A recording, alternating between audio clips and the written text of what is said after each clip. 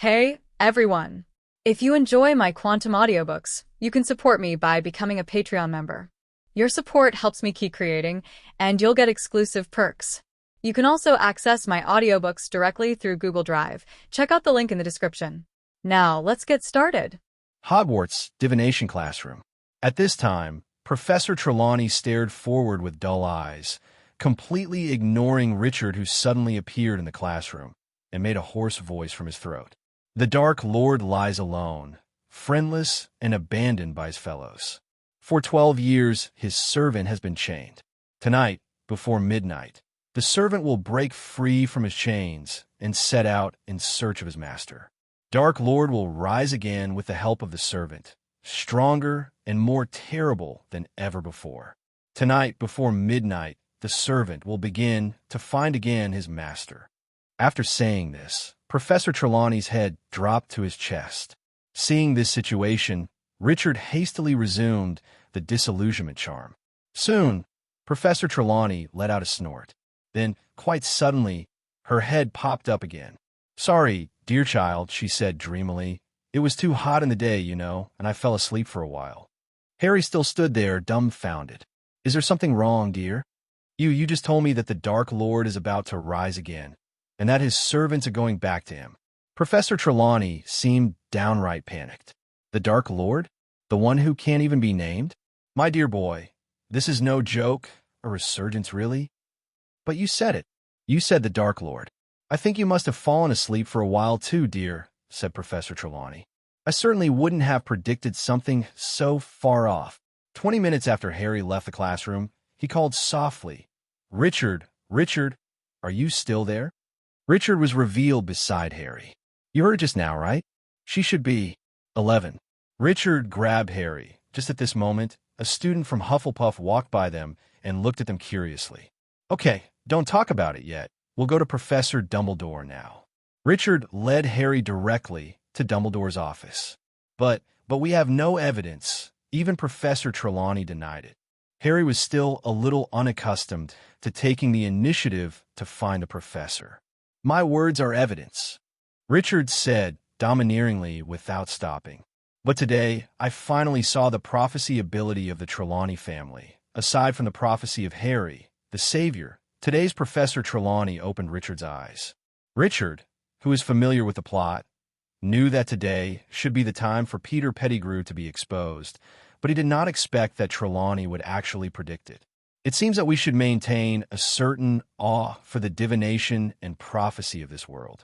Because the principal's office is also on the 8th floor, they arrived quickly, looking at the huge gargoyle at the door. "Do you know the password?" Harry asked.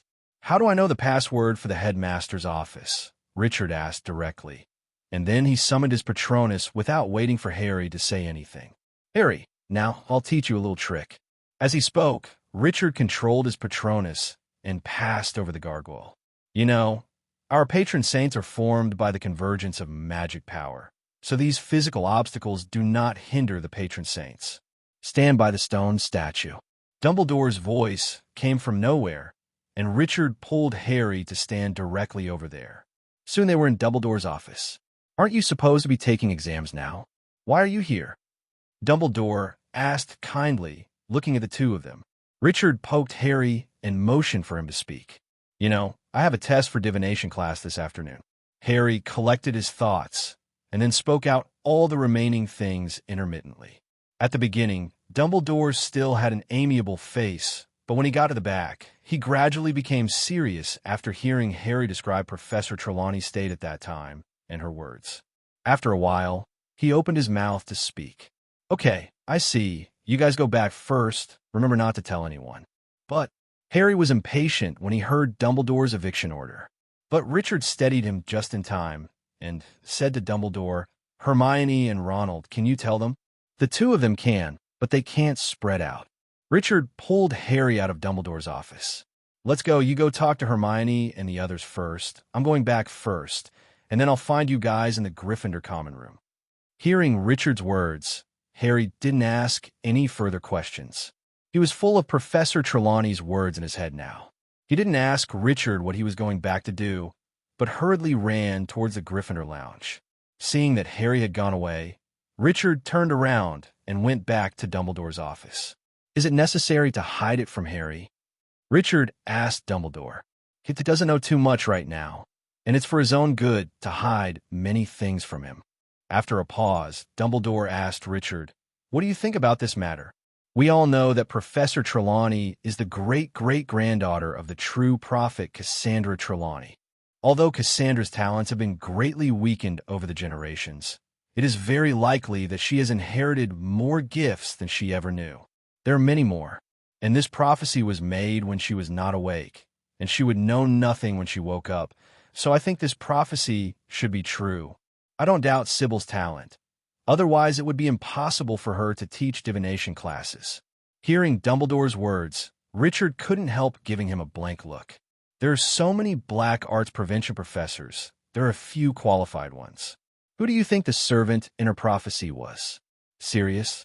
Dumbledore ignored Richard's rolling eyes and continued to ask. Of course not. Sirius has been out of prison for how long?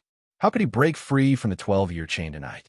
The servant of the prophecy is definitely not him. After thinking for a while, Richard continued. Actually, it doesn't matter who it is. It's a good thing for you. Oh, why is it a good thing? If Voldemort has been in this state, you probably have no way to eliminate him. You can only let him rise again and restore his human body so that you can completely eliminate him. Listening to Richard's words, Dumbledore showed a satisfied look. That's right. That's why we shouldn't stop him.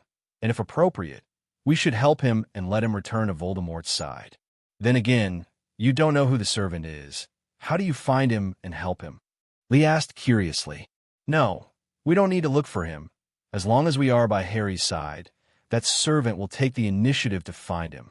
After all, Harry is the prophesied savior, and they will not bypass Harry.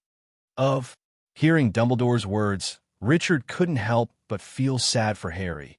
It's a pity that he has been fishing bait since he was a child. Everyone has a fate, and this is Harry's fate. He and Voldemort are destined to have a life-or-death ending. Richard snorted disdainfully and left Dumbledore's office directly. Neville was wandering outside by the time Richard arrived at the Gryffindor common room. Neville? Why did he go in here? Richard asked. Richard, I forgot my password and was waiting for someone to come back and take me in. By the way, do you know our Gryffindor password? Me? You don't even know 500 of Gryffindor. How could I know? Richard was speechless, but it wasn't Richard's style to wait like this. Under Neville's dumbfounded gaze, he summoned his Patronus and let the Patronus pass right through the wall. Although Richard still doesn't let the patron saint pass the message, but I believe that as long as his patron saint goes in, someone will definitely come out to see it. Sure enough, after a while, the door to the Gryffindor common room opened, and Fred and George jumped out from inside. I knew it was you, Richard. Why are you here to find Harry and the others? Yeah, because I didn't know how to get in, so I asked my Patronus to go in and see if anyone noticed. Richard explained. Harry and the others, about half an hour ago, they ran out in a hurry, and we don't know where they went.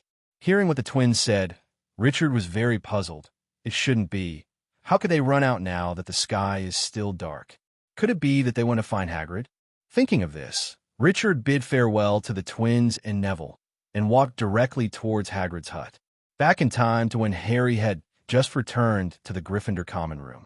Harry found Ronald and Hermione as soon as he came in and told them what had just happened in the divination classroom and that he and Richard had told Professor Dumbledore everything. Then the three of them had a lively discussion, but the three of them couldn't discuss anything according to the information they knew so far. When the matter reached a deadlock, Harry suddenly realized that his invisibility cloak was still under the statue of the one-eyed witch, so he proposed to get back his invisibility cloak first. With his sharp weapon, no matter what he does, it will be more convenient. Harry's proposal was strongly supported by Hermione and Ronald, so the three hurriedly left the Gryffindor common room and ran towards the statue of the one-eyed witch. Hogwarts Castle, 4th floor. The three of Harry walked cautiously down the Gunhilda corridor in Gosmore at Hogwarts. If Snape sees me around there again, I'll be in big trouble, Harry said after looking around. That's right. Hermione agreed. If he saw you, how could you open the witch's hump? You tap it once and say, separate left and right, Harry replied. Then you just stand here and don't go in. Ronald and I will go in. After speaking, Hermione and Ronald came to the statue of the one-eyed witch. That's it, let's try it. Hermione tapped the statue lightly and said, left and right separation. Immediately the statue's hump opened, revealing a hole large enough for a thinner man to enter.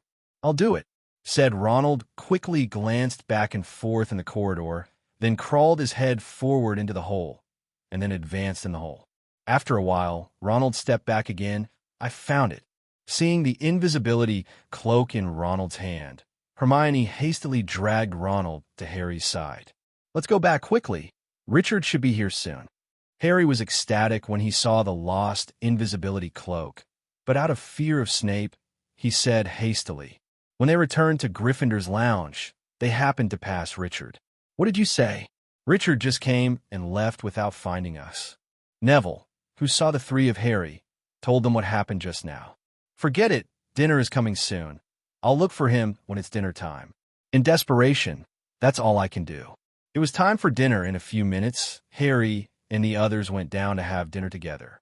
During dinner, Hermione kept looking for Richard at Ravenclaw's table, but she never found it. Have you seen Richard? Hermione asked Harry and Ronald.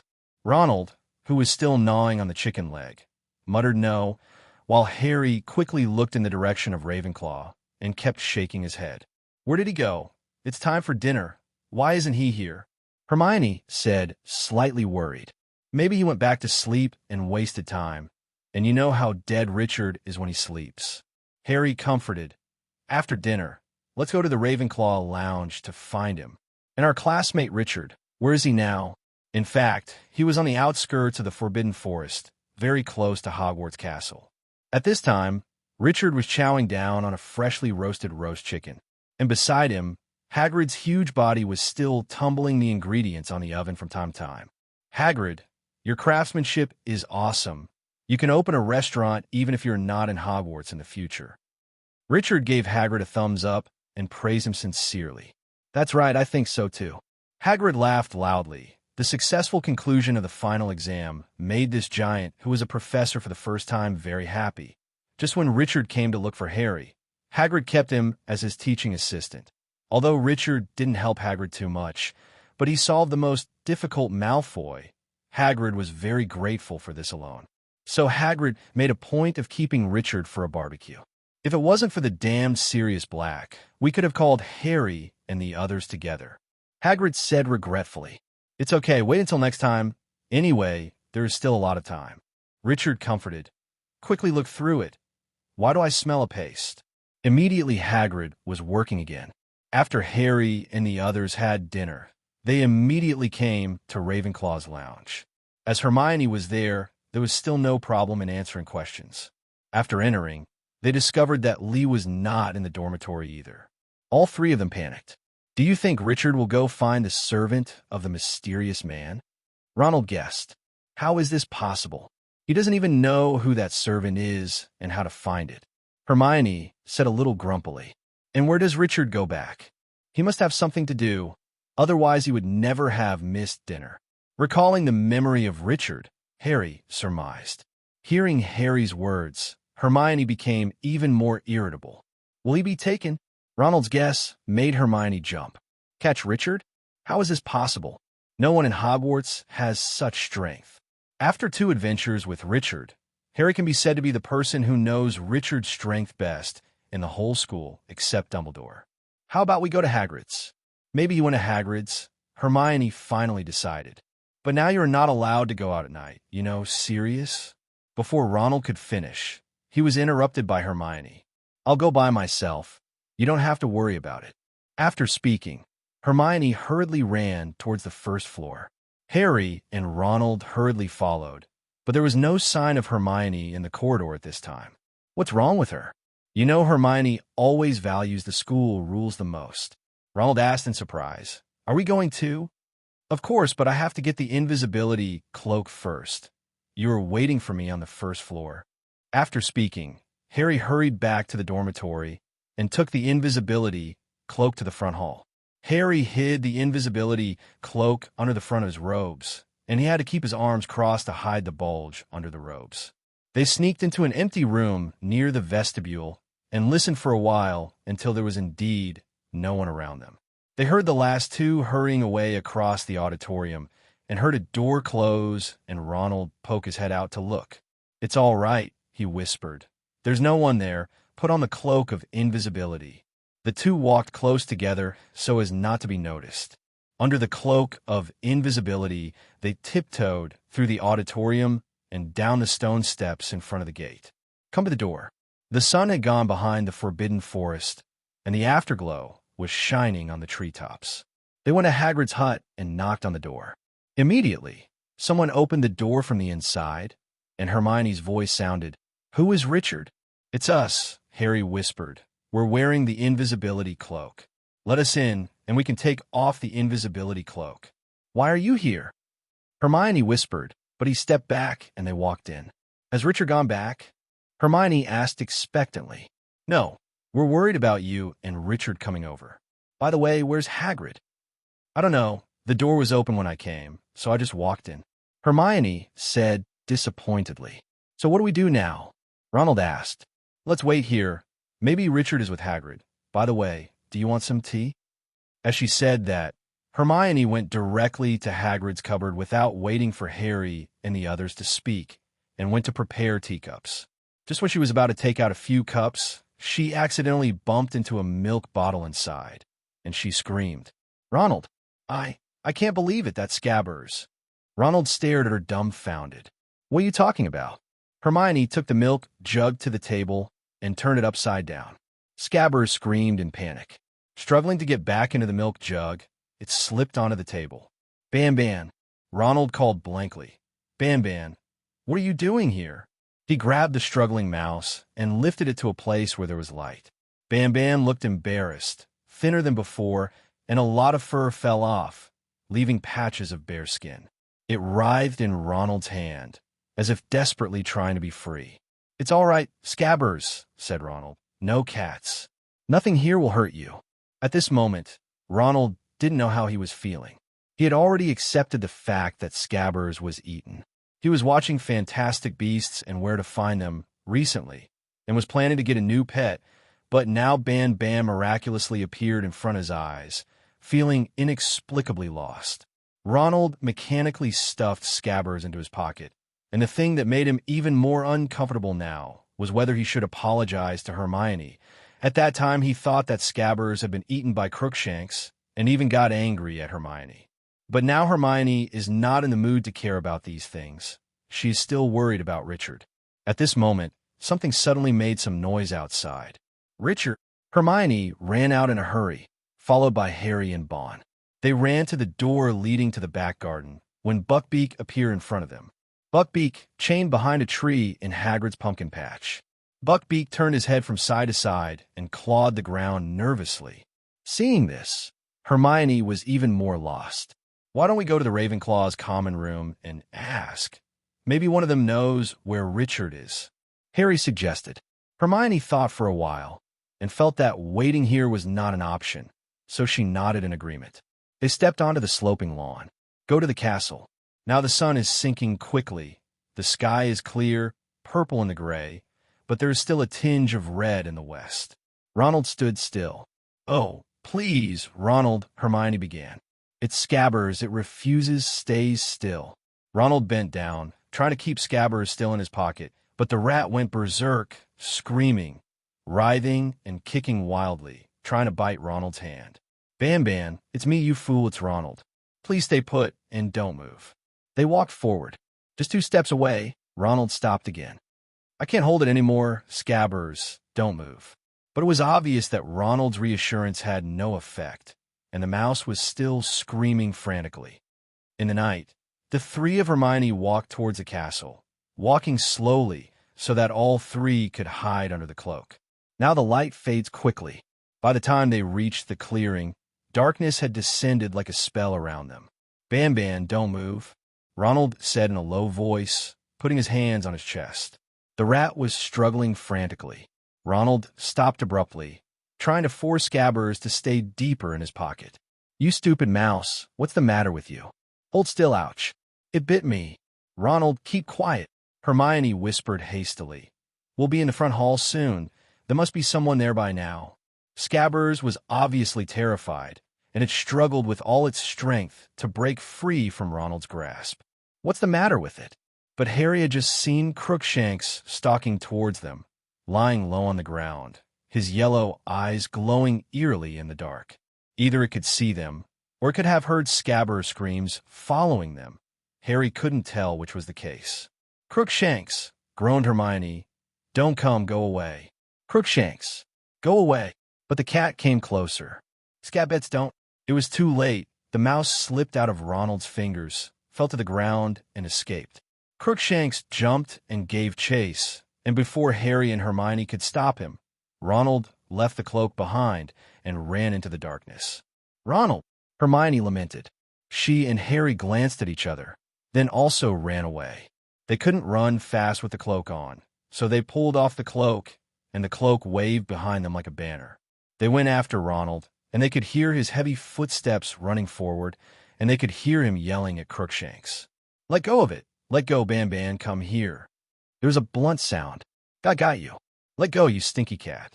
Harry and Hermione almost fell on top of Ronald, slipping just in front of Ronald before stopping. Ronald fell to the ground on his back. Scabbers was back in his pocket, his hands clutching the trembling mass tightly. Ronald, come on, get under the cloak, Hermione gasped. But before they could hide themselves, or even take a breath, they heard the sound of huge paws stepping on the ground lightly, and something was coming towards them from the darkness. It was a pair of light-colored eyes with black fur big dog.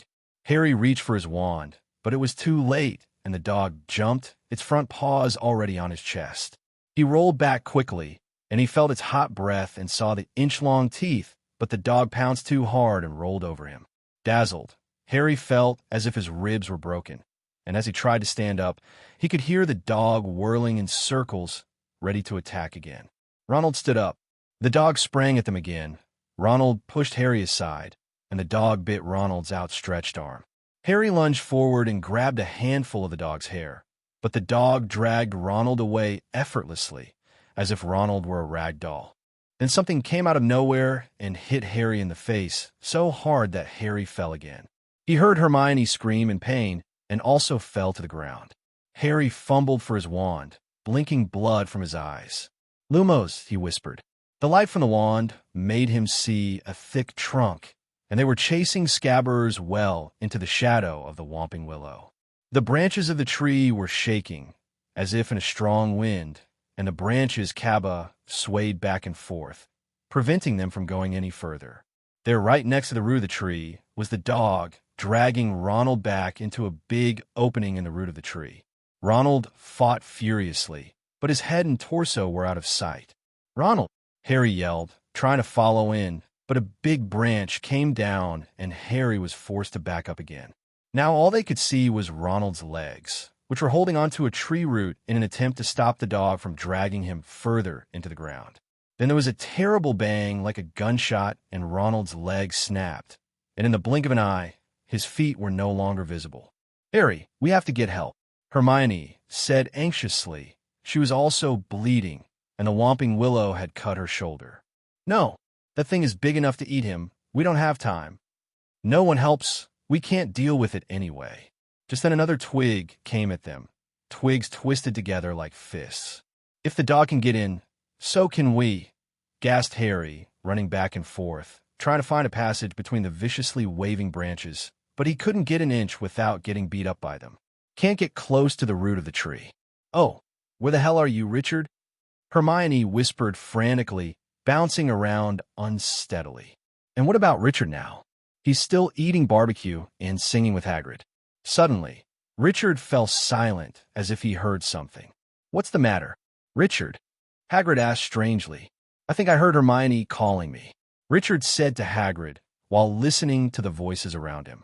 Hearing Richard's words, Hagrid also fell silent, listening to the movement around him, but after a while he spoke. I didn't hear anything except the wind. Are you thinking about her? I used to be like this. When I was alone, I often heard her knocking on the door, but every time I opened the door, there was nothing. Hagrid took another sip of his drink as he spoke. Is this really the case? Richard couldn't help thinking about it.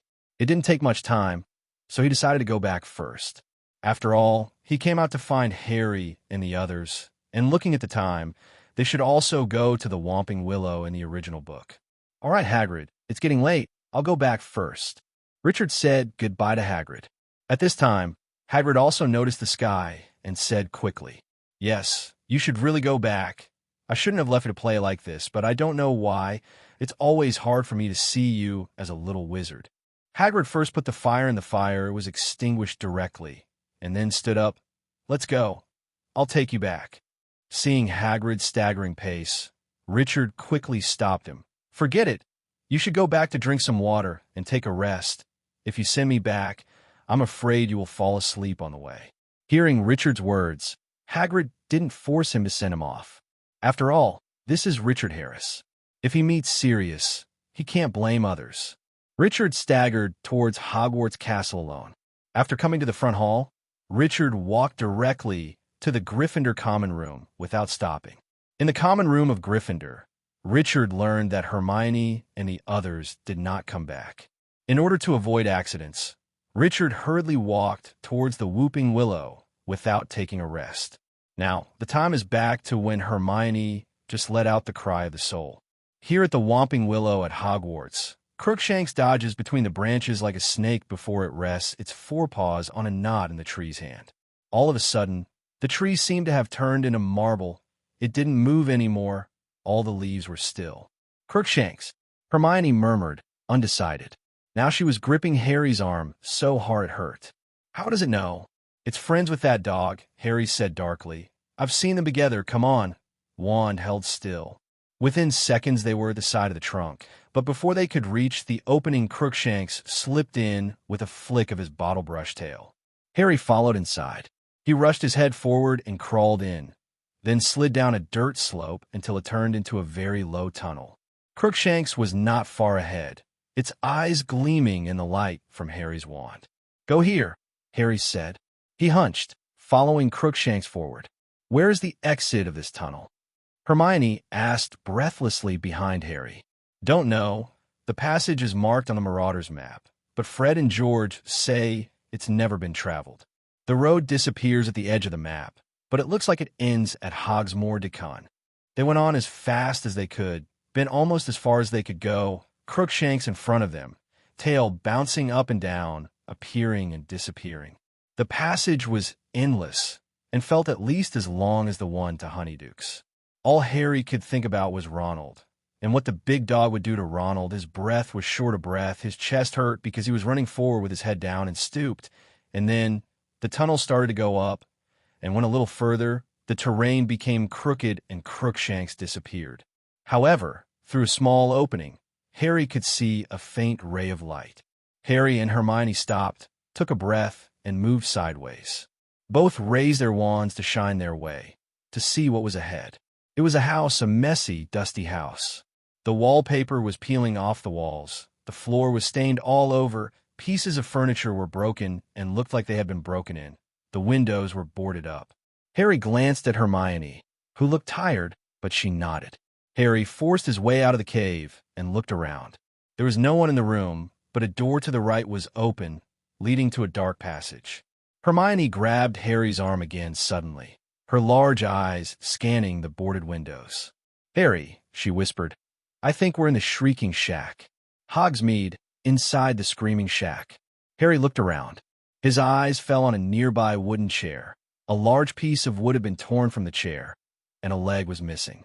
At this time, there was a creaking sound from above, and something was moving upstairs. Both looked up at the ceiling. Hermione gripped Harry's arm so tightly that Harry lost feeling in his fingers. They crept out into the hall as quietly as possible, climbed the stairs that are about to collapse.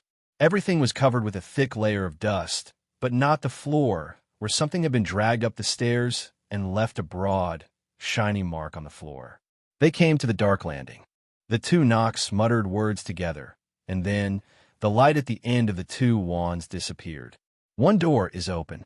They sneaked past and heard movement behind the door, a low moan, then a contented cat purr, deep and loud. They exchanged a final look and nodded. Harry gripped his wand tightly and kicked open the door. A luxurious four-poster bed with dusty curtains all around. Crookshanks crouched on the bed and whined loudly with satisfaction at the sight of them. On the floor next to Crookshanks, Ronald grabbed one of his legs, stretched out unnaturally, and Harry and Hermione rushed to him. "Ronald, are you okay? Where did that dog go?" "Not a dog," Ronald moaned. He gritted his teeth because of the pain. "Harry Dash, this is a trap." "What?" "He's the dog. He's an animagus." Ronald looked over Harry's shoulder. Harry turned quickly. With a snap, the man in the shadows closed the door behind them. A clump of dirty, tangled hair hung down to his elbows, and he might have been a corpse if the eyes hadn't shone in their deep, dark sockets, the waxy skin clinging to the skeleton of his face, looking at looks like a skull. Grinning with his yellow teeth bared, it was Sirius Black. "Expelliarmus," he said hoarsely, pointing Ronald's wand at them. Both Harry's and Hermione's wands flew high in the air and were caught by Black. Then he took a step forward. He stared at Harry. "I thought you'd come to help a friend," he said hoarsely. His voice sounded like he hadn't spoken in a long time. "Your dad would have done the same to me. You guys were brave enough not to go to the teacher. I'm grateful, it makes things so much easier." His taunts to his dad echoed in Harry's ears, as if Black had just yelled them out loud. Hatred boiled in Harry's chest, so there was no place for fear to stay. For the first time in his life, he wanted the wand back so badly, not to defend himself, but to attack and kill. He rushed forward, not knowing what he was going to do, but there were sudden movements on both sides of him, and both hands grabbed him and dragged him back. "If you're going to kill Harry, you're going to kill us too." Ronald roared loudly, even though the effort to stand up had made his face even paler, and he shook a little when he spoke. Something flickered in Black's dark eyes. "Lie down," he said quietly to Ronald. "You're going to hurt that leg even more." "Did you hear me?" Ronald said weakly, even though he was holding Harry painfully now to stand upright. "You must kill all three of us. There's only going to be one murder here tonight," Blake said, his smile widening. "Really?" At this moment, a voice familiar to Harry and the others sounded out of thin air. Black's face changed, and before he could react, he flew out in an instant and directly stuck into the wooden wall. "Is this beating people like hanging paintings?" Richard's figure also slowly appeared. "Richard!" Hermione screamed and rushed into Richard's arms, never wanting to come out again. Harry and Ronald also screamed again and again. "I knew you would definitely come, but I didn't expect you to be so handsome." At this moment, with a bang, Blake also fell from the wall, but he still didn't move. Apparently he was knocked out. Harry walked over cautiously, then picked up his wand from the ground and pointed it at the unconscious Black. At this moment, he didn't make a direct move. Of course, it wasn't his heart that softened. It was just Harry thinking about what magic to use to torture this demented murderer. Thunderbolt explosion? Shattered bones? Torn apart? Suddenly, Harry thought of the method Richard used to deal with trolls in the first grade. His eyes lit up immediately. He picked up a piece of wood on the ground and prepared to use the polymorph technique to turn it into a rope. But it's a pity that with his half-baked transformation technique, it's obviously not possible to do it. "Harry!" Hermione also saw Harry's behavior and immediately guessed what he was going to do. "You can't do this." Even if he is a criminal, he is still a human being, not a troll. When Ronald heard Hermione's words, he immediately thought, "No, Harry, absolutely not. He killed my mom and dad." Harry yelled. Seeing that Harry was about to lose control, Richard couldn't sit idly by, snapped his fingers, and the wand in Harry's hand flew over, and then Harry froze, unable to move. "Okay, Sirius is here. Let's listen to what he has to say. Even criminals should give people a chance to defend themselves." Hearing Richard's words, Harry also calmed down, but he still stared fiercely at Sirius Black. Seeing that Harry didn't speak, Richard took it as his acquiescing nonsense how to speak after being cursed. He snapped his fingers again, and Black came back to life with a groan. After slowly opening his eyes, seeing the situation in front of him, he fell silent. At this moment, Richard broke Harry's petrification spell and returned his wand to him. After Harry got his wand, he pointed it at Black immediately. Black sprawled against the wall, his thin chest heaving rapidly.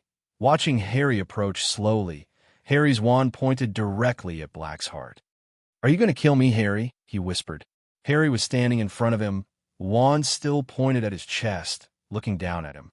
"You killed my parents," Harry said, his voice trembling slightly, but his wand hand was steady. Black glared at Harry with his sunken eyes. "I don't deny that," he said quietly, "but if you know the whole story—" "The whole story?" Harry repeated, a loud thud in his ears. "You betrayed them to Voldemort, and that's all I need to know. 0 for flowers." "You gotta listen to me," said Blake, now with an urgent note in his voice. "If you don't understand, you'll regret it." "I know a lot more than you think," said Harry, his voice trembling even more. "You never heard her cry, did you? My mother, try not to let Voldemort kill me. And you did that thing, you did." Before the two of them could say anything else, a ginger-colored thing sprinted in front of Harry, and Crookshanks jumped on a Black's chest, crouching there not moving, right in the middle of his heart. Blake blinked and looked down at the cat. "Go away," he murmured, trying to push Crookshanks away. But Crookshanks dug his claws deep into Black's robes and wouldn't budge. It turned its ugly face to Harry, looking at him with those big yellow eyes. "Come here, Crookshanks," Lee called to the cat. Hearing Richard's voice, Crookshanks immediately abandoned Black, walked to Richard's side with graceful catwalks, and kept rubbing at his feet. Richard still used a cleaning spell on Crookshanks first. This guy was running around every day, and he didn't know if there were any fleas, so he must clean it first and then hug Crookshanks. Crookshanks changed from his usual rudeness and let out a meowing clip sound. Seeing that Crookshanks was gone, Harry also breathed a sigh of relief. He knew that Richard liked this cat very much. If it was only on Black, it would be difficult for Harry. Luckily, he is gone now. He's going to kill Blake. He has to kill Black. This was his chance, and it was a long few seconds with Harry standing still, wand raised, and Black glaring upward at him. Ronald's harsh breathing came from near the bed. Richard and Hermione were quiet. Then there was a new sound, muffled footsteps echoing on the floor, someone walking downstairs. "Here we are," Ronald yelled suddenly. "Here we are, Sirius Black. Hurry up." Startled, Black jerked, and Harry grabbed his wand convulsively. F***K now. A voice in his head said, but there were thunderous footsteps, and Harry still didn't move. The door of the room was knocked open in a flurry of sparks, and Harry turned quickly. When Professor Luhu burst into the room, his face pale, his wand raised, ready for any moment. His eyes flickered past Ronald lying on the floor, then tremblingly across the door past Harry, who was still standing there pointing at Black with his wand. And then his eyes flicked to Black, who was at Harry's feet. He collapsed and was bleeding, and finally saw Genon and Hermione holding the cat. It was a good thing he didn't have a wand. Lupin congratulated himself, and then cast the spell in a flash. "Disarm!" Lupin yelled. Harry's wand flew out of his hand again, as did the two Hermione was holding. Lupin nimbly grasped the 3 wands. Then Lupin was stunned. It turned out that Richard had come to him at some point. Looking at this little wizard who was a head shorter than himself, the pressure doubled. "Professor, are you collecting wands? Do you want mine?" Richard held Crookshanks in one hand and took out the wand from his wizard robe with the other hand, handed it to Lupin, and Hogsmeade, Shrieking Shack. Lupin looked at the wand extended by Richard, and his heart moved for a while, but when he recalled Richard's performance in the exam, let's forget it. It's scary that even if he doesn't have a wand, he can't beat it by himself. But Black next to him didn't know. He struggled to stand up, and then desperately tried to take the wand from Richard's hand. "Don't!" Before Lupin finished speaking, Black flew out like a rubber ball again. "Oh, I'm really sorry. It's a conditioned reflex." "Well, don't you understand? It's just a subconscious meaning. I didn't mean it. Why don't you try it?" Richard said, meanly Blake said. But, obviously, neither Lupin nor Blake are fools, and they don't know each other. They can't beat them. They really can't beat them. But they're also very confused why Richard didn't directly subdue them. Forget it. Let's finish what we want to do. If Richard wants to stop them, let's see if we can talk. Thinking of this, Lupin spoke with a strange voice, with a voice of suppressed emotion. Where is he? Serious. Harry glanced at Richard first, seeing that he had absolutely no intention of making a move or stopping him. So he quickly looked at Lupin again. He didn't understand what Lupin meant. Who was Lupin talking about? Then Harry turned to look at Black again. Blake had no expression on his face. After a few seconds, he remained motionless. Then, very slowly, he raised his free hand and pointed it at Ronald. Harry was puzzled, and also looked at Ronald, who looked bewildered. But Lupin murmured, watching Black intently, as if reading his mind. Why didn't he reveal the truth before? Unless... Lupin's eyes suddenly widened, as if looking at something other than Blake, and none of the rest. Unless he's the one. Unless you've changed without telling me. Keeping his gaze on Lupin's face, Black nodded slowly. Professor Lupin, Harry interrupted loudly. What's going on? But he never finished asking the question, because what he saw made his throat choke. Lupin put down his wand, walked over to Black, grabbed his hand, and pulled him up. Lupin hugged Black like two brothers. Harry felt his stomach turn upside down. I don't believe it, Hermione screamed. Lupin let go of Black and turned to her. Hermione came to Richard's side, pointing at Lupin, eyes wide. You. Hermione, you and him. Hermione, calm down. I didn't tell anyone. Hermione screamed. I've been covering it up for you. Not even Richard. Actually, I already knew it. Richard said silently. Immediately, all eyes turned to him, and Richard touched his nose. And Lupin knew about it a long time ago, so he continued to talk to Hermione. Hermione, please listen to me. I can explain. Harry felt himself shaking, not from fear, but from a new wave of rage. I trust you, he yells at Lupin, his voice shaking uncontrollably. And you've been his friend forever. You're wrong, said Lupin. For 12 years I wasn't Blake's friend, but I am now. Let me explain. No, Hermione screamed. Harry, don't trust him. He's been helping Black into the castle, and he wants you dead. He's a werewolf. There was a silence. Now all eyes turned to Lupin, who, though rather pale, was calm. That's not on par with your usual level. Hermione, he said, I'm afraid it's only a third of your usual level. I haven't been helping Black into the castle all the time, and I sure don't want Harry to die. There's a strange look on his face, trembling. But I don't deny that I'm a werewolf. Everyone else looked at Richard. After all, he just said it, and he already knew it. Yes, Professor Lupin is a werewolf. His wolfbane potion was first made by Professor Snape, and then I was the one who made it. Richard said casually. Ronald tried to stand up again, but failed, and fell down again with a grunt in pain.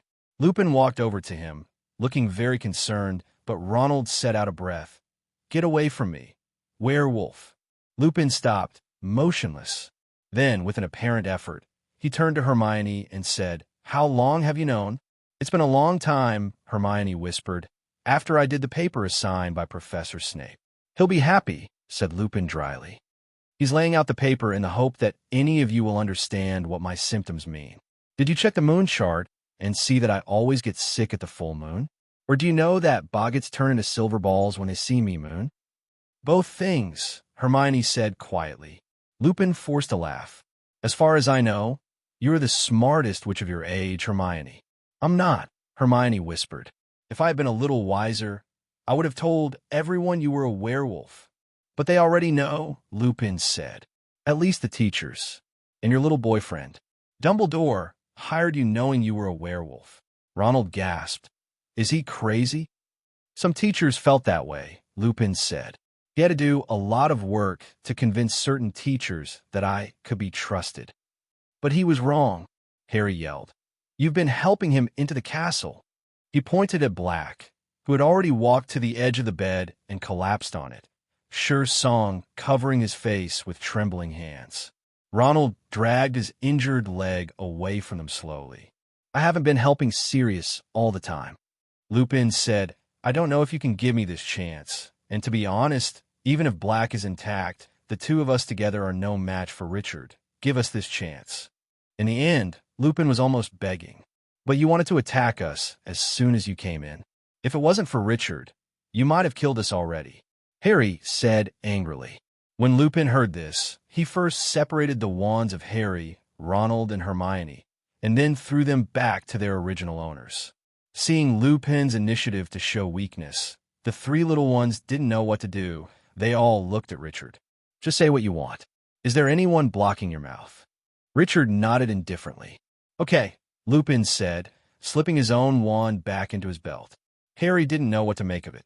Zero, if you hadn't been helping him, he said, casting an angry glance at Black. How do you know he's here?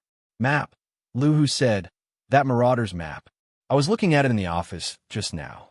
Do you know how to use it? Harry asked skeptically. Of course it will, Lupin said, waving his hand impatiently. I helped draw it. I'm Moonface, a nickname my friends gave me at school. Did you draw it?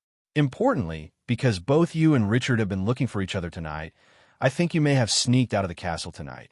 So I've been paying attention to this map. He started pacing up and down, looking at them. Some dust kicked up around his feet. You might be wearing your dad's invisibility cloak, Harry. How did you know I had that invisibility cloak? How many times have I seen James hiding under that dress? Lupin said, waving his hand impatiently again. The problem is, even if you wear the cloak, it will show up on the map. I watched you walk across the grounds into Hagrid's hut. 10 minutes later, you leave Hagrid and walk back towards the castle. But you have other companions. One. What? Harry said, no, we didn't. I can't believe my eyes, Lupin said, still pacing, ignoring Harry's interruption. I thought the map wasn't working. How could he be with you guys? Nobody's with us, Harry said. Then I saw another dot moving quickly towards you. The dot marked Sirius Black, and I saw him collide with you. And I watched him pull two of you into the Whomping Willow go inside. One of us, Ronald said angrily. No, Ronald, Lupin said, too. He stopped and looked at Ronald. You said, can I see your mouse? He asked flatly. What? Ronald 3.6 said. What does Ban have to do with this matter? Whatever it is, said Lupin. May I see the mouse? Ronald hesitated, then reached into his robes. Scabbers appeared, shaking violently in despair. Ronald had to grab the long, bald tail to keep it from escaping. Crookshanks stood up on Black's lap, crying softly. Lupin moved closer to Ronald. He looked at Ban intently, and seemed to be holding his breath. What? Ronald said again, holding Scabbers closer to him, looking terrified. What can my rat have to do with it? It's not a mouse, said Black suddenly hoarsely. What do you mean? Of course it's a mouse. No, it's not, Lupin said quietly. He's a wizard. It's an animagus, said Black, named Peter Pettigrew. After a few seconds, Injar realized that this sentence was simply unbelievable. Then Ronald said what Harry was thinking. Both of you are mentally ill. Ridiculous. Hermione said weakly. It's a mule or a horse. Pull it out for a walk, and you'll know the truth once you try it. Richard said ambiguously. Hogsmeade's Shrieking Shack. Peter Pettigrew is dead. He killed him 12 years ago. Harry was already a little hysterical at this point. He pointed at Black, and Black's face contorted convulsively. I was trying to kill him, he growled, baring his yellow teeth again. But little Peter got the upper hand, but not this time. Black lunged at Scabbers. His body fell on Ronald's broken leg, and Ronald screamed in pain. Seeing Richard's liver hurting, it's really miserable, Ronald.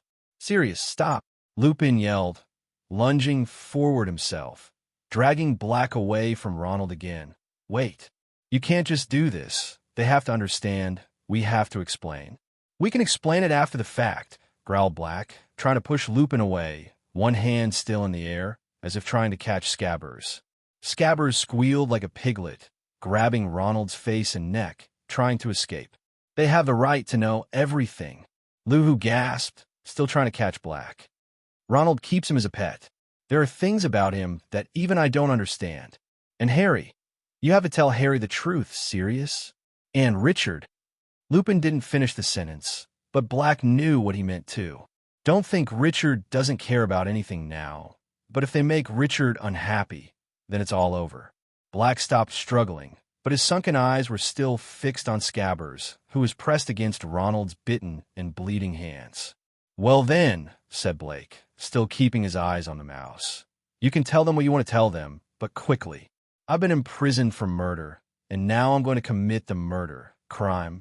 You are crazy, both of you, Ronald said uncertainly, turning his head to look at Harry and Hermione, and most importantly Richard. He hoped to get their support. I've heard enough. I'm leaving. He tried to get up on his good leg, but Lupin reassured Ronald. You should hear me out, Ronald. And while you're listening, hold on to Peter so he doesn't get away. It's not Peter. It's Scabbers, cried Ronald, trying to force the mouse back into his pocket. But Scabbers struggled so hard that Ronald wobbled and lost his balance. Harry grabbed Ronald and pushed him back onto the bed. Then, Harry ignored Black and turned to Lupin. Witnesses saw Peter Pettigrew dead, he said. A street witness. They didn't see what they thought they saw. Black raged, still staring at Scabbers, struggling in Ronald's hands. Everyone thinks Sirius killed Peter, Lupin said, nodding. I believe so myself, until tonight when I looked at the map. Because the Marauder's map never lies, Peter is alive. Ronald is hold him, Harry. Lupin's words moved Harry's heart, and he remembered that he also saw Peter's name on the Marauder's map that night. But apart from Harry, Hermione and Ronald both had the same idea. That is, both Black and Lupin were mentally disturbed. What they said made no sense. How could Scabbers be Peter Pettigrew? Azkaban destroyed Black's mind after all. But why did Lupin cooperate with him? Then Hermione spoke in that trembling, possibly calm voice, as if trying to get Professor Lupin to speak rationally. But Professor Lupin, Scabbers can't be Peter Pettigrew. It can't be true. You know it can't be. Why can't it be true? Lupin said calmly, as if they were in class and Hermione had just discovered a problem while experimenting with Grindylow. Because if Peter Pettigrew had been an animagus, people would know about it. We learned about animagi in Professor McGonagall's class. I looked up this sort of stuff after I did my homework, and the Ministry of Magic would wizards and witches who turn into animals are supervised. There are records showing what animals they all turned into, and their marks and things. I checked Professor McGonagall's records. There are only 7 animagus in this century, and Peter Pettigrew's name is not on that list. Hearing Hermione's words, Richard couldn't help shaking his head. It seems that, Mr. Harris, you have a different opinion. Lupin didn't know if it was because he was teaching the class, but he thought about it and asked Richard. Black also twitched secretly. You said you were addicted to teaching. Why did you provoke this monster? But Richard didn't take it seriously and said to Hermione, there's an old saying in Yen Huang that it is better to have no books than to believe in books. Hermione, you are a bit dogmatic. What you say is only legal. What about illegal? Like you Gryffindor brats. Letting them follow the rules is more uncomfortable than killing them, let alone the brainless school bullies like Blake. Both Lupin and Blake felt like they had swallowed dead flies alive. Richard, does the brain-dead school bully you're talking about include my dad? Harry suddenly had an inexplicable feeling and asked specifically. Harry, although you may not like what I said, but I want to tell you that when your father was in school, it may not be as beautiful as you think. Hearing Richard's words, Harry blushed instantly. Okay, let's continue the topic just now. Richard, are you saying that they are illegal animagus? Let our Professor Lupin continue. At this moment, suddenly there was a loud crack behind Lupin, and the bedroom door opened by itself. All 5 looked at the door. Lupin walked over, looking over the landing. Nobody. This place is haunted. Ronald said. No, said Luhu, still looking at the door in bewilderment. The Shrieking Shack has never been haunted. The screams and howls that the villagers often hear are from me. He brushed the gray hair back from his eyes, and after a moment's consideration, said, This is where it all began, after I became a werewolf. None of this would have happened if I hadn't had socks. If I hadn't been so reckless. He appeared awake and tired. Ronald wanted to cut in, but Hermione said, Shoo. She looked intently at Lupin. I was very young when I was bitten. My parents tried everything, but at the time it was hopeless. The potion that Professor Snape gave me was only recently discovered. You know, it made me it's safe. As long as I take this potion a week before the full moon, I'll stay sane when I transform, and I'll be able to crouch in my office, a harmless wolf, and wait for the full moon to pass. However, before the discovery of the Wolfbane potion, I turned into a real wolf once a month. I would never have come to Hogwarts, and other parents would not want their children to touch me, but Dumbledore later became headmaster, and he was very sympathetic. He said that as long as certain precautions were taken, there was no reason why I should not come to this school. Lupin sighed, facing Harry, and continued, "A few months before, I told you that the Whomping Willow was planted the year I went to Hogwarts. It was actually planted for me to go to Hogwarts. This house." Lupin looked around sadly. The tunnel that came here was open for my use. Once a month, I was secretly sent out of the castle and sent here to be transformed. The tree planted at the entrance of the tunnel is to prevent anyone meet me when I'm a danger to people. Harry didn't understand what Lupin meant by saying this, but he was still fascinated. The only sound other than Lupin's was Scabbers screaming in fear. In those days, my metamorphosis was scary. It was very painful to be a werewolf. I was away from the crowd when I wanted to bite, so I bit myself and scratched myself. The noise and the screaming that the villagers heard, thinking they were hearing sounds made by particularly ferocious ghosts. Dumbledore encouraged people to spread such rumors, and even now, the villagers dared not go near the house, even though it hadn't had such sounds for years. But I was, besides being transformed, happier than ever. I had friends for the first time, 3 good friends. Sirius Black, Peter Pettigrew, and, of course, your father, James Potter. Well, it's impossible for 3 of my friends not to notice that I go missing once a month. I make up all kinds of stories. I tell them my mother is sick and I have to go home to see her. And I'm so worried that if they find out I'm werewolves would just ignore me. But of course, Hermione, they figured it out just like you did, but they didn't ignore me at all. Instead, they did something for me so that I not only could bear the pain of transfiguration and made the period of transfiguration the happiest time of my life. They learned the Animagus. My dad too? Harry asked in surprise. Yes, indeed, Lupin said. It took them nearly 3 years to do this. Your dad and Sirius here are the brightest students in the school. They are lucky because the Animagus transfiguration can go awry and go horribly wrong, which is why the Ministry of Magic keeps a close eye on those who try to do it.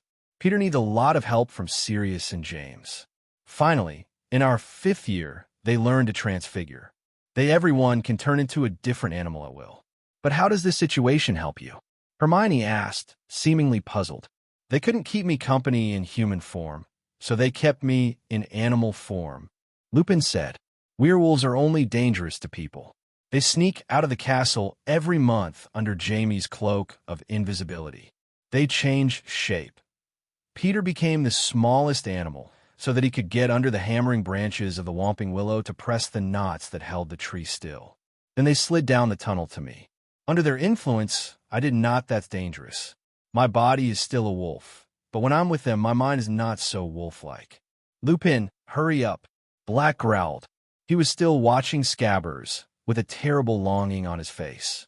Speaking, serious, talking, now that we can all shape-shift, there are all kinds of exciting possibilities before us. We left the screaming shack in no time and went to the school grounds at night and wandering around the village. Sirius and James turned into big animals that could deter werewolves. I don't think there are any students at Hogwarts who know the Hogwarts grounds and Hogsmeade Village as well as we do, so we drew the Marauders map and signed our aliases. Sirius is Padfoot, Peter is Wormtail, and James bought it or not. What kind of animal? Harry asked, but Hermione cut him off. Hogsmeade's Shrieking Shack, Hermione said to Lupin solemnly. That's still very dangerous. Running around in the dark with a werewolf. What if he accidentally bites someone? That thought still haunts me, Lupin said heavily, and it was almost biting many times. We joked about it afterwards. We were young, naive, just be proud of your cleverness. Of course, sometimes I feel guilty that I have betrayed Dumbledore's trust. When none of the other headmasters would accept me, he accepted me, and he had no idea that I broke the code. The rules were made by him for my safety and the safety of others. He never knew that I led 3 classmates to learn animagi illegally. Every time we sat down to plan our adventures for the next month, I kept trying to find a way to forget about the guilt and I haven't changed." Lupin's face hardened, self-loathing in his voice. "I've been fighting with myself for a year, wondering if I should tell Dumbledore that Sirius is an animagus. But I didn't. Why? Because I'm too cowardly. Telling him means that having broken his trust as a student meant admitting that I had brought others with me. And for me, Dumbledore's trust was extremely important. He accepted me as a kid, and I bumped into walls everywhere as an adult because I was a werewolf and couldn't find a paid job. He gave me a job. In this way, I convinced myself that Sirius used the evil method he learned from Voldemort to infiltrate the school, and he became the animagus had nothing to do with it. So, in a sense, Snape was always right about me." "Snape," Black said hoarsely, looking at Lupin instead of Scabbard for the first time in minutes. "What has Snape to do with this?" "He's here, Sirius," Luhu said heavily. "And he's teaching here too." He looked up at Richard before continuing. "Professor Snape was with us at the school. He was very opposed to my appointment as defense against the dark arts teacher. He kept telling Dumbledore that I couldn't be trusted. He had his reasons. You see, Sirius had been to him. It was a joke that almost killed him. And I had something to do with that joke, too." Black made a mocking sound. "He deserves it," he sneered, surreptitiously looking around wondering what we're up to, and he's hoping to get us fired. Before Blake finished speaking, he suddenly screamed, "Professor Snape is my respected professor. If you dare to abuse him again casually, I will make your life worse than death," Richard said with a serious face. Hearing Richard's words, both Harry and Ronald shuddered, and they usually spoke ill of Snape a lot. Amidst Black screams, Lupin revised his next speech and continued. "Severus is very interested in where I go every month. We're in the same year, you know. We, don't like each other very much. He doesn't like James in particular. Snape saw me one evening with Madame Pomfrey across the field. She led me to the Whomping Willow to transform. Sirius told Severus, 'Just touch a long stick to a knot in the tree trunk, and you can follow me into the tree hole.' Sirius thinks it does. Oh, interesting. Well, of course Snape tried that, and if he got to the house, he'd meet a total werewolf. But your dad, after he heard what Sirius was doing, followed Snape, and he pulled back, risking his own life. But Snape saw me at the end of the tunnel. Dumbledore wouldn't let him tell anyone, but from then on, he knew what I was. No wonder Snape doesn't like you," Harry said slowly. "Because he thought you were joking? You can really beautify you, Professor Lupin." Richard said coldly, "Why don't you tell me how you're doing in school? Robbers. Is it your name? And why don't you talk about how James pursued Lily? And why did you bully Professor Snape? And why couldn't he speak in front of Harry?" Hearing Richard's words, Lupin lowered his head in shame, but Sirius Black still had an indifferent expression. "No need for him to say anything," said a grim voice from the wall behind Lupin. Severus Snape pulled off the invisibility cloak, pointed his wand at Lupin, and Hermione screamed in horror. Blake jumped to his feet. Harry jumped up, as if suddenly electrocuted. "I found it under the roots of the Whomping Willow," said Snape, throwing the invisibility cloak aside, still careful not to let his wand stray from Lupin's chest. "Very useful, Potter. I thank you." Snape was slightly out of breath, but he had an overwhelming sense of triumph on his face. "You probably don't understand how I know you're here," he said. "Eyes are shining. I just went to your office, Luhu. You forgot to take your medicine tonight, so I brought a big glass over. Fortunately, I'm lucky. There's a map on your desk. One look, and I know everything I need to know. I saw you walking down this aisle, and then disappearing." "Severus, you're wrong. You didn't hear the whole thing. I can explain that Sirius didn't come here to kill Harry. 2 more people are going to Azkaban tonight," said Snape, his eyes lighting up wildly. "I'd be interested to see what Dumbledore would do when he heard that. He believes you're harmless. Yes, Lupin, a tame werewolf." "You fool," Lupin said softly. "Can a student-level complaint send an innocent person to Azkaban?" Bang! Snake-like bands erupted from the end of Snape's wand and wrapped themselves around Lupin's mouth, wrists, and ankles. Lupin lost his balance and fell to the floor, unable to move. Black roared angrily and wanted to stand up, but Richard's spell just now still affected him, so he fell straight down again in a daze. "Mr. Harris, Your spell level has dropped, but you can still make him stand up," Snape said to Richard with a look of enjoyment. "Professor Snape, you have to know that I'm just a little wizard in the 3rd year.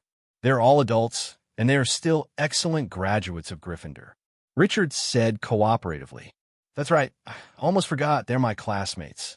The last 3 words Snape said through gritted teeth, and then he looked down at Black. "Give me a reason," he whispered. "Give me a reason for doing this, and I swear I will." Blake didn't move a bit. At this time, people can't judge who has the deeper hatred on their faces. Harry stood there, not knowing what to do or who to trust. He looked at Ronald and Hermione.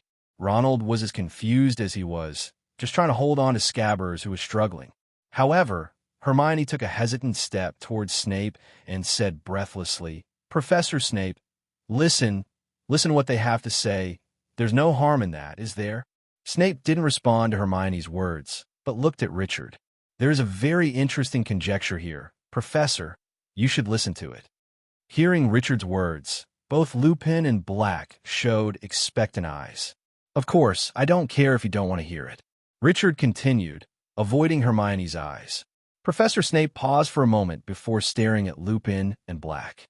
"If you guys don't please me, I guarantee you, Lupin, you'll get a Dementor's kiss, and you, Blake, you'll never get out of this house." Hearing Snape's words, Black struggled to get to Lupin's side and unbind him.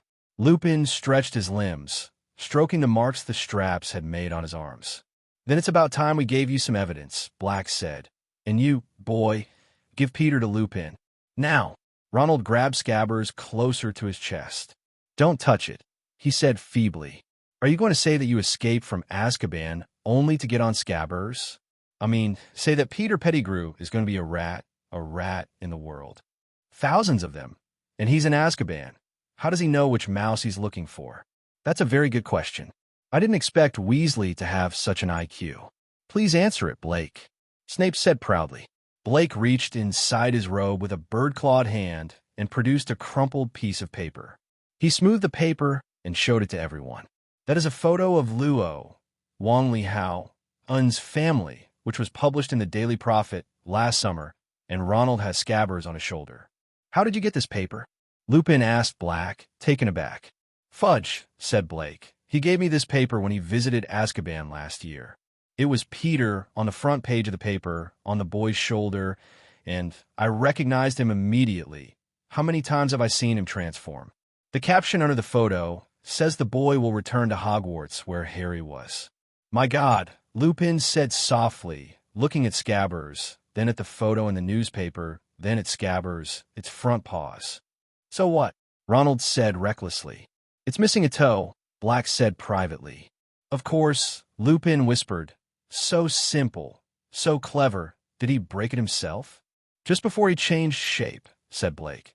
"I cornered him, and he could hear the whole street screaming that I betrayed James and Lily.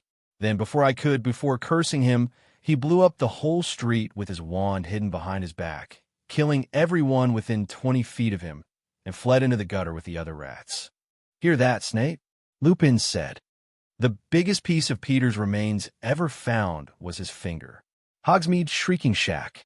Just when the Wolf Dog brothers attacked Scabbers, Ronald, the little owner of Scabbers, couldn't help but argue. Well, Scabbers might have fought some other rat or something. He's been in our house for years. 12 years, hasn't it?" Lupin said.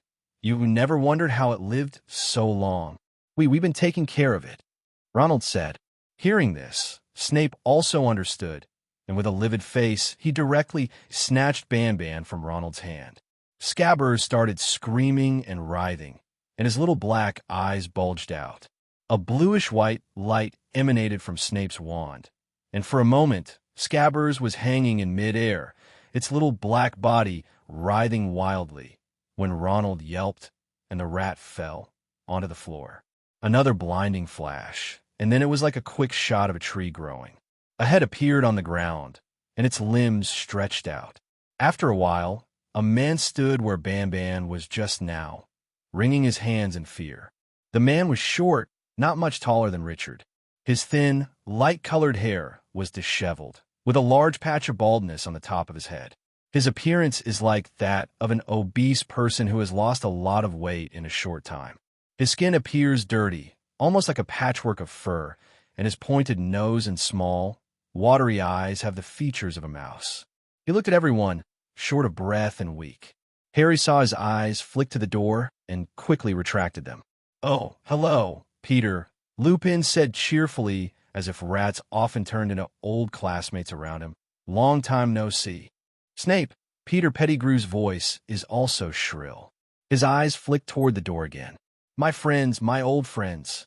057.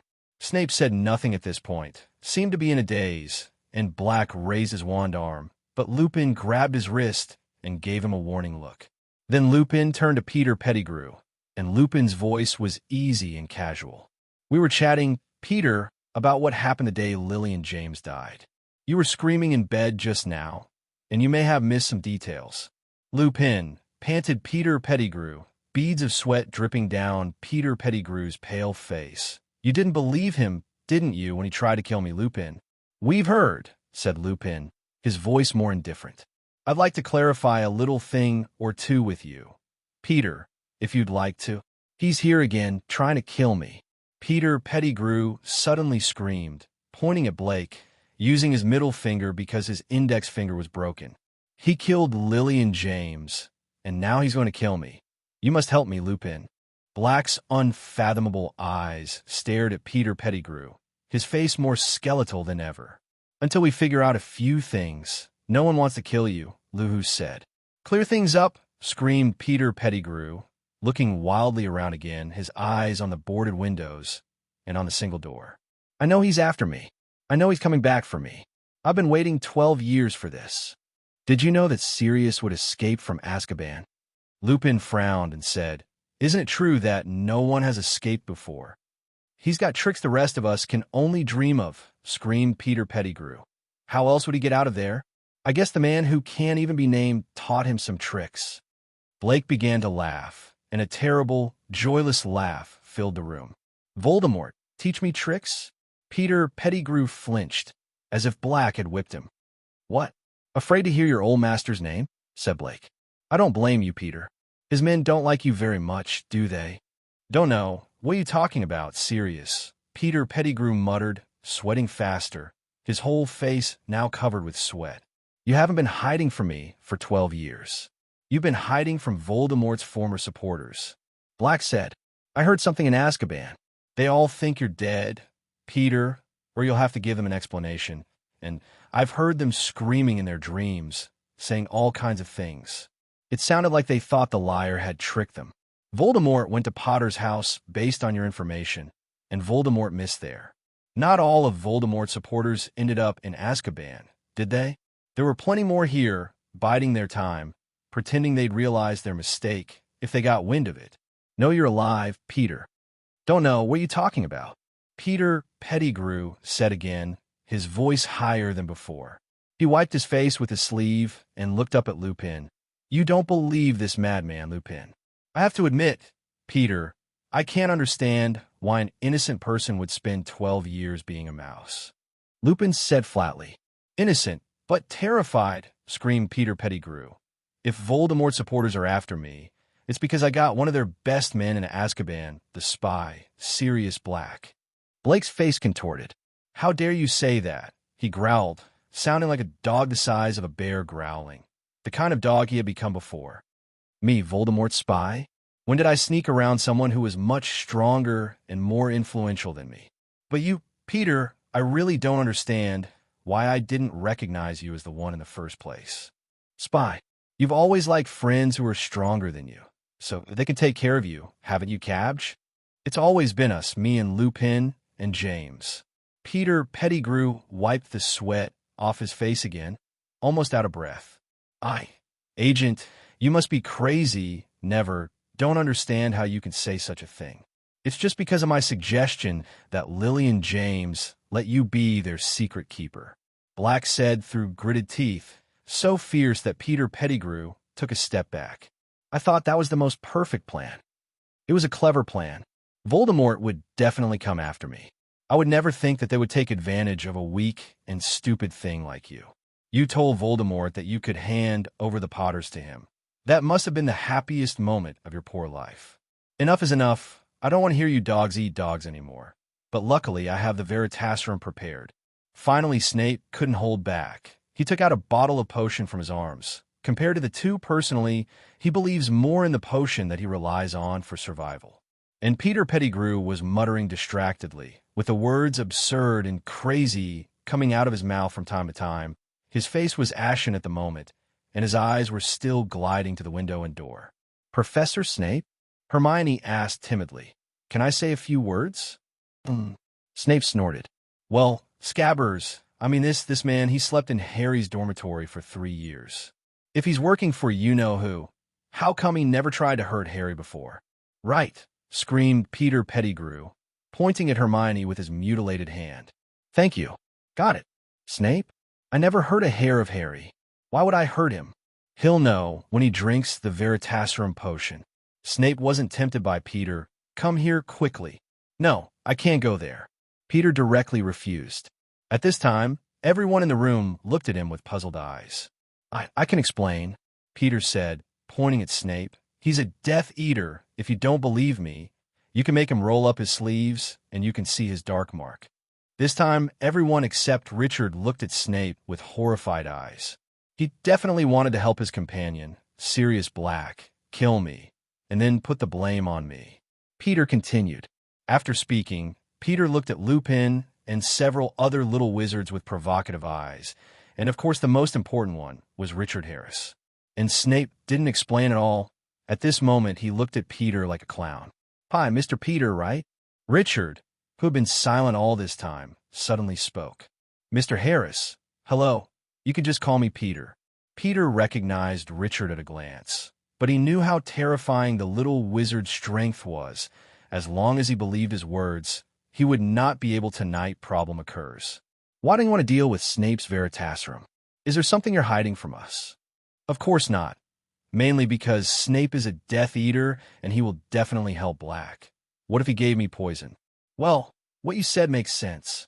Hearing Richard's words, Peter secretly rejoiced in his heart.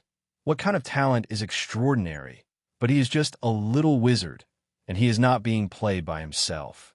At this moment, Richard suddenly took out a bottle of potion out of thin air and opened it under Peter's bewildered gaze. "I personally trust Mr. Peter, so I must return Mr. Peter's innocence. Fortunately, I also have a bottle of Veritaserum here. I'm not a Death Eater after all. As long as Mr. Peter drinks it, everything will be the truth." "Got it, we can go ahead and send Black back to Azkaban, too." After speaking, Richard handed the potion in Peter's direction. Hogsmeade's Shrieking Shack. At this time, Peter Pettigrew was looking at the medicine bottle handed over with a dazed expression. He had known for a long time that Richard had been studying potions with Snape, so he didn't doubt the authenticity of this bottle of potion, but because he believed it, he dared not take it even more. Now the question is, if you take it and drink it, you will die. If you don't take it, you will die. This Peter is completely numb. "Why don't you dare?" Black taunted at the side. "Would you like to give it to me? I can drink a little first." Hearing Black's initiative request, Richard did not refuse, and directly controlled the potion in his hand to float into Black's hand. Without any hesitation, Black drank half of the potion in the potion bottle. Black was just about to say something, but a burning sensation spread in his mouth, and he swallowed an extremely bitter and pungent taste, as if the venom of a poisonous snake was swimming on the tip of his tongue. The smell it gave off was like a pungent mixture of sour, bitter, and medicinal herbs, which made Blake feel sick and disgusted. The viscous and turbid texture of the potion is like a soup mixed with mud, which makes people feel a sense of resistance in the throat, as if thousands of crawling insects are biting their tongues. No matter how carefully you taste it, the taste of the potion will inevitably penetrate to every taste bud on the tip of the tongue, relentlessly releasing the nausea to the entire mouth. Black curled up in pain and kept vomiting, which made Snape very puzzled. When did Veritaserum have this effect? Not long after, Black's body hair, whether it was the body hair or the eyebrow hair, fell out without any reservation. This is not Veritaserum," Peter Pettigrew exclaimed. "Of course not. This is my improved depilatory. It seems the effect is a bit too strong. Richard said thoughtfully, besides, why do I have Veritaserum? That thing is useless at all. Okay, stop playing. Professor Snape, hurry up. I have to go back to sleep. As Richard said, he directly controlled Peter and came to Snape's side. Without hesitation, Snape directly dropped 3 drops of the medicine from the medicine bottle in his hand into Peter's mouth. After waiting a moment, Snape asked Peter directly, "Did you betray Lily and tell Voldemort her location?" Peter struggled a bit, then stammered out the truth that had been buried for 12 years. Yes. I was the one who told the Dark Lord where James and Lily were." Hearing Peter's words, both Snape and Harry stared at him with murderous eyes. "Why? Tell me why. Aren't you best friends? And shouldn't the secret keeper be Blake? Why did it become you?" Hearing Snape's inquiry, Black spoke first. "It was me. I killed them. I think Peter is the most low-key among us, and Voldemort was already looking for me everywhere. So I suggested that James let Peter be their secret keeper, which is the safest way." At this moment, Blake was crying in pain with tears all over his face. "It can't be my fault. What can I do? That is the Dark Lord. You all know how powerful he is. His weapons are unimaginable, and he is everywhere. There are traces of him everywhere. I was afraid and anxious. Well, he's been asking me to pass on information to him, and there's nothing I can do about it. And besides, what's the use of refusing him? What's the use of fighting the most evil monster ever? When James offered me to be his secret keeper, I knew my chance was coming. So I told the Dark Lord, but I never expected that he would lose to a baby, Harry Potter." "Then why did you follow Ronald all the time? And why didn't you hurt Harry when you had so many opportunities?" Hermione asked directly, which was something she had never understood. "Of course I wouldn't hurt Harry. It wouldn't do me any good. I wouldn't do anything for anyone. The Dark Lord has been in hiding for 12 years. He's said to be half dead. I want to kill under Dumbledore's nose for a wizard who has lost all his powers and is in such a bad shape before I go back to his hands. I must make sure that he is the most powerful bigwig in the circle, which is also why do I want to live in a magical family, so that you can always hear about new situations, and if one day the Dark Lord returns, I will do it and hand over the last member of the Potter family to them. Then, who dares to say that I have ever betrayed the Dark Lord? Then I will return with honor, to continue to be the Dark Lord's henchman." At this moment, the effect of the Veritaserum was over, and Peter knelt down on the ground with a face full of horror. He crawled forward on his knees, clasped his hands together, as if he was praying. "Sirius, it's me. It's Peter, your friend. You won't." Black kicked, and Peter Pettigrew flinched. "You don't need to touch it. My robes are dirty enough," said Black. "Lupin!" screamed Peter Pettigrew, turning to Lupin, twisting his body in front of Lupin to beg. "You don't believe the words. It's Snape. He's controlling me. It's not true." You can't." Peter Pettigrew gasped. He crawled beside Ronald. "Ronald, haven't I always been your best friend? Nice pet? You won't let them kill me, will you? You're on my side, aren't you?" But Ronald glared at Peter Pettigrew in utter disgust. "He used to sleep in my bed," Ronald said. "Kind boy, kind master." Peter Pettigrew crawled towards Ronald. "You won't let them do it.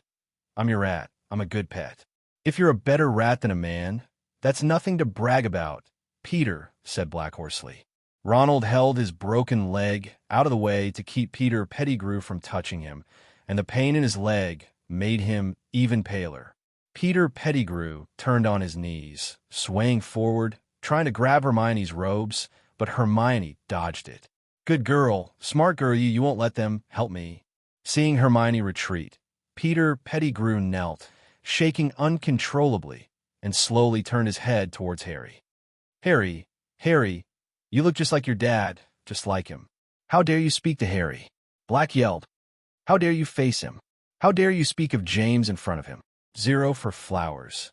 "Harry," whispered Peter Pettigrew, walking towards him, hands outstretched. "Harry, James will not let me be killed. James will understand. Harry, he will send me." Both Black and Lupin stepped forward, grabbing Peter Pettigrew's shoulders. "Throw him on the floor." He sat there, staring up at them, and then he saw Richard looking at him with a strange smile on his face. and Peter crawled over quickly. "Mr. Harris, please, save me, as long as you can save me. I can do anything, I swear. I will be your most loyal servant, please." "I can't control this. Why don't you go ask Professor Snape and see what he has to say?" Hearing Richard's words, Peter crawled to Snape's feet again. "Snape, don't you hate James the most? Now he's gone. Gone forever. Please save me. Save me." "Yes, I hate James very much." At this point, Harry, Lupin, Black all glare at Snape. "But you shouldn't have killed Lily." Saying so, Snape drew his wand out. Cruciate, a red light, emanating from the tip of Snape's wand, focused on Peter for an instant. Immediately, Peter's face turned pale. Cold sweat gushed out from his forehead, accompanied by a painful expression. His eyes were blurred and in a trance. His body trembled uncontrollably, as if tormented by an invisible force, with no chance of relief. At the same time, Peter felt as if his body was pierced by an invisible sharp knife, and a heart-piercing pain spread from the heart to the whole body. Every heartbeat feels like being stabbed by a steel needle, accompanied by a heavy sense of oppression, making it difficult to breathe. This kind of pain not only stays deep in a body, but also goes deep into the bone marrow, making every nerve full of violent twitching. This kind of pain does not only stay in the physical, but also invades the thinking and consciousness. Peter's originally clear thinking instantly became chaotic and difficult to concentrate, unable to distinguish the boundary between reality and illusion. Every minute seems to have passed a century, and time is relentlessly stretched, distorting all perceptions.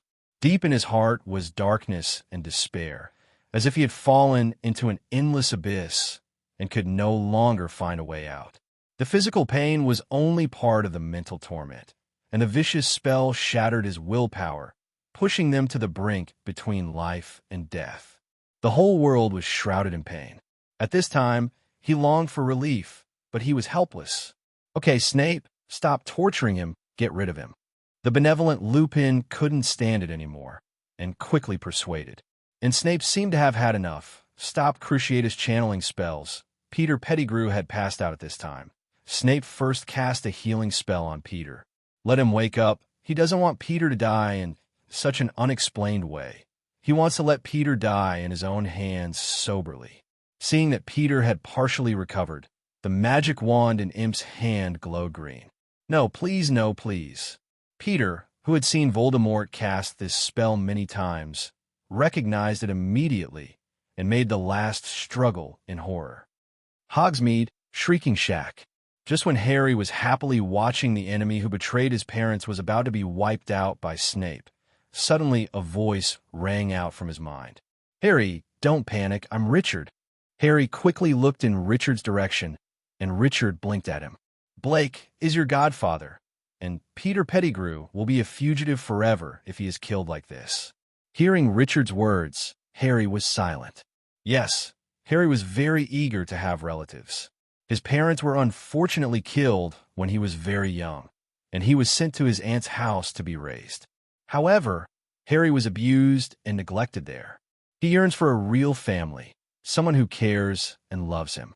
So when he finds himself a wizard, goes to Hogwarts School of Witchcraft and Wizardry and makes real friends, he feels a sense of kinship with the school's parents and some of the teachers. At the same time, regardless of Richard, Hermione, and Ronald, they all have families and parents who love him, which makes Harry very envious. Now that he has a godfather in front of him, he must grasp it. "No!" Harry yelled. He ran forward, standing in front of Peter Pettigrew, facing the curse that had destroyed his family. "You 227 can't kill him," he said, out of breath. "You can't." Not counting Snape. Even Black and Lou and Ronald and Hermione were shocked. "Harry, this gangster has cost you both your parents," growled Blake. "This cringe-worthy, filthy fellow won't be bothered to see you die." "You heard what he just said.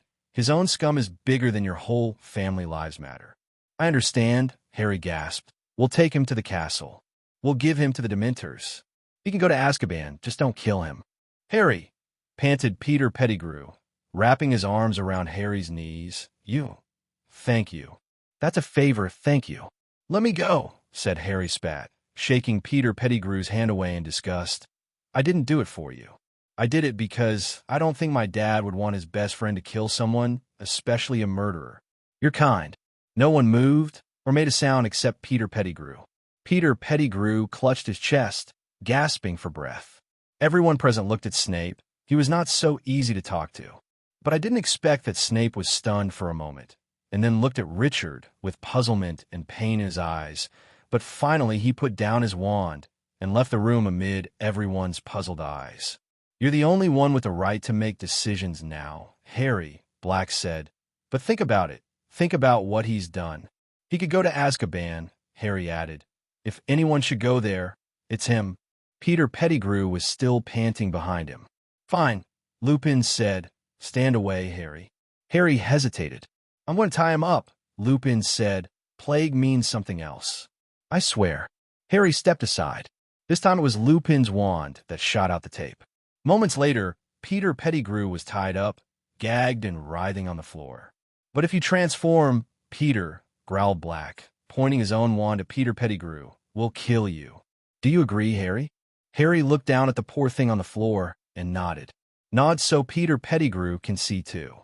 "Okay," Lupin said, suddenly getting down to business. "Ronald, I'm not as good at setting bones as Madame Pomfrey, so I thought the best way would be for us to strap your legs up first and send you to the school hospital go."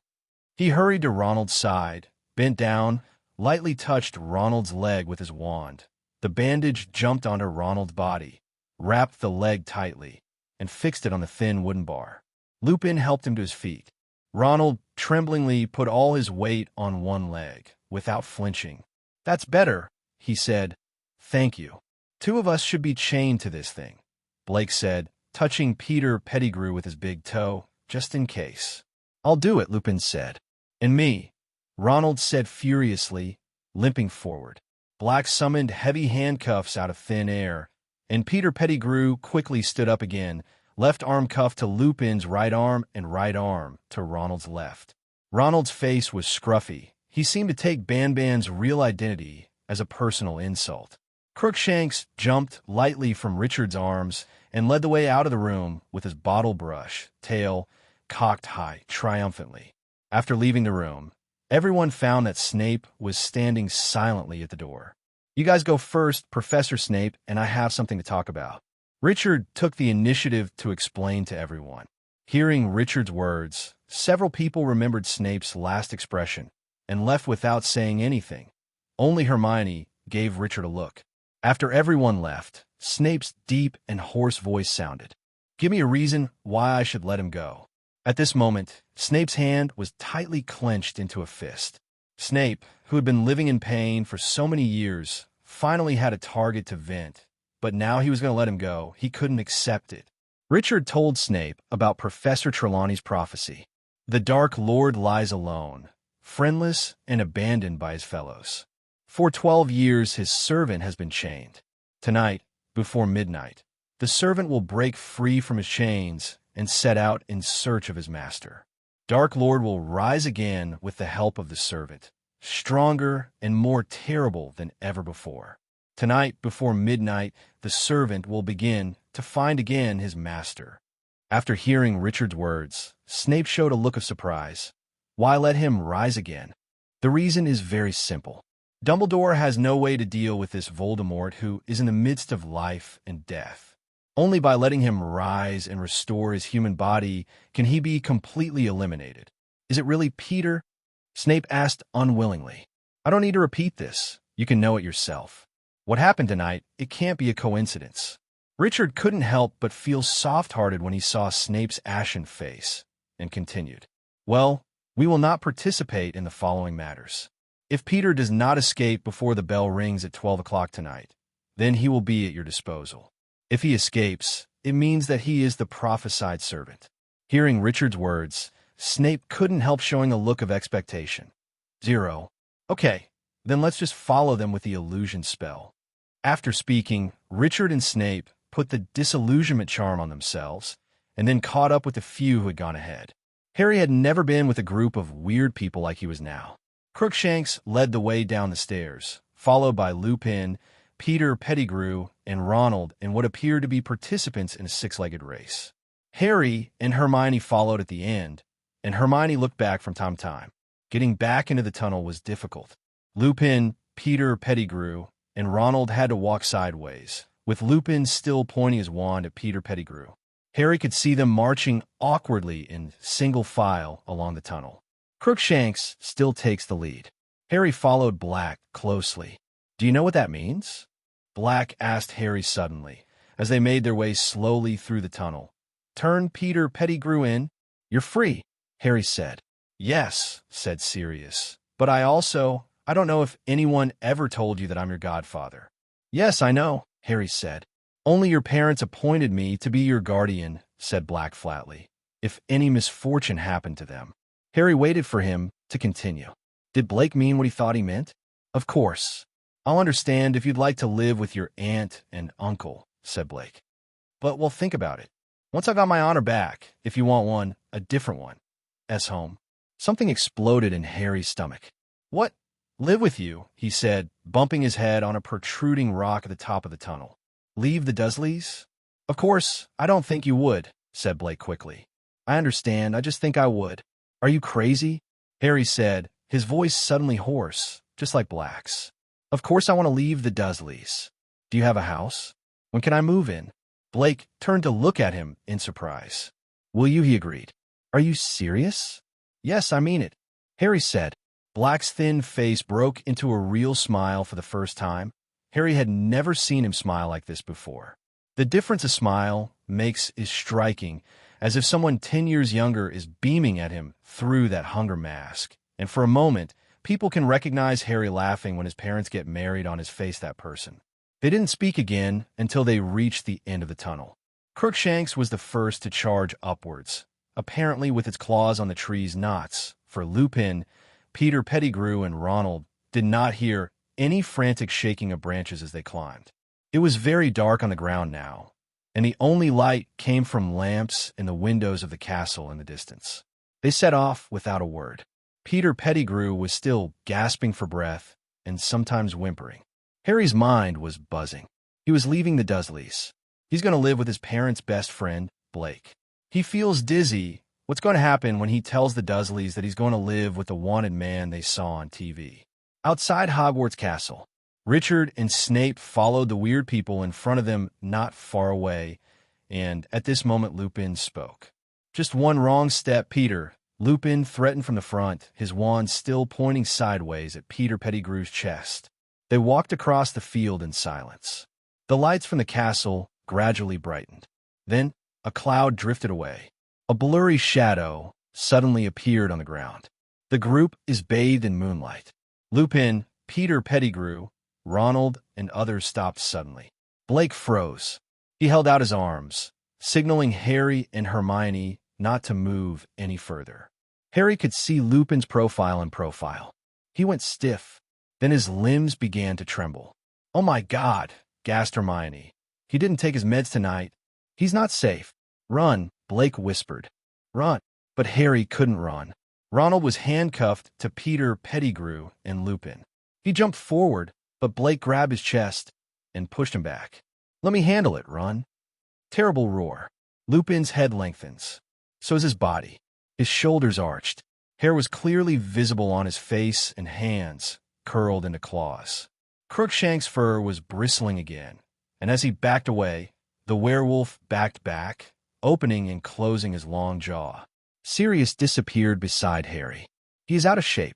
The bear-like dog leaped forward.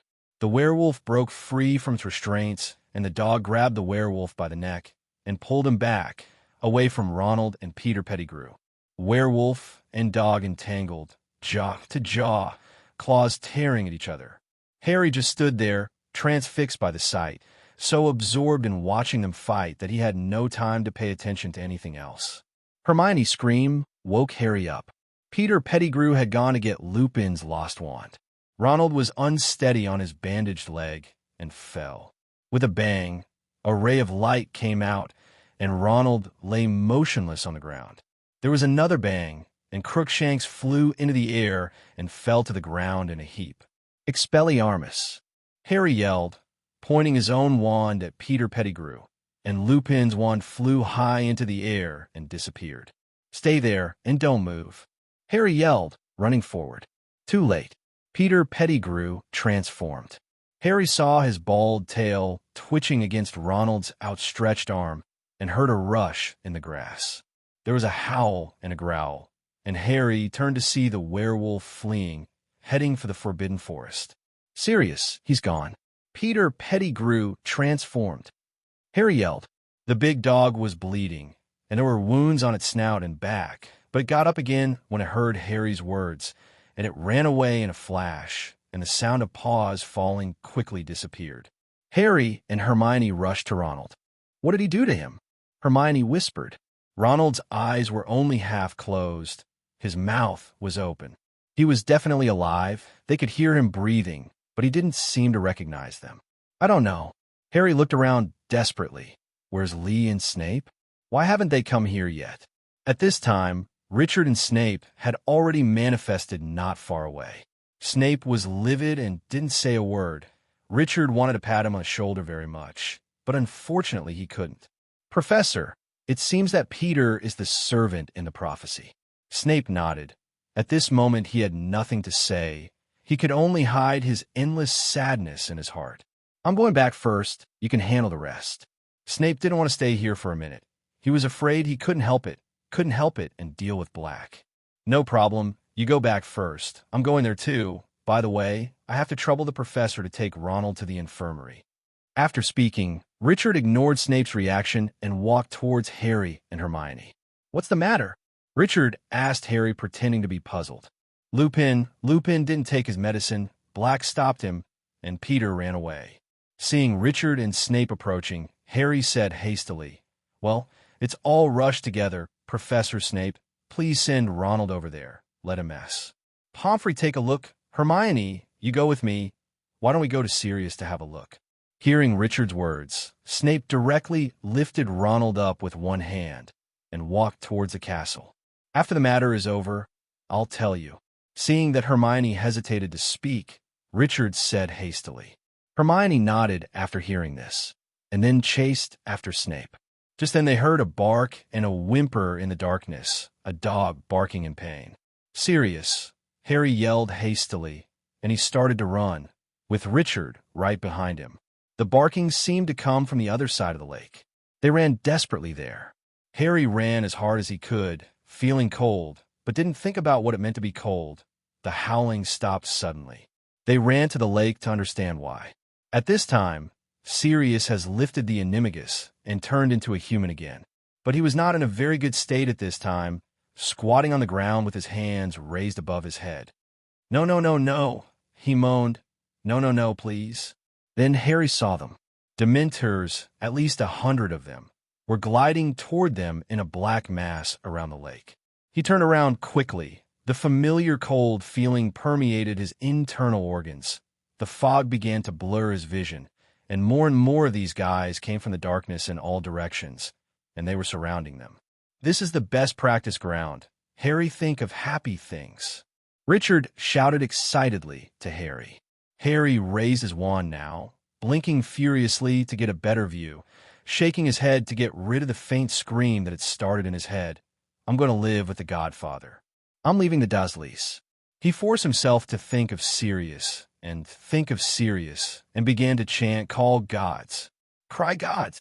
Blake shuddered, rolled over, and lay motionless on the ground, as pale as dead. "He'll be fine. I'm going to live with him," Harry silently thought. "Guardian. Richard, help me. Guardian." "Harry, go on. Think about happy things. Hurry up, go on, or Black will be in trouble. He is your godfather, and has nothing to do with me. Even if he dies, I won't take action. I only guarantee you to live." Richard didn't make a move, but continued to talk to Harry.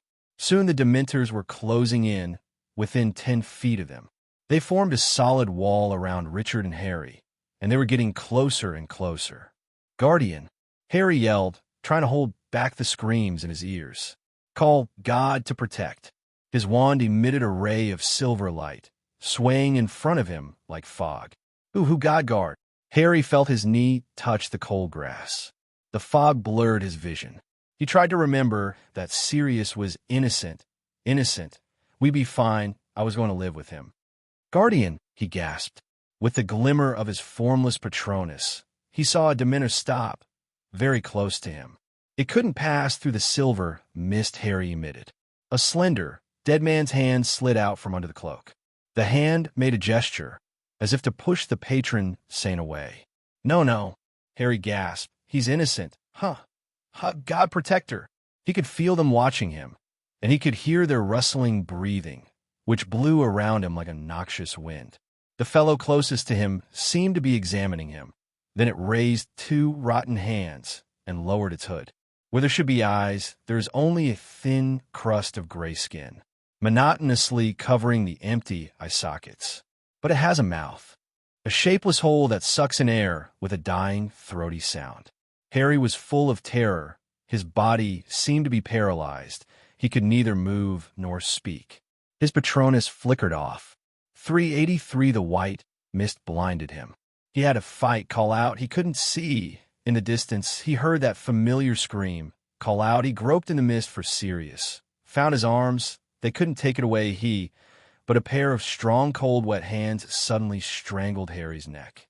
It forced him to look up. He could feel its breath. It was going to finish off Harry first. He could feel its rancid breath, his mother screaming in his ear. She would be the last thing he heard. Then the mist was engulfing him, and he thought he saw a silvery light getting brighter, and he felt himself fall forward onto the grass. Harry face down, too weak to move, trembling, opened his eyes. At this moment, the blinding light came on, and finally Richard made a move, called God to guard. A huge Yin-Huang dragon suddenly appeared in the midair. This time Richard didn't save his magic power and directly cast it with all his strength. At the same time, more than half of his physical strength was filled with the purification lightning that filled the whole body of the dragon. When the Dementors saw this thing in front of them, there was a commotion inside, flying around like headless flies, and at this time, the Yin-Huang Shenlong was killing all directions. Gods blocked and killed gods, and Buddhas blocked and killed Buddhas. One mouthful, one child is crunchy. The night sky has been completely illuminated by the Yin-Huang Shenlong, and the windows of Hogwarts Castle are lit up one by one. At this moment, Harry felt that the screaming around him stopped. The cold feeling was fading away, as if something drove those guys back. A warm breath surrounded him and Sirius. They were leaving. The air was warming up again. Harry concentrated all his strength to lift his head up a few inches and saw a strange snake-like animal in the light. It seemed to be Richard's Patronus. Although Richard cast Patronus most of the time, Harry was in a coma all the time. But he was lucky enough to see it the last time he went to the headmaster's office. It was finally over, and Harry felt the last of his strength leave him. His head hit the ground, and he passed out. Hogwarts, outside the infirmary. Shocking, shocking. It's a miracle none of them died. Never heard of it, really. Luckily you were there, Richard. Thank you, Minister. If you didn't already have the Order of Merlin, I would really like to give you another one. Forget it then. I'll be satisfied with just one of these things. All right, Minister, let's talk first. I'm going in to see how Harry is doing. Professor Snape knows everything. After speaking, Richard greeted Snape and walked into the doctor's room. Minister, Peter was able to escape because of these little wizards. They obviously didn't recognize their identities. Of course, before this, they did a lot of things and left them alone. I'm afraid it will make them look up himself. The headmaster has always given Potter special privileges. Oh, well, Snape, Harry Potter, we all have blind spots when it comes to him. However, is it good for him to give him so much special treatment? Personally, I try to treat him like any other student. Leading friends puts them in danger, and any other student will be suspended. At least this sanction. Consider it, Minister, for breaking all school rules, after all precautions were taken for his safety, and I have reason to believe that he has been to Hogsmeade illegally. Okay, we'll look into it, Snape. We'll look into it. The kid must be a little silly. Harry lay there, eyes closed, listening to it all. He felt very dizzy. The words he was hearing came from his ears to his brain, as if on an extremely slow journey, and were therefore incomprehensible. His limbs seemed to be filled with lead, and his eyelids were so heavy that he couldn't lift them up. He just wanted to lie there, on that comfortable bed, forever. What surprised me the most, Snape? Are you sure that Black was wronged? Of course, Minister. Don't you believe me? Still think I'll help Black out. Seeing that Snape's face was a bit ugly, Fudge quickly explained. Of course not. I just find it a bit unbelievable. He has been in prison for 12 years. If he is innocent, there was a pause in the conversation. Harry's brain seemed to be working a little faster, and at this moment, a gnawing sensation developed in his stomach, and he opened his eyes. Everything is a little blurry. Someone took his glasses away. He is lying in the dark school hospital. He could see Madame Pomfrey at one end of the ward, her back turned to him, leaning over a bed. Harry narrowed his eyes. Ronald's red hair was exposed under Madame Pomfrey's arms. Harry shook his head on the pillow. Lying on the bed on his right was Richard, and Harry felt bad all of a sudden. So that's how you see me? Madame Pomfrey was now walking briskly towards Harry from the dark end of the ward. He turned over to look at her. She was holding the biggest piece of chocolate he had ever seen in his life. It was like a little round rock. "Ah, you're awake," she said briskly, placing the bar of chocolate on Harry's nightstand and beginning to break it with a small hammer. "How's Ronald?"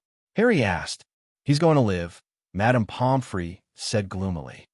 "As for you staying here as long as I think I'm satisfied, Potter, what do you think you're doing?"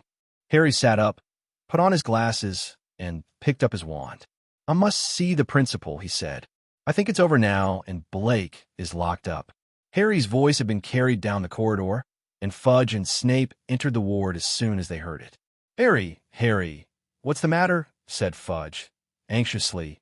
"You should be lying in bed. Has he had any chocolate?" he asked Madame Pomfrey anxiously. "Minister, listen," Harry said. "Blake is innocent. Peter Pettigrew faked his own death. We saw him tonight." But Fudge shook his head, a slight smile on his face. "Harry, I know all this, but you have to know, it's very troublesome now. These are just your statements. You have no evidence. On the contrary, there were many witnesses back then. But we can also prove it." Harry said anxiously, "But you didn't catch Peter Pettigrew. You must know that Black has been in Azkaban for 12 years. Now people have assumed that he is the Dark Lord's confidant and the murderer who betrayed James and Lily. If you want to change this, you must be more conclusive. Evidence. Only if Peter Pettigrew actually showed up." Hearing Fudge's words, Harry couldn't help but feel depressed. Did he just lose the relative he just found? At this moment, Richard spoke. "Secretary Fudge, I would like to ask who took Sirius Black in 12 years ago, and who tried him at that time?" Sirius was captured by Crouch back then. There was no trial at all, and he was directly imprisoned in Azkaban. After all, everyone thinks that such a vicious murderer does not need a trial. Fudge thought for a while, and then said, "That's because of what Crouch kept saying to the media. At that time, he caught Black, and Black was able to escape because of my lax management. Now I want to show him that I can also get Blake." The more Fudge talked, the more excited he became, regardless of whether Black was wronged or not.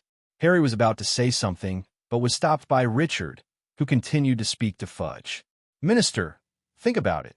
You did what Crouch did 12 years ago, and because of your mistakes, you caused such an important prisoner to escape." Hearing Richard's words, Fudge's face was a little ugly up. Or, 12 years ago, it was because of Crouch's great success that led to such an unjust, false, and wrongful case. And after our Minister of Magic learned the truth through his own investigation, he planned such a false prison escape with Sirius, thus found out the truth of the year and protected the safety of the Savior Harry Potter.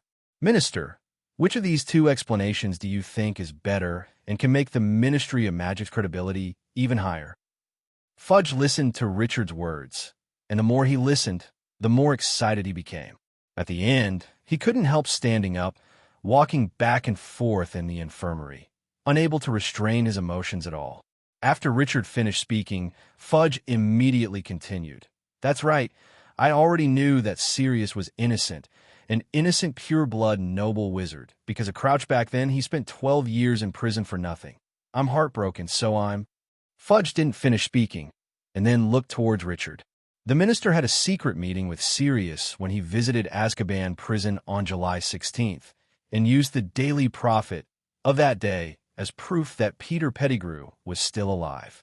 And using the illegal animagus to transform into a mouse spotted and hide in Harry Potter's friend, the evidence of Ronald Weasley's house was handed over to Sirius, and Sirius was crying bitterly. Thanks to the minister for being wise and great, it was at this time that the two of you made up the escape plan and finally, under the wise command of Minister Fudge, finally pulled out this cancer. But Peter learned a kind of viciousness from the Dark Lord. Only by using the curse, he escaped with a trace of blood. Hearing Richard's supplement, Fudge silently put away the automatic recording pen and then made an appearance that he swore to all crimes. Yeah, that's it, but Dumbledore kind of serious over there. Don't worry, Minister. Everything is under control. Hearing Richard's assurance, Fudge left the infirmary excitedly. What about Sirius? What about Pettigrew? Is the truth really important? Or is the truth more important than suppressing Crouch as a real competitor? Besides, since Richard having said that, of course Fudge must give face to this young man whom he is very optimistic about. Seeing that Fudge left without saying anything, Harry and Snape were dumbfounded. How could they still come like this? Where is the truth? Where is the justice? It's really an evil bureaucracy. Richard, what about now? Harry asked Richard ignorantly. Now, there's nothing else going on now. Just go to Black and pick it up tomorrow.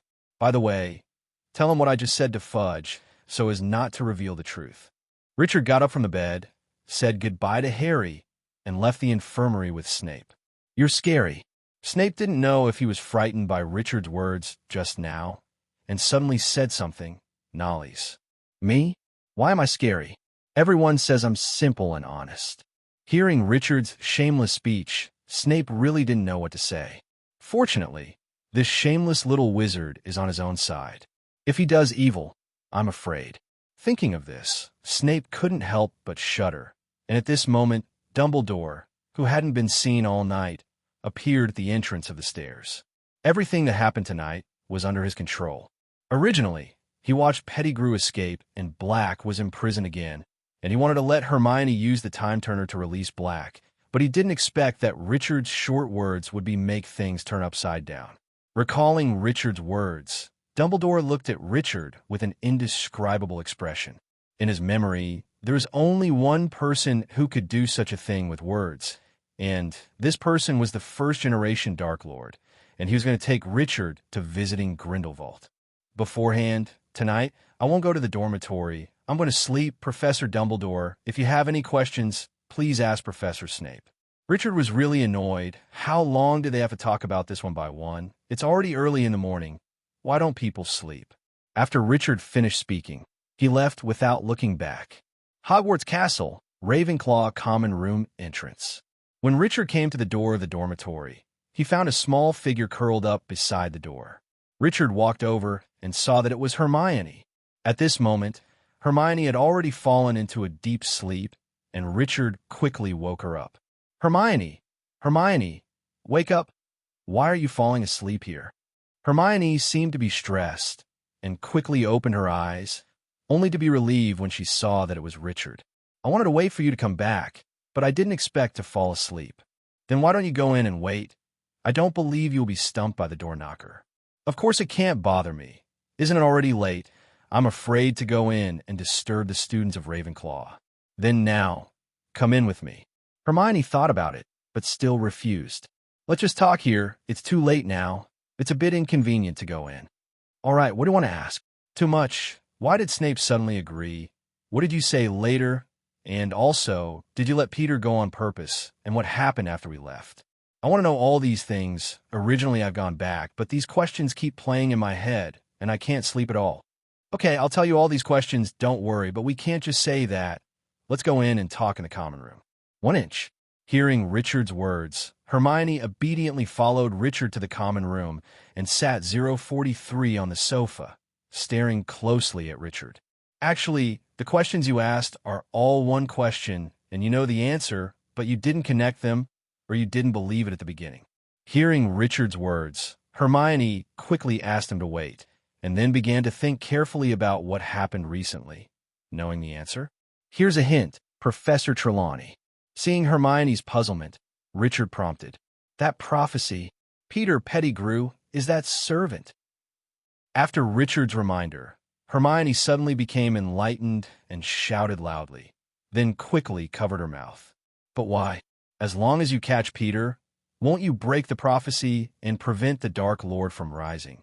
Oh, so you didn't let Peter go on purpose. So should we go and catch him? Hermione said from fumbling around the neckline of her gown. She drew from under it a long, fine gold chain, from which hung a small, shiny gold timepiece. Richard hastily stopped her, and then said righteously, Hermione, you have to remember that traveling back in time does not mean that we can change what has happened at will. The past cannot be changed. If we can travel back in time, we can only become observers and cannot directly interfere or change an event that has already happened. This limitation stems from causality and the continuity of time. Every event is driven by cause and effect, and if we change an event in the past, it will trigger a chain reaction that may lead to unforeseen events in the future. Forecast changes. I also know that CAC is Peter Pettigrew. Don't worry about him. In fact, what you said just now is not wrong. I did watch him run away. Why? Wouldn't the Dark Lord come again? Don't worry. This is the plan of Professor Dumbledore and I. Now Voldemort is neither alive nor dead and cannot be destroyed. Only by bringing him back to life can he be destroyed. But isn't it good now? Anyway, he can't do bad things. Hermione was still a little puzzled. There is no reason to be a thief for 1,000 days. He really can't do bad things now, but Dumbledore is worried that giving him more time in the future will make him too strong to deal with, so he let Peter escape. Otherwise, Professor Snape certainly wouldn't have let him go away alive. Hearing this, Hermione suddenly perked up and asked Richard quickly, what is the relationship between Snape and Harry's parents, as well as Black and Lupin? Why, I don't know why. At this point, Hermione's fire of gossip has been rising, and Richard said that he would not be sleepy here, and said to Hermione with great interest. In fact, Professor Snape and Harry's mother Lily grew up together as childhood sweethearts, but after they came to Hogwarts together, things changed. Snape chose Slytherin College, while Lily was sorted by the Sorting Hat.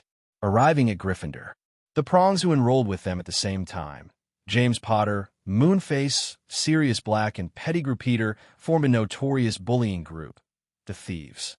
Here Hermione interrupted. The Marauders map?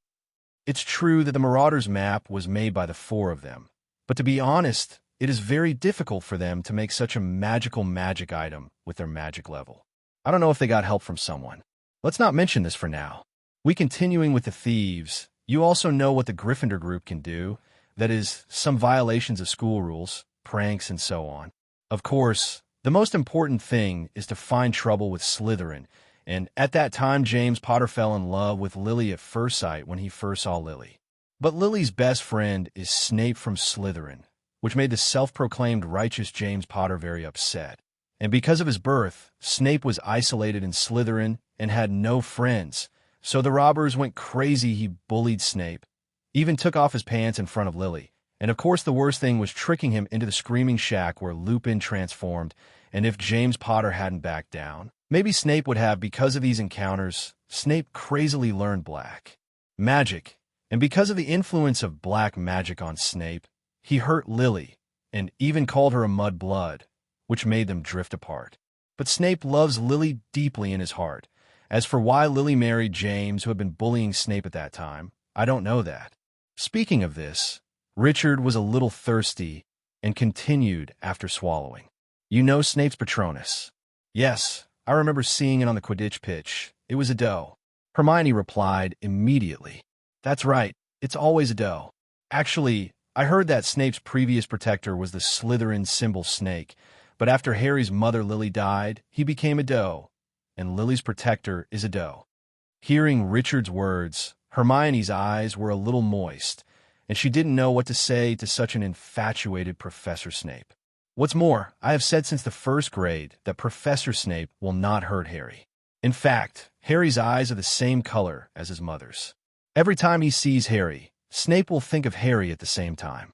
His father, James Potter, and mother, Lily. Because of James, he will definitely target Harry crazily. And because of Lily, Snape will never let anyone hurt Potter.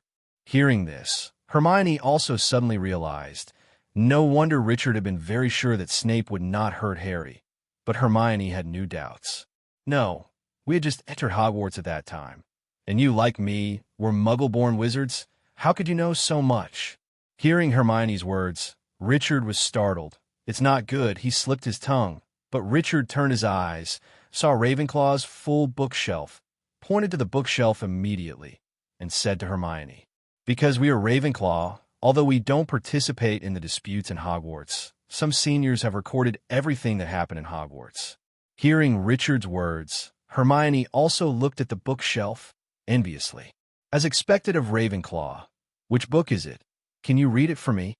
Because Ravenclaw's purpose is that as long as you answer the questions correctly, you can watch Ravenclaw's collection of books, so it's not easy for Richard to refuse Hermione. But how can he show Hermione this non-existent book? Richard racked his brains until he came up with a solution. Unfortunately, this book is no longer here.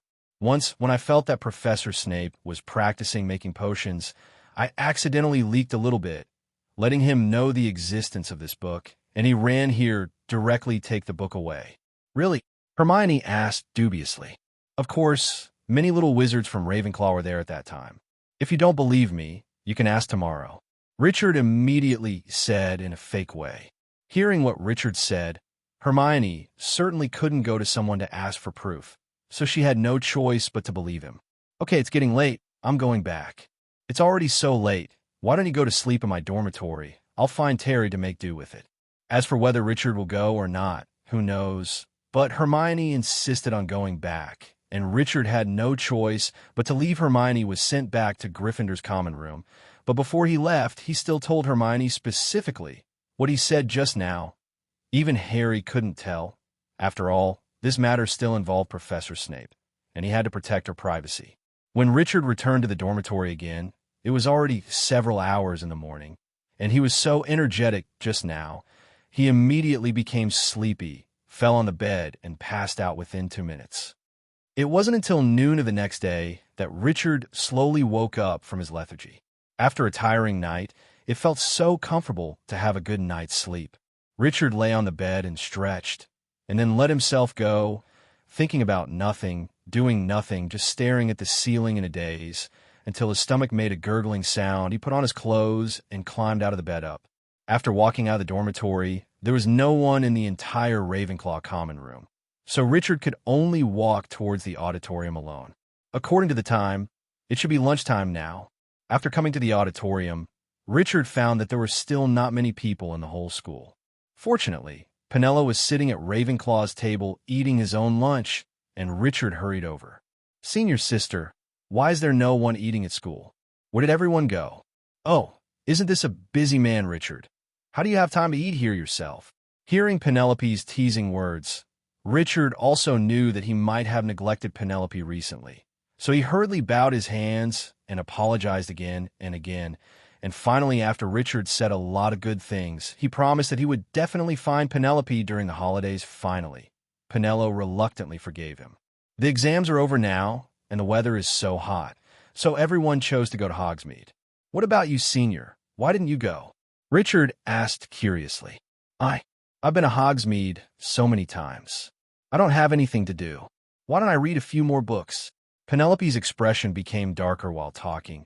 "And there's still a year left. I'm about to graduate, and I still have such a leisurely life. I don't have much time to strengthen myself. I don't want to waste my time on such boring things." Hearing Penelo's words, Richard thought for a while, and then said to Penelo while eating an apple pie, "Since we're talking about graduation, senior sister, have you ever thought about what you will do after graduation?" Hearing Richard's inquiry, Penelo was confused for a moment, and then said firmly, "I will still go to the Ministry of Magic. You know my affairs. I must fulfill the promise at that time." Seeing the resolute girl in front of him, Richard admired it quite a bit. It is not an easy task for a half-blood-born wizard to subdue an old pure-blood nobleman. His words are excellent, but he doesn't have the same qualifications as Richard to make the wizarding world bow down. "Let me try it first. If it doesn't work, I'm asking you for help." Penelo saw what Richard wanted to say, and spoke firm words in a weak voice. "Okay, Since you insist, then I can't say anything, but senior sister, you have to remember that I have been watching you here all the time. If anyone wants to hurt you, no matter who it is, I will take it directly. So let go and do it according to your own ideas." Richard looked straight into Penelope's eyes and said to her. Penelope agreed in a low voice with a reddish face, then looked around and found that no one had noticed them, then kissed Richard's lips lightly and swiftly. Then before Richard could react, he hurriedly got up and fled. Kissed again. How can you do this? Richard shed tears of humiliation while eating apple pie. Why is it so sweet? After lunch, Zsa went directly to the school infirmary. When Richard came to the school infirmary, he found that Hermione was already here, and Ronald also woke up. At this moment, Hermione, Harry, and Ronald were talking about something. Seeing Richard walking in, Ronald immediately used the kind of adoring eyes looked at him, while Hermione's eyes were quite complicated, which contained relationship, admiration, and of course the most important, love. Seeing the three people stop and look at him, Richard first checked his own equipment, no problem, and then asked them, "What's wrong with you? Why are you all looking at me? What's wrong with me?" "No, of course not. You are really amazing," Ronald replied immediately. "Harry already told us there are hundreds of Dementors, and you drove them away just like that. That's not the most powerful thing. I think the most powerful thing about Richard is that he told Secretary Connolly that he can still operate like this and let him let Sirius go. That's the most powerful thing," Harry said with admiration. "Of course, I'm not saying that Richard's Patronus charm is not powerful, but Richard's words last night were even more admirable." "Okay, stop praising him. This man is so proud. If he keeps talking, his tail will definitely hit the sky." Hermione gave Richard a blank look and said. This made Richard look confused. What's the matter? What's the matter with boasting? Why don't people praise him anymore? If it wasn't for Penelope kissing him just now, Richard would definitely break up with Hermione. After Hermione finished speaking, she pulled Richard to her side and said to Harry, "So who did you tell Sirius?" "Not yet. I've been waiting for Ronald to wake up. Ronald was too scary last night. I'm worried." "Harry." Hearing Harry's words, Ronald looked at his best friend with a moved face. Richard and Hermione had goosebumps and quickly interrupted their affectionate gaze. "By the way, they are all going to Hogsmeade today. Won't you go?" Hearing Richard's words, Harry became depressed. "Snape already knew about my sneaking to Hogsmeade. I'm afraid I won't be able to go there again." "It's okay to go sneakily, then you can go there openly," Hermione said suddenly. But Hermione's words instantly aroused the interest of Harry and Ronald, and they hurriedly asked, "Why would you go to Dursley in a fair manner and definitely not give me an autograph? Did you forget that you already have a godfather now, and after President Connolly clears him, you can ask him to sign for you?" Richard understood Hermione's meaning in an instant and said to Harry, "Yes, I have a godfather now. I can ask Blake to sign for me, and it is definitely okay for him to sign, and I can also leave the Dursley's house and live with Blake." "That's great." Seeing Harry excitedly about to take off, Richard decided to wake him up. After all, it's not good to be too floating. "Harry, I think your idea may be difficult to achieve. 0 for flowers." "Why?" "Sirius is my godfather. Have you forgotten the curse on you? Dumbledore will not agree. At least until you come of age, you must live in the Dursley's house for 1 month every year." Hearing Richard's words, Harry finally remembered that his mother gave him a spell before he died, and he had to live with his blood relatives for a month every year to fully charge his batteries. Harry immediately became depressed. He knew that what Richard said was right and Dumbledore would not agree, but he recovered within a few minutes. "That's okay. At least half the time at the Dursleys, so I'm very satisfied." At this moment, an old voice came from outside the door. "Since you can figure out, that's the best. I was thinking about how to persuade you. Principal Dumbledore." The three of Harry stood up quickly and said. Only Richard sat there without moving. "By the way, everyone seems to have forgotten about Sirius. Would you please tell me that he is still in Professor Flitwick's office?" "If Professor Flitwick hadn't asked me where he was going to work, I would have forgotten," said Dumbledore as he entered. 0. "By the way, you'd better go to the kitchen to get some food first. He hasn't eaten yet. Poor Sirius, don't starve. You can rest assured about this. I think when he becomes a stray dog, it should be normal for him to go hungry for 9 meals in 3 days. That's where he is. Harry and Ronald put on their clothes and walked out the door. Richard said to Hermione, "Follow them first. Principal Dumbledore may have something to ask me, and I'll go to Professor Flitwick's office to see you after I finish talking." After watching Hermione leave the infirmary, Richard said to Dumbledore, "Okay, Professor, what do you want?" "Me? I have nothing to do. I thought you had something to say to me." Dumbledore said inexplicably. This shouldn't be the case. After every important event at the end of the term, Dumbledore would always ask himself nonstop, "Why is it all right this time?" If you're talking about what happened last night, Snape already told me everything. You did a good job. Peter really can't be caught, at least not yet. Listening to Dumbledore's words, Richard also understood that Snape had already finished talking. "All right then, since I have nothing to do, I'll go find Hermione and the others." After speaking, Lemmy was about to leave, but Dumbledore stopped him, and Richard put on a sure-faced look. "Don't think too much. Actually, I just want to ask, Hermione, Penelo, Gemma, how do you plan to choose these 3 people? You have to handle it properly. I don't want to hear gossip." Forcing Richard, Dumbledore asked a question that wasn't a question with a smirk. Hearing Dumbledore's words, Richard didn't want to stay here for a second and left without stopping. "What a joke.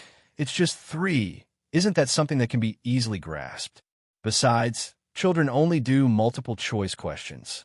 Although my body is still a teenager, my soul is already mature, and I want them all." Hogwarts, at the door of Professor Flitwick. Richard stayed in the corridor for a while. He didn't want to go in and face Sirius by himself, so he'd better wait. Soon the 3 of Harry came down the stairs with food. "Richard, why don't you go in?" Harry asked, curiously seeing Richard standing there. "I just arrived too." Richard didn't want to say anything in front of Harry, so he had to say that. When Harry pushed open the door of the office, everyone saw an eye-catching scene. Lupin didn't know when he was already inside, and he was hugging Black at this time. The sudden opening of the door woke up the 2 who were hugging. "Harry, why are you here?" "Professor Dumbledore sent us here to tell you that you are free now." "Where were you?" "Really? I'm free. Doesn't it mean that because Peter escaped, no one can prove my innocence?" Hearing what Harry said, Black instantly became excited. "Of course it is true. It is true that no one can prove your innocence. But last night," Richard told. Then Harry recounted the conversation between Richard and 940. Fudge last night. Immediately, the 2 down-and-out middle-aged people couldn't sit still. "I rub it. It seems that not only their strength has been crushed, but their intelligence is also inferior to others. It's great, Black. You finally don't have to run away anymore. You are innocent now." Lupin said happily, "Thank you so much, Richard. If it weren't for you, Black would definitely be imprisoned in Azkaban." Although Sirius is also very excited now, he is still very stubborn. He now remembers Richard's critical attack on him last night, and this Richard has such a good relationship with Snape. So Sirius said recklessly, "Actually, it's okay to go back to Azkaban. I'm not the kind of person who can tell lies. What about Fudge? What about cooperation between the inside and the outside?" "Sirius, if you can't talk, then stop talking. Do you think I'm trying to save you? I just want Harry to live comfortably. Of course, if you can't control your mouth and talk nonsense, I don't mind if you can't talk forever." Richard didn't get used to Sirius and said angrily directly, "Not everyone is your father." Okay, Richard is really sorry. Black has been wandering for so long. Maybe there is something wrong with his brain, so don't blame him." Lupin hurriedly explained, and Sirius only had the courage for a moment just now, facing Richard's words. At this moment, he didn't dare to refute at all. He could only smirk. "So, Harry, are you going to move in and live with me?" Sirius looked at Harry expectantly and asked, "Of course I mean the holidays." After Harry glanced at Sirius, he said depressedly, "It's not enough now. Black's complexion will turn bad. Professor Dumbledore said I have to live in the Dursleys' house for 1 month every year before I grow up, so I can't move to your house until August at the earliest. By the way, do you have a house? And what were you doing just now?" Harry felt that it was still necessary to ask clearly about their actions just now, After all, there are many such people in the Great Rot, and if Sirius is the same, then he should think about it carefully. When Sirius heard Harry's words, his complexion immediately became better. August is just right. He hasn't been home for 12 years, and he has a month to clean up. He must give Harry the best home. Just now, Lupin can't teach at Hogwarts anymore, so he came to say goodbye to me, and we just hugged. What's wrong? What? Professor Lupin can't continue teaching us. Hermione exclaimed immediately after hearing that. Yes, I am indeed leaving. At this time, Jean Ping looked very calm. But why? You are the best professor in the Defense Against the Dark Arts class in the 3 years we have been at Hogwarts. Ronald also asked suspiciously. Professor Snape told all the students in Slytherin this morning, I am a werewolf, and many people saw me transforming from a wolf into a man on the playground last night. So, it is inevitable that I have to go. Damn it. Sirius just wanted to curse, but he quickly shut up when he saw Richard. It seems that he still has a little memory. You can't leave us. Even if you're a werewolf, you won't hurt anyone, Harry said. However, most people don't think so, and I believe that before tomorrow, all parents will write to Professor Dumbledore. There's a werewolf in Hogwarts. What do you make these parents think? To be honest, after what happened last night, I don't want to stay here anymore, in case I hurt any little wizard then. But you didn't drink the medicine last night. As long as you drink the wolfsbane potion, there will be no problem. Even if Snape doesn't make it for you, we still have Richard. He can do it. Hermione yelled anxiously said. In fact, Hermione was the one who didn't want Lupin to leave the most. As a top student, she deeply understood the benefits that a good professor can bring to everyone. Look at what they have learned in the past 2 years. Okay, this matter has been settled. I have submitted a resignation application to Headmaster Dumbledore, and he has signed it. Headmaster Dumbledore has already helped me a lot. I can't trouble him anymore. Originally, I was still a little worried about Black, but now it seems that there is no need for it. By the way, Harry, I will give you these 2 things. With that said, Lupin took out the invisibility cloak from the table. I found the invisibility cloak last night after I transformed, and now I'll give it back to you in this. Lupin took out the worn parchment from the pocket of his robe. I'll give this to you too.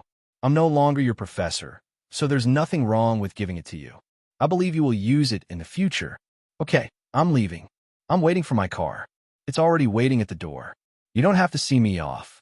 Even so, Richard and Sirius still sent Lupin to the door. Richard thought for a while, and then tore a piece of paper from the diary he carried with him. Then he tapped it with his wand and handed it to Lupin. In the future, if you want wolfsbane potion, you can write to me. Lupin was very pleasantly surprised when he heard it. After all, it is difficult for him to find a job. Without a job, there is no income. Wolfsbane is a very expensive CO. Thank you so much, Richard. Although I didn't teach you anything, I feel very honored to be your professor. Maybe when I introduce you in the history book in the future, I can mention the 3rd grade defense against the dark arts Professor Lupin.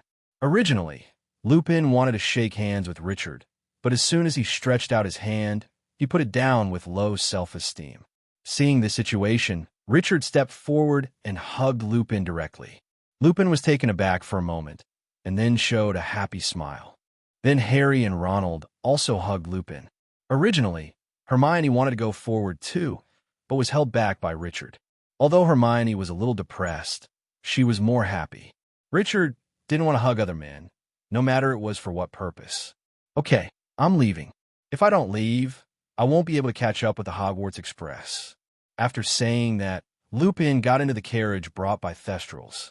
Several people waited at the door for a while until they could no longer see the shadow of the carriage before returning to the castle again. Harry, go back first. I'm going to find Headmaster Dumbledore. After talking about Sirius, he went straight upstairs. So what should we do now? Hermione said boredly. We don't have enough time to go to Hogsmeade. Why don't we play wizard chess? Ronald suggested. A few people had nothing to do and agreed to come down one after another. And while they were playing chess in Gryffindor, Sirius came to Dumbledore's office. Mr. Principal, am I really free? Knowing that at this moment, Sirius still feels that this is unrealistic. After all, he is already ready to return to Azkaban. Yes, Blake, you are free now. Thank you so much, Professor Dumbledore. From Dumbledore's mouth, Sirius was relieved. Oh, no, Sirius. You should know that this matter has nothing to do with me. It was the kid 4.7 who convinced Fudge. If you want to thank him, go thank him. Hearing Dumbledore's words, Sirius couldn't help but smiled wryly. But you know that Richard Harrison Snape. You have to understand that Richard is Richard, and Severus is Severus. It is true that he learned to make potions from Severus, but now the whole Hogwarts learns from Snape. Yes, Richard and Severus have a good relationship, but he and Harry are also good friends. No matter how you want to enter Harry's life, at least you should accept his friend. Dumbledore continued after a pause. Besides, in my opinion, Richard has always been doing the right thing, and he can always make the most correct choice at critical times. What about Peter Pettigrew? He ran away anyway. Didn't that Richard catch him too? Without Richard present, Sirius had the same problem. Okay, Blake, do you think I don't know? Richard wasn't there at the time. You go. Remember not to pick up Harry until August. Seeing Black leave the office, Dumbledore whispered that letting him go would be the best option. In the last few days at Hogwarts, everyone lived very comfortably. After all, there was no pressure from studies, and all the professors became amiable. There was only one exception, and that was Professor Snape. Although he didn't have a good face towards others, he wasn't particularly vicious, only Harry Potter. For some reason, Snape's attitude towards Harry became worse. In the last few days, Harry had already suffered a little nervous breakdown from Snape. He complained to Richard and the others that he didn't know why he always felt that Snape's dislike for him was beyond words, and even every time he saw Snape, he felt the corners of his mouth were trembling, as if he wanted to bite off his neck, and Snape's fingers were also twitching meaninglessly. Harry thought it was a sign that he wanted to strangle himself. Could it be that it was Sirius Black, Lupin, and Peter Pettigrew that reminded Snape of his own childhood? Richard and Hermione speculated behind their backs. Fortunately, the last day is coming soon. Everyone's exam results were announced the day before the holiday. All of Richard's subjects had been passed, and Hermione had not gotten any of her subjects except defense against the dark arts and divination, both got O. As for Harry and Ronald, both of them are excited that they passed safely, and they don't care about the grades. What shocked Harry the most was that he passed the potions exam. For this reason, he and Ronald analyzed that Professor Dumbledore should have gone to find Snape to prevent him from going too far against Harry. And Hermione also revealed a big news to the three. That is, next year she will completely give up the 2 courses of divination and Muggle studies.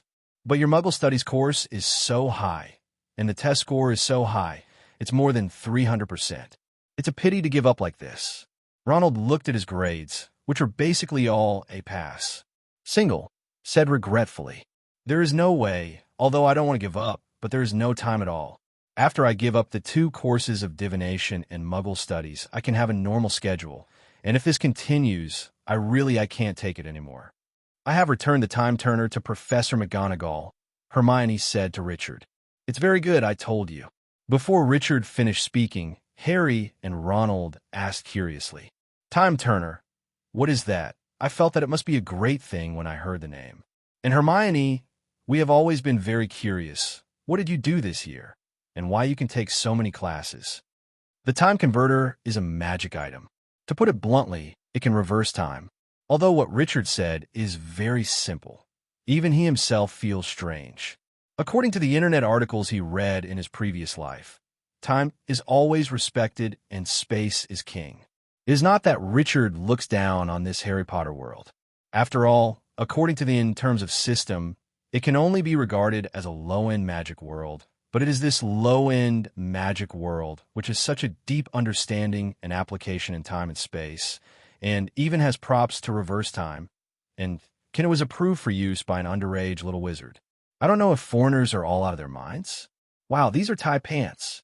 Hearing Richard's explanation, both Harry and Ronald couldn't help but exclaim, "Hermione, since you have this kind of thing, why don't you just tell us, and why you didn't catch Peter Pettigrew with this?" Harry asked, puzzled. "You don't think this kind of thing can be used casually? I promised Professor McGonagall that it can only be used for learning, and this magic item is not from Hogwarts, but from the Ministry of Magic." The The school has also vouched for the Ministry of Magic. But that's Peter Pettigrew, the prophesied servant who helped Voldemort rise. Even if we used this time-turner, the Ministry of Magic would understand. No, Harry, you take time too simply. Time is actually like a straight line that has been drawn. We are only in this line segment now. If you mess up a line segment, it will cause the entire line to be broken, collapse. After Richard finished speaking, not to mention Harry and Ronald, even Hermione was a little confused when he heard it. What kind of line segment, what kind of straight line? You just need to know that, let alone the Ministry of Magic. Not even Dumbledore would agree, or anyone would agree to someone changing what has become a reality in the past. Hearing Richard's words, although Harry was still puzzled, he didn't ask any further questions. After all, if people as smart as Richard and Hermione couldn't do it, then it definitely wouldn't work. When the time came to the evening, everyone came to the auditorium. The entire auditorium was decorated with scarlet and gold, and was hung with lion banners symbolizing Gryffindor. Sure enough, in the subsequent Dumbledore speech, Gryffindor won the Academy Cup again because of his victory in the Quidditch match.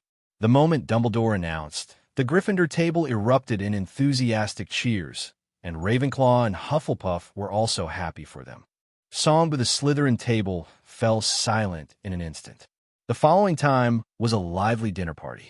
Under the complaints of Terry and Miles and the gaze of Penello, Richard declined the invitation from Harry and the others, and stayed at his academy's dining table until the end.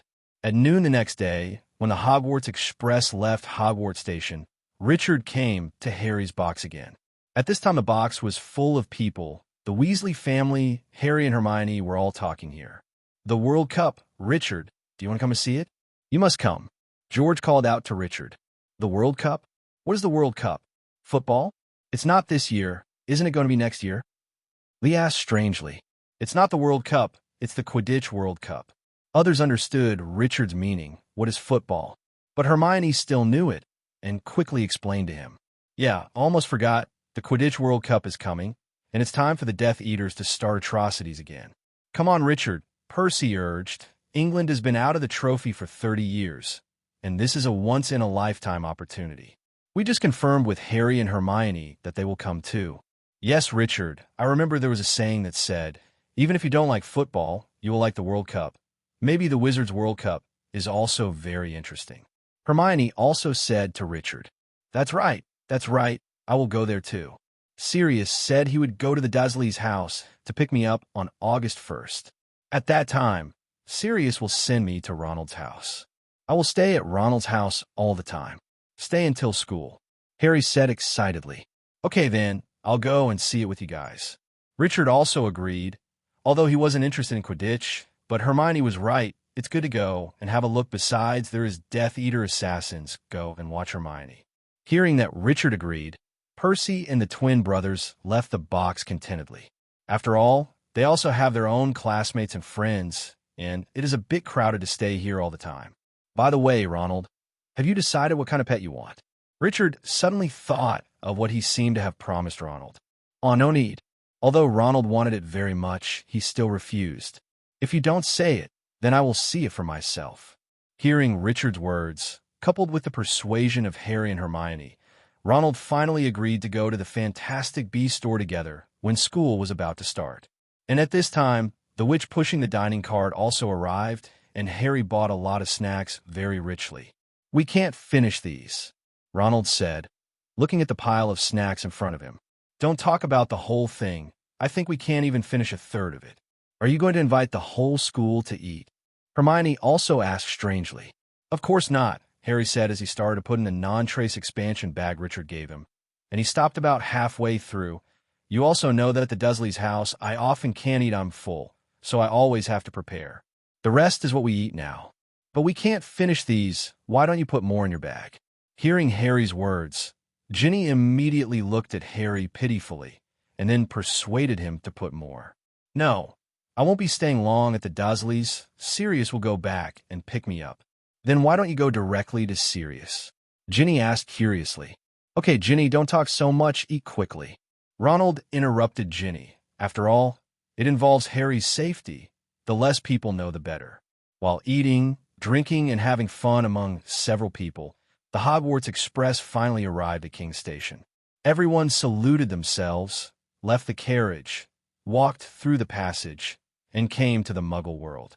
Richard saw from afar that Wilson, Mr. Granger, and Mr. Weasley were standing together and waving to them, while Olivia was holding Ariana, Hermione's mother Jennifer, and Ronald's mother Molly talking together. As for Harry's uncle Vernon, standing not far away, seemed to want to approach them, but had no courage. Richard and the others walked over together. Vernon saw Harry's impatient expression immediately, but at this moment Hermione suddenly thought of something and said to Harry, "Harry, don't forget your murderous godfather." Hermione's voice was heard by several parents, and of course Vernon heard it too. He dragged Harry past him and made his way to the car as quickly as if he was dragging something embarrassing. "What godfather did that little girl talk about just now? But you don't have any godfather." "No, of course I have. He's my parents' best friend, but he's been convicted of murder, but he's out of jail, and he's still out there, and he's been in touch with me, with owls, and he's very concerned about me. Is it going well? If not, he will definitely come and look for me, and after a while he'll come and pick me up and live for a month." Hearing Harry's words, Changing showed a frightened expression. Richard returned to Harris Farm with his family, and Richard felt very comfortable after returning home. "Master, you are finally back." As soon as she opened the car door, Debbie rushed over with tears in her eyes. "Yes, Debbie, I'm back. How are you doing?" Richard asked after stroking Debbie's head. "Very good, Master. Debbie is doing very well, but Mrs. Harris asked Debbie to do too little. Now that Debbie is grown up, she could do more for the Harris family." Debbie generally enjoyed while touching Richard's touch. He complained to Richard that his workload was too little and he couldn't play. "It's okay, Debbie. If you don't have anything to do, you can go to your mother's place to see more. By the way, what about the thing I gave you?" Debbie kept it very well. Debbie goes back to look at it every day. "Do you want to take the owner to look at it now?" "Don't use it now. Wait a minute. I'll call you when I'm going." "Good, Master. Then, Master, is Debbie going to prepare dinner and tea for you now?" After getting Richard's consent, Debbie returned to the kitchen in a hurry. It was obvious that Debbie was very happy when Richard returned. After Richard entered, he first ran upstairs to his own room, put everything away, took a comfortable bath, and then returned to the living room on the first floor. At this time, Debbie is busy preparing dinner in the kitchen. Wilson and Olivia are playing with Ariana in the living room. The kitchen is filled with the aroma of a sumptuous dinner. Debbie's level is getting higher and higher, and she said a delicious meal prepared just right.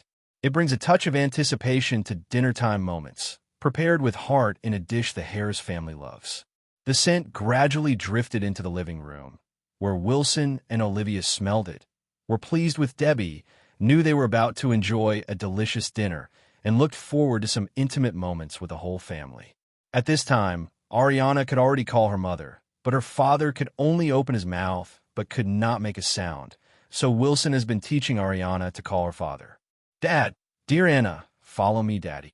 But Ariana kept playing on her own, and seeing Richard walking down the stairs, her big eyes showed a look of joy, and then she stretched out her fleshy little hands to Richard, yelling vaguely said, "Hug, hug."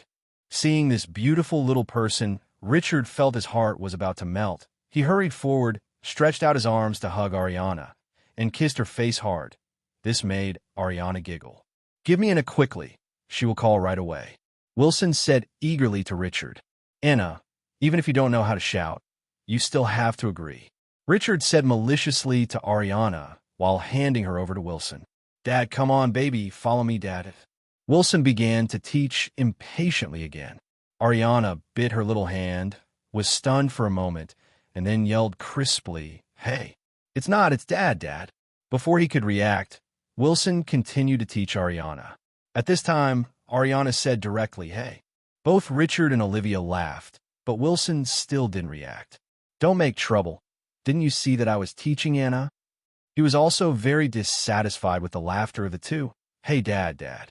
Hey." Ariana's voice was clear and bright at this time, and Richard and Olivia laughed even more happily. Finally, Wilson came to his senses and gave Richard a hard look. "It's you, look. You taught Anna badly just after you came back. What should I do after this? she won't think that she's her father, right? Wilson, what are you doing? How dare you stare at my son? Are you itchy? Olivia scolded Wilson immediately after seeing Wilson's eyes. No, you read it wrong. How dare I? Facing Olivia, Wilson immediately faltered. And at this moment, Debbie came over. Master, dinner is ready. Do you want to eat now? Eat now. The family walked into the restaurant amidst laughter and laughter, preparing to have a sumptuous dinner. The dinner table was filled with all kinds of delicious dishes, each of which was Richard's favorite, and of course there were special food supplements for Ariana. Because Richard ate a lot of snacks on the Hogwarts Express, he quickly finished eating. After eating, Richard took over the task of feeding Ariana. The little darling was very obedient, and soon a bowl of complimentary food was fed into Ariana's stomach, and her little stomach immediately became chubby. After eating, Ariana couldn't sit still in the baby chair, shaking left and right. Richard snapped his fingers lightly, and she slowly floated from the chair into the air. This unprecedented experience made Ariana very excited, clapping her little hands and giggling nonstop. At the beginning, Wilson and Olivia were still a little nervous, but seeing Ariana's stability in midair, they were relieved and continued to enjoy their dinner while watching the siblings play. After dinner, the whole family sat in the living room and shared interesting stories about Richard at Hogwarts. By the way, what did Hermione mean by the murderer godfather in the afternoon? Wilson asked strangely. Richard told about Sirius, and of course he also explained that Sirius was wronged. Then why did Hermione tell that classmate of yours specifically? Olivia also asked strangely. It should be to make that Harry Potter's life better. His uncle's family seems to be bullying. With such a godfather, they will be more afraid of Harry Potter. Wilson said to the point. At this moment, seeing that no one was playing with her, Ariana became anxious, opened her mouth, and yelled. Richard just wanted to go there, but was stopped by Olivia. She gave Richard and Wilson a look, telling them to ignore Ariana, trying to make her anxious to see if she could call out Dad. But unexpectedly, after waiting for a long time, Ariana called out a title that was vague but clearly audible. Giggle, huh? Is Anna calling you brother? Richard immediately stood up excitedly, came to Ariana's side, and hugged her. Good sister, call again. Brother. At this moment, Ariana's voice was clear and bright, and Richard kept kissing Ariana's little face excitedly. And Wilson on the side was very uncomfortable. He had been teaching for so many days, but he didn't expect that Ariana would call her brother first. Come on, baby, call them again, call me brother. Richard hugged Ariana to Wilson's side very aggressively, and then said provocatively to Ariana, Why? Ariana seriously agreed. Wilson, who was still very jealous and wanted Richard to go away, immediately felt relieved. You can't do this either. No, it's brother called brother. And Richard was impatient and immediately said to Ariana. But Ariana was unmoved and still agreed with, Hey, let me teach her to call her dad. Wilson, who had already balanced, said with raised eyebrows. Undeterred, Richard taught her a few times, but she still didn't get the result she wanted, so she had to hand Ariana to Wilson. Looking at the harmonious and warm family in front of her, Olivia showed a satisfied expression. After the family played in the living room for a while, Ariana fell asleep, and Olivia and Wilson carried her upstairs. At this moment, Richard called out Debbie. Debbie, take me to see that thing. As he spoke, Richard put his hand on Debbie's body.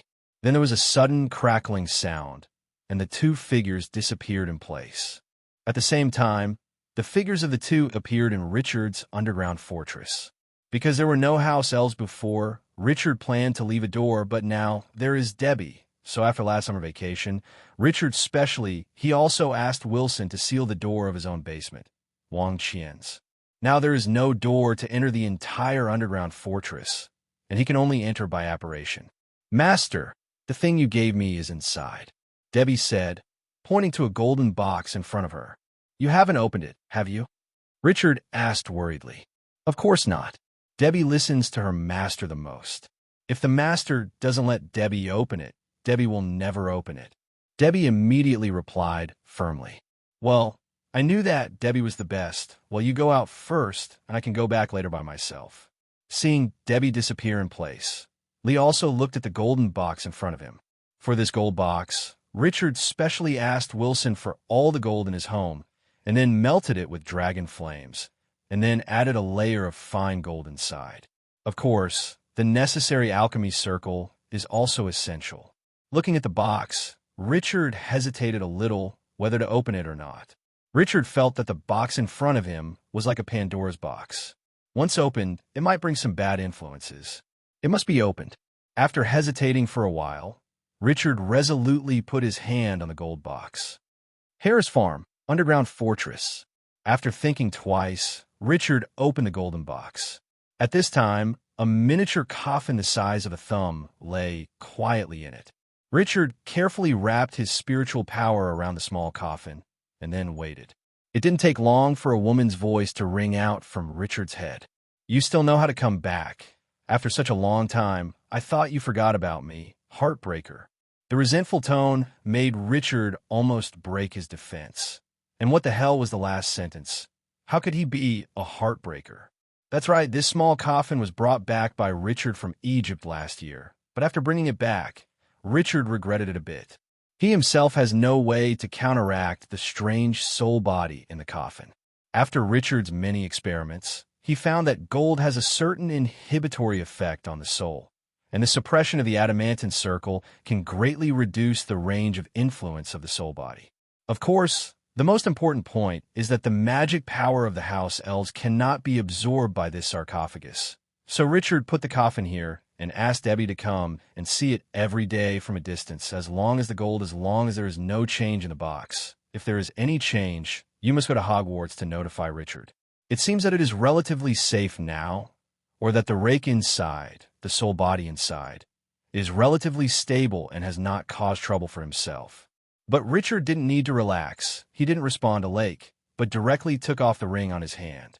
Uncharacteristically, he didn't directly use the purification lightning on the ring, but transmitted some magic power into it. Although it was for Richard, it was just a little magic power. But as Richard grew older, his magic power also increased exponentially. So this little magic power was enough to make the crown inside the ring take shape for a long time. "Why are you so generous today? And even gave me magic power?" The figure of Tom in his youth appeared in front of Richard. "Where's this place?" Guan looked around curiously. "This is my secret base. Currently, only I know." Hearing Richard's words, Guan had an ominous premonition after his performance was different from the past. "Then you want to? Although we are relatively harmonious together, there is no other way. I plan to solve Voldemort as soon as possible, and I don't plan to delay it for too long. You also know that Voldemort cannot be completely wiped out if the Horcruxes are not completely wiped out. So, although I knew there would be such a day sooner or later, I never thought it would come so soon." What Guan had been worrying about finally happened, but for some reason, he felt a sense of relief. "Then come on," Guan said to Richard with a fearless face.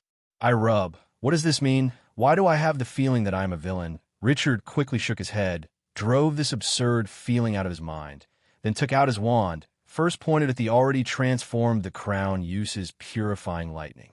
Immediately, Guan's face twisted immediately, but he still insisted on not saying a word. As Richard increased his physical strength input, Guan couldn't check immediately and fell to the ground. Yuan howled in pain. "That's right, if you are so loyal and unyielding, then what are you?" Richard nodded in satisfaction. This scene was deeply reflected in Lake's mind. The abnormality is really abnormal. Soon the crown could no longer maintain its shape, and turned into a blue light and flew back into the Ravenclaw crown that had revealed its original shape. Richard was not idle, and continued to output to the crown. A puff of black smoke floated from the top of the head, and this puff of smoke continued to transform into the image of Voldemort, under the wailing of the soul, finally disappeared. Richard picked up the Ravenclaw crown on the ground and smoothly put it into his storage. "Okay, let's talk about your business," Richard said to the small coffin expressionlessly. I'm very good. Why don't you put me in that little box?" Lake's voice sounded a little frightened. The strategy of killing chickens to scare monkeys succeeded, and Richard secretly delighted. In fact, Guan Guan doesn't need to get the box lunch so early, but there is no way, there's such a big boss waiting behind, so Richard also has to let Guan Guan go offline in advance, hoping to deter the strange lake. Now look at the effect is still possible. It's not necessary to go back into the golden box. I'll take you with me later. You should be able to see what's going on outside. Yes, I can see things within 30 meters around the container. Lake said obediently. Not to mention, this voice is quite pleasant, at least much better than that crown. Richard couldn't help showing a smile. Now I have 3 chapters with you. As long as you are honest and obedient, I will always take you with you. Compared with being in a small box, you must also want to see the outside world. After all, you have been imprisoned for so many years. The outside world is very exciting. The outside world is very boring. Almost skewered, Richard now just wants to hit a stick and give a sweet date. Richard's words are full of temptation, at least for a Lake who has been locked in a small room since he can remember, and finally got out last year. And locked in a small box, it is not so big. Just tell me, don't talk about 3 chapters, even if it's 30 chapters, 300 chapters, I will definitely abide by it. Okay. The first and most important one is that you must not let anyone discover you. The second is that you must not absorb the life force and magic power of others. The third is that you must listen to me outside in the future, no matter what you have to listen to everything I say. Richard paused in order not to be offended by Lake, and then added, of course, if there's anything, I will discuss it with you. But what Richard Caff never expected was that Lake immediately agreed. Okay. I will follow your orders. As long as you take me out, I will follow your orders. It seems that the temptation to go out is not so great for Lake. Seeing that everything was settled, Richard took the small coffin and 10 apparitions disappeared in place. At the same time, Richard's figure appeared in his bedroom. He was a little tired after a day's train ride, and the purification lightning he had just cast consumed a lot of physical strength of Richard, so he lay down on the bed directly, wanting to rest as soon as possible, but a noisy voice shouted in Richard's ear from time to time, making him unable to sleep peacefully at all. Richard, may I call you that? Okay. Richard's casual reply made him fall into an endless abyss ever since. Richard, look how dark the outside of this frame is. Because it's dark now, and there's that framed window. Richard, take a look. Why you have a big square head in your room? And he is a twinkling red dot. That's a computer monitor. Richard, take a look. Why are there so many twinkling stars above your head? So beautiful. How did you catch the stars in the house? That's the night light. And can you stop calling me? I want to sleep. Don't you need to sleep? No need. I've been asleep for a long time, so I don't call you Richard. What do I call you? At this time, Richard didn't want to answer any questions from Lake at all, and he covered his head under the quilt. But obviously this is useless, because Lake's voice is not transmitted in the form of sound waves, but directly appears in Richard's mind. So even if Richard chops off his ears, or punctures his eardrums, neither could stop Lake's voice. Richard, what's wrong with you? Why don't you talk? Richard, look quickly. There's a man walking around with a shiny thing outside. It was a worker from Richard's family inspecting the farm. Richard, look quickly. Why is there a long thing in your room that blows cold air outside? This is the air conditioner. Originally, Richard planned to play dead directly, but after Lake asked the next question, Richard knew that he could no longer remain silent. Richard, look quickly. Why in a room next to yours, a man suddenly crushed a woman? Shut up. Richard stopped Lake from continuing to ask with a red face. You can't look at that room in the future, especially after night. Then Richard thought for a while, got up from the bed, opened the door, and walked towards the study. And at this time, Wilson also came out of the bedroom. So fast! Richard exclaimed in surprise. What? Wilson asked, puzzled. It's so late. Where are you going? It's nothing. I can't sleep. I'm going to the study to find a book. After speaking, Richard quickly ran into the study, and after searching for a while, he took out a set of thick books from the bottom of the bookshelf. After Richard cleaned off the floating dust, he snapped his fingers and controlled this set of more than 20 large books to float beside him. After coming to his bedroom, Richard said to the small coffin, Don't ask me anymore. These books contain all the knowledge you want to know now. After you read them all, you can integrate into this era. But Lake was interrupted by Richard before he finished speaking. Stop talking now.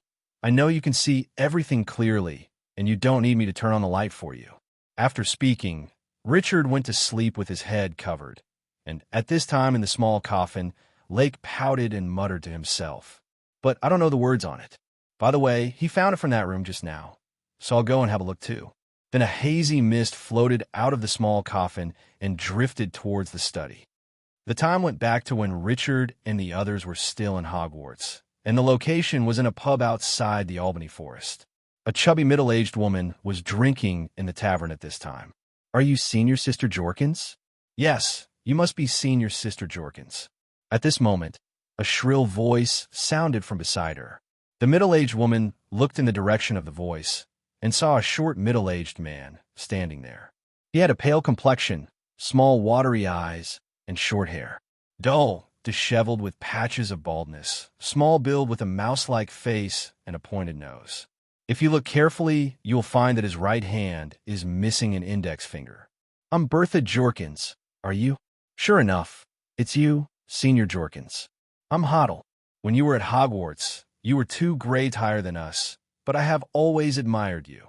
Oh, it's Hoddle. I'm so sorry. You also know that my memory is not very good, but since you know that I graduated from Hogwarts, there's nothing wrong, come on. I'll buy you a drink. Jorkins warmly invited this so-called Hoddle. Thank you very much, Miss Jorkins, but please let me treat you. As he said that, he asked the bartender to serve another bottle of wine, and the two sat here pushing glasses and changing glasses. It didn't take long. Under the deliberate flattery of this man, with ulterior motives, the relationship between the two skyrocketed. At this time, he suddenly said to Jorkins, Senior Sister, I have an unfeeling request here. I wonder if you would like to do me a little favor. Of course, you could just say what you want. In the Ministry of Magic, Jorkins has been squeezed out all the time. He didn't expect to meet his classmates in this remote place. He is still so considerate. In addition, Jorkins is very helpful by nature, so she agreed without hesitation. In this way, the strange man led Jorkins into the endless forest. I don't know how long I walked. Even if Jorkins was slow, he felt something was wrong. Hoddle, we have been away for so long. Haven't we arrived yet? Soon. We'll be there soon. Hoddle hurriedly comforted him, and at this moment, he suddenly yelled strangely at the back of Jorkins in horror. Instinctively, Jorkins quickly looked behind. Dizzy, Hoddle didn't know when he pulled out his wand and directly attacked Jorkins. Jorkins fell to the ground instantly. Bertha Jorkins, it's not my fault, Peter, but your bad luck. It turns out that this so-called Hoddle turned out to be Peter Pettigrew. That same night, Pettigrew took advantage of the commotion of Lupin's transformation into a werewolf, who turned into a mouse again and escaped. After escaping from Hogwarts in a hurry, Peter has never dared to recover his figure, so he still lives in the sewers and garbage dumps in the image of the mouse, and it is in these places that he heard the conversations of other mice. They say that in the remote Albanian forest, there is a powerful and evil shadow, which has the power to break through fear. There are also rumors that that shadow is the incarnation of Voldemort, and his power is quietly expanding in the Albanian forest. Peter was shocked by this rumor. Peter, who had always been by Ronald's side, knew that Voldemort was not dead, but he didn't expect that Voldemort had already started to recover, and now even the rats knew about it. After thinking twice, Peter came to the place where Voldemort's wand was buried. At that time, Voldemort left his wand behind because of his unsuccessful attack on Potter's house. Peter, who arrived later, saw Voldemort's wand and immediately hid it. Now it's time to take it out as a gift to Voldemort.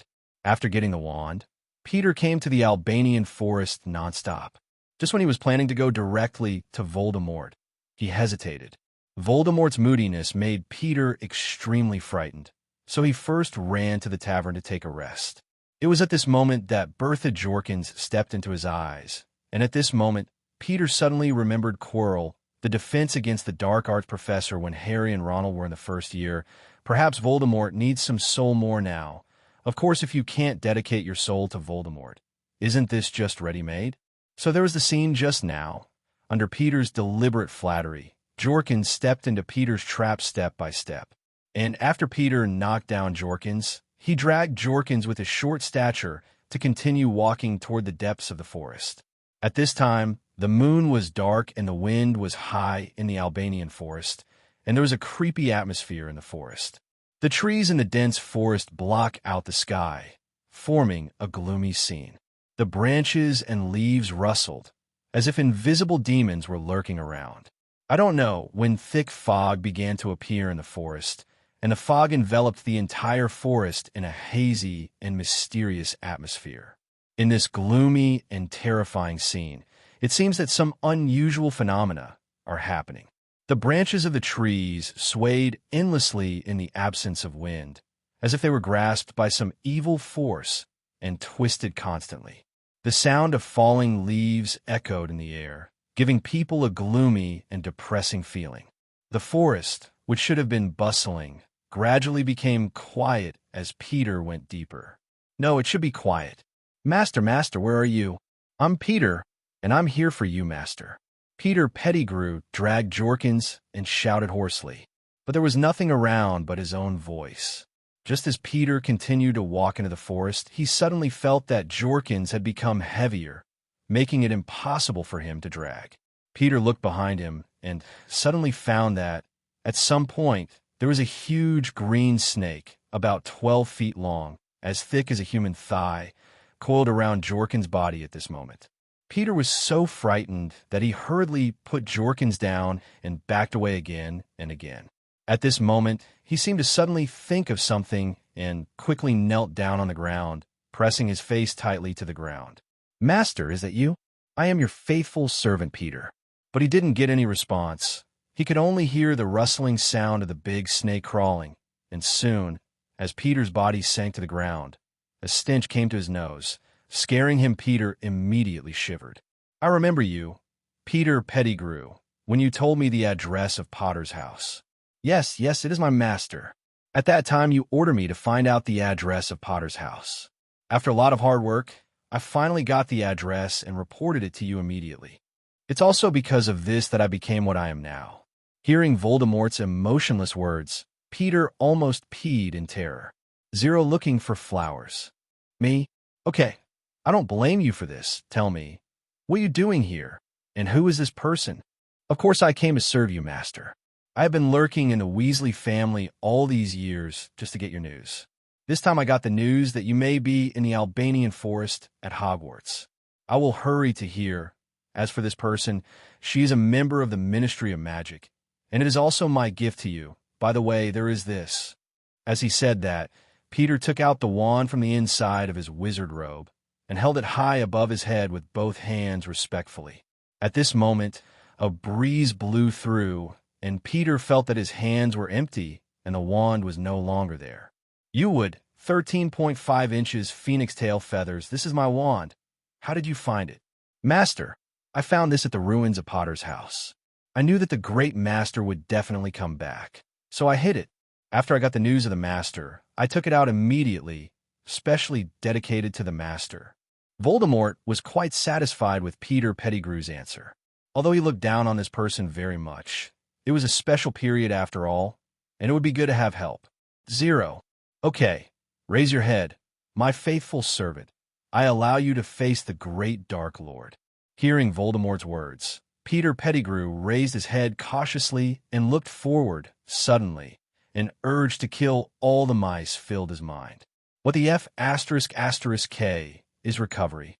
At this time, Voldemort was just a blue soul body, not even a physical body. What a waste of recovery. Don't move, let your mind go.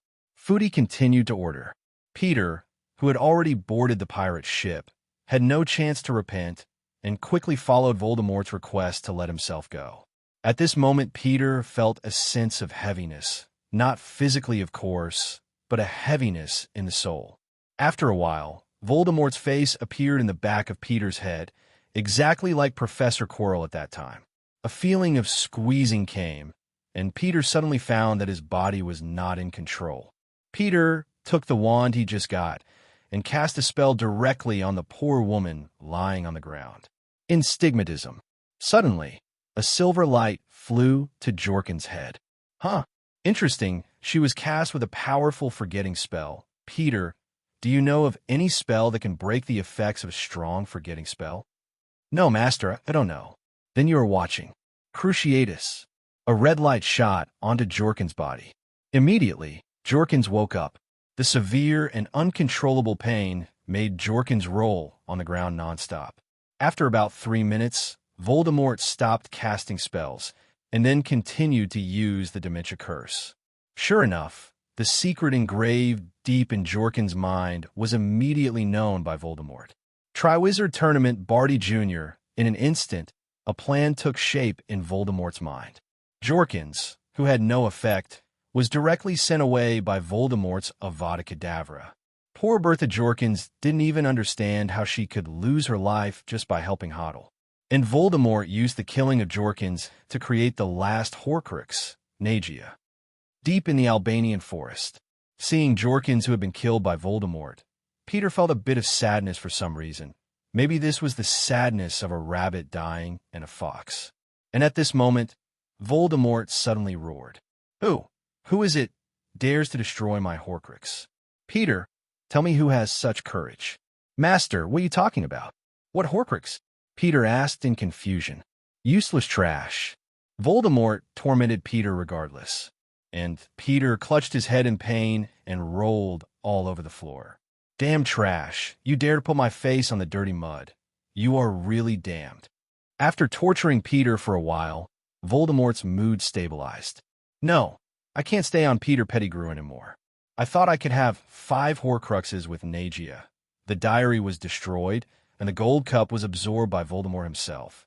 By absorbing Peter's soul, I can last for a while time, but never expected that another Horcrux was destroyed, which prevented Voldemort from absorbing other people's souls, and it seemed that he had to find a way to make a body. My loyal servant, Peter, now your great master needs you to do something. Hearing Voldemort's words 407, Peter quickly and respectfully replied, Master, what do you need Peter to do? Please just tell me. Very good. Now you got to find some more poisonous snakes. Then use them to feed Nagia, and then find a potion bottle to collect Nagia's venom. This is very important. As long as you do well, I will reward you of. After receiving the order, Peter hurriedly got to work. And while Peter Pettigrew was busy catching poisonous snakes, Voldemort began to think. Using this potion can only get a very weak body, and I still need to think of other ways. The best is, of course, the Sorcerer's Stone, but that thing is now in Dumbledore's hands. Voldemort doesn't know that the Sorcerer's Stone has been destroyed by Dumbledore. There is no need to consider this at all. At this time, he suddenly thought of an ancient resurrection magic. The bones of the father, donated unintentionally, can regenerate your son. The flesh of the servant, donated voluntarily, can regenerate your master. The blood of the enemy, forced to donate out to revive your enemies. Father's bone. This is very simple. Servant? Isn't there a ready-made one now? It seems that he must be spared. As for the enemy, it can only be Harry Potter, but Harry Potter has always been under the protection of Dumbledore. How can he get his blood? At this moment, Voldemort thought about the news he had just received from Jorkins, the Triwizard Contest, and Barty Jr. Peter, do you know where Barty Jr. is now? Master, he should be in Azkaban. That's not necessarily true. Soon, another loyal servant of mine will also return to the team. He should surprise me, huh? Voldemort laughed hysterically. Just as Peter wanted to flatter him twice, he was caught. The uncertain Voldemort scolded. Useless waste, why haven't you caught a poisonous snake yet? If you delay my business, I will definitely tear you apart. Master, because of the majesty of the Master, there are no animals around here, so I'm trying to expand the scope of the search. Don't worry, Master, I will definitely not delay your affairs. It's best like this, okay? I'm tired now and need to rest for a while. If you still get nothing when I wake up, then you could just wait. After speaking, Voldemort fell into a deep sleep, and Peter can only continue to catch poisonous snakes without complaint. Is he really so loyal to Voldemort? Of course it's impossible. Peter's character is to worship the strong and hold their thighs. When he was at Hogwarts, he thought James and the others were the thickest thighs, so even if he was said to be their followers, he would not have followed them carefully. And after leaving the school, Peter found that Voldemort's strength was no longer comparable to that of James and the others. So he also joined the Death Eaters camp without hesitation. Selfishness has always been his therefore. Even the classmates who grew up together, and even James who often sheltered him, he sold it to Voldemort without hesitation. As for Voldemort, Peter also regarded him as a way to gain power, and it was precisely because of this that after Voldemort failed, he directly avoided it. If Sirius hadn't discovered him, he would definitely have avoided it even more. Long. Just like that, Pettigrew was catching poisonous snakes endlessly, although there were quite a few, but because a master like Voldemort, he still didn't dare to stop for a moment, until that eerie voice sounded again. "Let me see how many you catch." Peter hastily opened the bag he was carrying with him, and seeing the large number of poisonous snakes inside, Voldemort was quite satisfied. "It seems that you're still useful, so don't catch it. Do you have a potion bottle on you now?" Not this one, master." "Then what are you waiting for, damn thing? Why don't you hurry up and get one? Oh, by the way, can you apparate directly to London?" "I'm afraid it's not enough, master. My magic power is not enough to apparate from such a long distance." "Then what are you waiting for? Useless trash. Take Nagia to London. I'm going to Noctur Alley." In the next few days, Peter has been out day and night, moving in the direction of London like a mouse. Finally reaching the point where Peter can apparate, Peter awakens Voldemort. "Master, now that I can apparate, where shall we go?" "Go to Bogenbach's magic shop in Nocturne Alley first." After a burst of beeping explosions, Peter and Nagia disappeared in place. Nocturne Alley is adjacent to Diagon Alley. Unlike Diagon Alley is basically a serious business, and there'll be a lot of little wizards coming and going, but Nocturne Alley is different.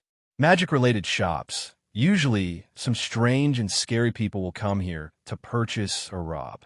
Bogenbach Magic Store is the largest magic store in Nocturne Alley. It is located at number 13B Nocturne Alley. The owner is the shrewd and cunning Mr. Borgin. Services include secret valuations of unusual ancient wizarding artifacts, such as many inherited from the finest wizarding families. From this, it is clear that the Bogenbach store is definitely not a serious store. And in the store, there are a large number of black magic props for sale, such as poisonous candles, shrunken human heads, dead nails, and so on. With a jingle, Peter led Nagia into the Bogenbach magic shop. At this time, a man appeared in front of the counter bent over. He was combing the oily hair hanging on his face repeatedly with his hands. Mr. Borgin's voice and his hair were greasy. "Dear guest, is there anything I can do for you, 0 degree?" Without saying anything, Peter took out a list he had prepared a long time ago from his wizard robe and put on the counter. Mr. Borgin smiled slightly and didn't care. After all, he had never met anyone in his many years of career. After picking up the list, he glanced at it and continued. "Dear guest, you have a lot of things here that are banned by the Ministry of Magic, which may cause some trouble. At this time, Mr. Borgin's usual routine, no matter what it is, first expands his difficulties and raises the price. Then it will make him a lot of money. This trick can be said to be tried and tested. After all, there are no good people who come here, and they dare not say anything afterwards. This is the place where Voldemort worked, and no one dares to act wild here. No matter what the price, I want these things, and I don't believe that the dignified Mr. Borgin will not be able to get these things. Of course, Borgin Boke Magic Shop will not disappoint any customer, provided that he has enough value." Mr. Borgin felt happy. It seems that this is another big fat sheep. Chunghui 1,000 gold gallon. What? 1,000 galleons? How could it be so expensive? Why don't you grab it? Hearing the outrageous price, Peter broke his guard instantly, lifted the hood on his head, and shouted at Mr. Borgin. And the moment his face was revealed, Mr. Borgin immediately narrowed his eyes slightly. It turned out to be Mr. Pyram. "If you say 1,000 gold galleons, it will definitely not work. You need to pay more." Hearing that his identity was recognized, Peter quickly put the hood back on. "Why?" Mr. Boken took out a wanted warrant directly from under the counter, on which was a portrait of Peter Pyram. You can see that the Ministry of Magic is looking for you everywhere. Doing business with you is too risky. Of course, you need to pay more. How about 1,500 galleons? I promise I won't report it to the Ministry of Magic. Mr. Boygene threatened Peter. Peter was about to say something, but there was a sudden silence, and after a moment of trembling, he calmed down again. Mr. Boken, long time no see. What? Do you want to get close? What a pity. I only have feelings for Jean Giallo. 5.0. Is that so, Mr. Borgin? Is that how you treat your old friend? Hearing this, Mr. Boygene also became puzzled. What old friend? I don't know him. No, you're not Peter Pyram. Mr. Boygene is really sharp. Who are you? Who am I? Mr. Boken doesn't need to know. A man who worked here in 1945. I would like to say hello to you. Hearing the words of the person in front of him, Mr. Boygene couldn't sit still. He stood up hastily and even touched the chair accidentally. What the hell are you going to do? It's nothing. My stupid servant can't even do this little thing. There is no other way. I have no choice but to show up in person. Without saying a word, Mr. Boygene went directly to the back room and took out all the items on the list from the warehouse and put them into a bag engraved with the traceless expansion spell. Take your things and go quickly. I'll pretend you've never been here. I haven't seen you either. Seeing Peter leaving the store with his bag, Mr. Boken couldn't help thinking. It seems that the wizarding world is going to make waves again. They've made a lot of money over the years. Do they want to close the store and travel for a few years? Harris Farm, Surrey. Richard's summer vacation life has officially begun. He resumes getting up early to exercise every morning, and then works on the farm with Wilson when he is free at noon. After noon, he either plays with Ariana or directs Debbie tidy up the back garden. What makes Richard most grateful is that Lake is finally no longer talking nonstop now. It seems that the Encyclopedia Britannica is enough for her to read for a while. One morning, when Richard was still bathing Bowley in the stable, suddenly an owl flew down from the sky and landed on Bowley, who was beside Richard. Seeing this, Richard hurriedly comforted Bowley and managed to comfort Bowley. After calming the horse, Richard took the letter from the owl, opened it, and found that it was sent to Richard by Dumbledore, to the effect that he had already agreed with Grindelwald that he could take Richard there tomorrow and ask Richard to arrange a time. Richard went home, wrote a reply letter, told Dumbledore that he had no problem, and sent the owl picture letter back. Richard took some of Barnaby's dried fish, fed the owl, and let it go. Looking at the figure of the owl going away, Richard can't help but think a lot. This time he communicated with Grindelwald. In fact, he only has one question, which is the question that the welfare master wanted to say last time. Who or what organization, of course, he is also prepared that Grindelwald will not tell him. But since Grindelwald is willing to see himself, he can talk about it. The next morning, Dumbledore arrived at Harris Manor 20. At this time, Richard had already finished his breakfast early and was waiting for Dumbledore's arrival. Professor, have you had breakfast? Do you want to eat some? No need, Richard. Today's time is quite tight. Let's go now. After speaking, Dumbledore pulled Richard and directly used apparition to leave Harris Manor. At the same time, they appeared directly next to the telephone booth at the entrance of the Ministry of Magic. Professor, can't we just apparate there? Oh, Richard, do you have a little misconception about me? It's too far from here to Austria. If I try my best, I can still get there, but I'm not sure if I take you. You also know that if you go halfway, if any parts are missing, it will be troublesome. While talking, the two came to the portkey office in the Department of Magical Transportation on the 6th floor of the Ministry of Magic. When the two walked in, there was only a middle-aged man lying on his chair in the office, drinking a drink and look at the Daily Prophet. This is the portkey office. Did you go to the wrong place? The middle-aged wizard said directly, without raising his head. After all, this is an unpopular department or a very personal business. Mr. Basil, I think I've gone to the right place. Dumbledore knocked on the table, picked up a kettle on the table with interest, and said. Basil raised his head at this moment, looked towards the door, and stood up immediately when he saw Dumbledore. Principal Dumbledore, I didn't expect you to come here. What can I do? Mr. Basil, I want to use the portkey to Austria. This is Fudge's approval slip. Dumbledore took out a piece of parchment from his clothes and handed it over. Basil quickly picked it up, glanced at it casually. Richard felt that he didn't see anything at all, and then went directly to the cabinet in the office. Basil picked up a shoe from the cabinet and looked at it. No, it's from France. Then he took out another candlestick. No, it's from Germany. In this way, he found several after that. He finally took a copper faucet and nodded in satisfaction. Then Basil came to Dumbledore flatteringly. "Professor, this is the Austrian portkey." "Thank you, then," Dumbledore said, turning to Richard. "Come here, Richard. Put your hand on this tap." Richard walked over obediently and put his hand on it. "All right, Basil, go over quickly. Your hot cocoa is going to be cold." Saying that, Bullado put his hand on it.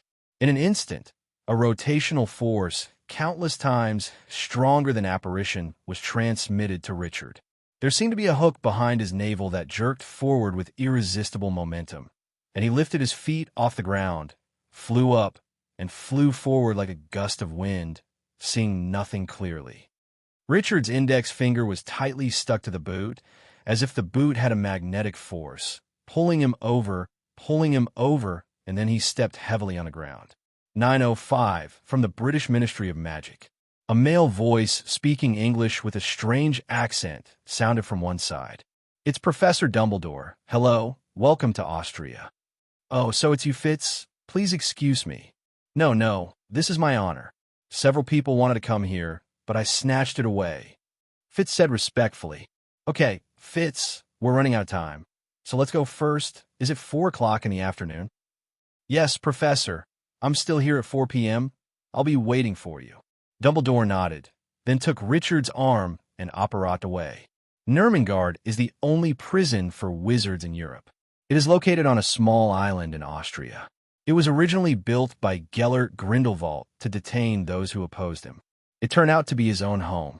As the two walked toward the high tower, Dumbledore told Li Jian about the prison for 10 people. Nurmengard is cold, dark, and far away from human habitation, and it has the same anti-apparition spell as Hogwarts, so we can only walk in. There used to be a lot of guards here, but obviously all of them are gone now. No, since he was lonely, only I will come here, but there are still a lot of magic guards here. They don't need guards. They can also run automatically. Soon the two of them came to the entrance of the tower, and above the tower gate were engraved with a few big words for the greater good. "Well, what do you think?" Dumbledore asked Richard as he pushed the door open. "I don't have any feelings. It's just a winner and a loser." "Oh, why do you say that?" The two continued to chat while walking towards the top of the tower. The integration of the world of wizards and the world of ordinary people is a cross-age issue, and the conflict between the two worlds will definitely erupt someday in the future, and Grindelwald just happened to promote it. And now only, but he failed, so he was imprisoned here. But if he succeeded at that time, he would be the promoter of history, the forerunner. But his failure is also inevitable. Why? Why am I doomed to fail? Suddenly a strange voice sounded above their heads. Before they knew it, Richard and Dumbledore had already reached the top floor. The top floor was a 10-square-meter space with nothing but a hard bed. Dumbledore first stepped forward to hug Grindelwald, and then introduced to Richard. "That's Gellert Grindelwald. Gellert, that's Richard Harris." Richard looked towards Grindelwald. At this time, the Dark Lord of this generation was completely old, but his eyes still shone with a light that cannot be underestimated. "You haven't told me why I must fail. It's very simple, because you started in the wrong direction. Wizards are not superior to others, and ordinary people are no worse than wizards. If you want wizards to rule ordinary people, this is a big mistake. Besides, you think that the international law of wizard secrecy, what is it doing? Protecting ordinary people? No. That's 410 protecting wizards." Hearing Richard's words, Grindelwald didn't look very angry. He just said lightly, "Why? Why do you say that?" Richard had already thought about the progress of today's conversation yesterday and made special preparations. He calmly took out a stack of documents from the traceless expansion bag he carried with him and handed them to Grindelwald. "Look at these things first." Grindelwald took the materials with great interest and looked at them carefully. Dumbledore also leaned over with great interest. After a while, both of their faces turned pale. Is this true? Dumbledore returned the documents tremblingly. After Richard took the materials, he didn't say much, but took out pictures one after another and showed them to them. Of course it's true, and these two are just atomic bombs. Now, ordinary people have invented hydrogen bombs, which are even more powerful. Let's not talk about this. Let's just talk about these two atomic bombs. Tell me, who is the wizard now? The magic can kill 100,000 people in one go, let alone 50 years of radiation. After a pause, Richard continued, That's why you will definitely lose. If all the ordinary people know about the existence of wizards, they will definitely initiate a settlement against wizards. Even in the Middle Ages, wizards were not as good as ordinary people. Not to mention now, of course they may not directly burn wizards to death now, but they will definitely imprison wizards, and then study to crack the magic power. Who can stop poisoning the magic? So Grindelwald, not only is your failure inevitable, even if Dumbledore didn't stop you, you would be a sinner for the entire wizarding world. We can't do it, but it doesn't mean no one can. Under Richard's constant prodding, Grindelwald really said something that Richard had been looking forward to. Austria, Nurmengard. Richard forcefully suppressed the joy in his heart and asked pretendingly hesitantly. In the current wizarding world, the most powerful person is only Principal Dumbledore. He probably doesn't have such great destructive power. Are you? Although Richard didn't finish speaking, in Grindelwald's view, Richard is when questioning him, he is a dead duck. It's just that you don't know it yet. Then Headmaster Dumbledore, do you know? Is there such a powerful person among wizards? Richard asked Dumbledore with feigned suspicion. Are they looking for you again? Dumbledore ignored Richard and asked Grindelwald directly. Grindelwald hesitated, then nodded at Dumbledore. And you? Aren't I still here? Grindelwald had a relieved look on his face, and Richard, who was standing on the side, was very itchy. What can you say? Can you make it clear? Who are they? Finally, he couldn't bear it anymore, and asked Bullido, Professor, who are you talking about? Who are they? Are they very powerful? Dumbledore shook his head and spoke in a strange tone. Actually, I've only heard of them, but never met any of them. How is it possible? Dumbledore, as the #1 known wizard in the world, wouldn't he know? Seeing Richard's face, Dumbledore knew that he didn't believe it, but he really didn't know. If Grindelwald hadn't told himself and got some information from some special channels, he wouldn't have believed it either.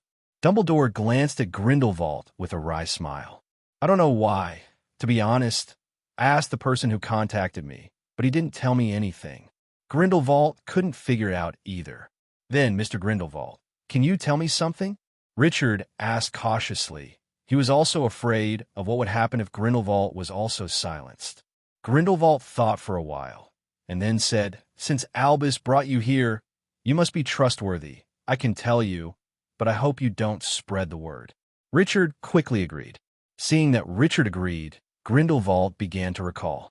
It was still in 1945 when my saints swept the entire European wizarding world, invincible and incomparable, just when I thought I could lead all wizards. One afternoon in Nurmengard in 1945, Grindelwald was celebrating the fall of the French Ministry of Magic with the senior management of the Saints. Sir, now that France has bowed to us and is willing to accept the leadership of the wizards we sent, only Britain is left in the whole of Europe, and the opponents from all European countries have now gathered in Britain. That's really great, sir. Now that the army of saints has assembled in Belgium and the Netherlands, as long as France has dealt with it, and there's still a large number of French supporters, then we can cross the English Channel from 3 countries and break through in one fell swoop. Britain, eliminate all opponents, then we can unify the whole of Europe and use this as the basis to sweep the whole world. A fanatic said with great excitement. But Dumbledore of Britain? After hearing this name, the entire conference room fell silent instantly. They were not afraid of this so-called #1 white wizard in Europe. After all, no matter how powerful they were just one person. They had an army of saints. But it can be done that the people in this room all know something about Grindelwald and Dumbledore, so they don't dare to speak nonsense.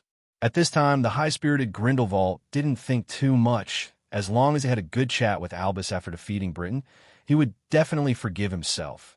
After all, what he is doing now is also his ideal for the greater good. Besides, they used to be close friends. Never mind. Just when Grindelwald was planning to order the army to gather and attack Britain in a week, suddenly, Grindelwald felt a little bit of disharmony. How should I describe it? It's like a wolf sitting inside a group of Era. Although they look alike, they just don't feel right. Grindelwald stopped, and he glanced at the crowd. Suddenly a calm and sarcastic face appeared among all the frantic faces. "Who is that person?" Grindelwald asked, pointing to the strange face. Then no one responded to him. To be precise, everyone stopped moving. They all kept the movements just now, and they didn't move at all. In the whole room, Grindelwald could only hear the sound of his own breathing. "Are you talking about me?" Suddenly the strange, which Grindelwald pointed to, spoke. "Dear Your Excellency, who are you? Can you tell me what happened to them?" Facing the strange phenomenon, Grindelwald couldn't help but feel a little palpitated, but he still remained calm on the surface. The strange female wizard stood up after smiling coquettishly and walked towards Grindelwald. Grindelwald was just about to stand up, but a sense of powerlessness surged up. He didn't know why he couldn't control his body anymore. Grindelwald was just about to struggle when the strange female wizard came to him. "Don't worry, Mr. Grindelwald. Don't worry, I won't do you any harm, but there are some things I want to talk to you in order to prevent you from doing something irrational on the spur of the moment. So wouldn't it be better to talk to each other?" At this time, Grindelwald finally saw the face of the person coming. This was a mature woman who looked about 30 years old. Her face was clean and flawless, as if she had just been carved from marble. High, elegantly curved brows framed by deep, moving blue eyes. Her nose is tall and straight, with soft and harmonious lines outlining a perfect curve, and her full lips were slightly raised, exuding a seductive smile, like a blooming rose. Her slender and plump neck is like the graceful arc of a swan, exuding a noble atmosphere. The skin that is simply exposed from her neck is a dazzling white, and it seems that it has never been tanned by the sun. Although Grindelwald has never been false to women, he can't help but feel a little lost at the moment, but Grindelwald is Grindelwald, and he soon recovered. "Who are you, and what do you want to do?" Grindelwald has never felt the feeling of being a knife, a fish, and a fish, so he was a little anxious. "Who am I? You can call me Elizabeth." The witch introduced herself, waved her hand, and the wizard closest to Grindelwald flew out. Then she sat down by herself. Then, "Your Excellency Elizabeth, are you here to stop me?" No, of course not. We always thought you were doing a good job. Why should we stop you?" Muggles often say that war is the ladder to promote social progress. Even we wizards are the same. Proper war can let us develop faster, sacrifice some people, and gain the progress of the whole society. Although the female wizard's tone at this time was soft, even with some appreciation. Hearing Elizabeth's words, Grindelwald also relaxed a little. As long as it is not an opponent, there should be no problem. "So what did you come to talk to me about? And how did you do it?" Grindelwald asked curiously. "What are you talking about?" "Of course I want to chat with you. What are you going to do next?" "After conquering Britain." "After conquering Britain, of course, the International Magic Confidentiality Agreement will be abolished. Wizards are supreme. We should not protect those muggles, but lead them and let them do the right thing they should do." Elizabeth frowned when she heard this, but she didn't say anything, just sighed lightly. "Oh, I thought you were a smart person, but I didn't expect you to be so arrogant." Hearing Elizabeth's words, Grindelwald just wanted to refute, but Elizabeth didn't give him a chance to speak and continued. "Dumbledore will challenge you to a duel. Promise him that if you defeat him, we will not interfere with any of your actions. But if you fail, then it is up to Dumbledore to deal with you. Don't think about resisting. You should know by now, to me, you are not much different from an ant." After finishing speaking, Elizabeth disappeared suddenly, and the whole meeting room became lively again, as if no one who promised had come. Grindelwald tried it, and found that he could move again If it wasn't for the wizard who was thrown out by Elizabeth, he was still walking back in confusion. He thought it was all just an illusion. At this time, Grindelwald seemed to have suddenly remembered something and quickly took out his pocket watch to take a look. At this moment, he was shocked. Just now, even the time was suspended just now, and a sense of powerlessness invaded his body instantly. Heart forever. Sir. Seeing Grindelwald's loss of consciousness, a saint shouted quickly, "It's time for you to give us an order. What are we going to do next?" "Why?" Grindelwald said in a disappointed tone towards a mysterious woman just now. "Order all the saints to stand by and wait. I believe Dumbledore will move soon." Sure enough, it didn't take long before Dumbledore's challenge letter was sent to Grindelwald. Although Grindelwald still had some confidence in defeating Grindelwald, Dumbledore's strength should be almost the same as his own, and he now has the Elder Wand, but the mysterious which had too much influence on Grindelwald. His confidence that he was invincible has been broken. The result is also obvious. Grindelwald lost to Dumbledore, the Saints were disbanded, and he was also imprisoned on the top floor of the Nurmengard Tower and could not go out. Austria, Nurmengard. Richard quietly listened to Grindelwald's narration, especially when he heard Grindelwald say that when the mysterious woman appeared, he could actually lock the time. He immediately felt very bad. His current trump card, one of them, is Shanine. If those people deal with him, I am afraid that he will not even have time to activate Shanine. Does it depend on Nirvana? Think about what I have done this whole year. Every day is muddled. I haven't done anything, and I haven't even used the system much. Originally, Richard had been in a state of extreme relaxation after the disappearance in Nirvana, but now after hearing what Grindelwald said, Richard immediately became nervous. That's right, I was still very surprised at that time. According to your strength, coupled with the blessing of the Elder Wand, I was greatly disappointed by the level you showed. If it wasn't for that person, how could you be my opponent? Grindelwald looked very arrogant. Ignoring the flirting of the old couple, he hurriedly asked, "Mr. Grindelwald, just now you said they came to you again?" "Well, yes, since I was in prison here, they have come here twice. The first time was that Elizabeth, about the first year I was here, when she also suddenly appeared here." "Suddenly appeared here?" Dumbledore asked strangely. "Why didn't you say that before?" "You never asked me. Isn't there an anti-apparition spell here?" Richard asked curiously. "This is what I want to ask too. Since there is anti-apparition, she can still come directly, which means that they are not using the apparition we're using now, but another spell. Since they can come here directly, it means that they can go directly to Hogwarts." Richard directly said what Dumbledore was most worried about. "That's right. At first I wondered if it was because I had been staying at Hogwarts that they hadn't looked for me. It seems that I was thinking too much, and they didn't want to look for me." "Then why did she come to you?" Richard then asked Grindelwald. "She came here hoping that I could continue to lead the Saints and start a war, but I rejected it. I will definitely not do anything that is completely meaningless." "Then she didn't do anything to you?" "No. At that time she just behaved very badly, but she still didn't say anything and left directly. Later, a new person was changed. Although the person changed, the things were still the same. She just wanted me to lead the Saints to start again. War, I really don't understand what they want to do. Judging from the strength of the two people I've contacted, no one in the wizarding world can match. Why do they want to start a war?" Not only him, but also Dumbledore thought about this for a long time, but did not have a definite answer. "Principal Dumbledore, do you know who is behind the 28 pure-blood nobles in Britain?" "How do you know this?" "They shouldn't be able to tell."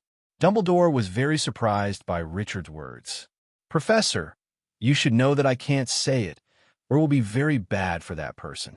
"That's right. It's true that you can't say it. The family should have told you. It's true that they don't care about it anymore." Dumbledore thought for a while and said something with certainty. "I do know that there is such a controller. He controls Cash, the 28 pure-blood families in Britain, and, of course, he just controls and doesn't ask them to do anything." "Then do you think they are from the same group?" Hearing Richard's words, Dumbledore thought about it carefully, but he didn't seem to have any clues. In the end, he could only shake his head helplessly. "I don't know, although their attitudes are similar, but we don't have any evidence that they together." After thinking for a while, Dumbledore continued. However, I got to know the person who controls the pure blood family by chance. He belongs to an organization called the Council of Elders. The Presbyterian? Both Richard and Grindelwald yelled. Why, have you heard of it? Dumbledore asked hastily. No, I just think it's a pretty cool name. Richard rubbed his nose and said embarrassedly. It seems that they are really the same group. Grindelwald seemed to have really heard of this organization.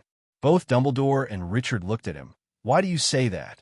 I remember that when Elizabeth came, I don't know whether it was unintentional or intentional. She once said that as long as I can continue to wage war, I can apply to the Council of Elders to let me join them and become one of them. Only by being a member of the wizarding world can we truly see clearly. The real wizarding world? Is the current wizarding world fake? And what do they want to do?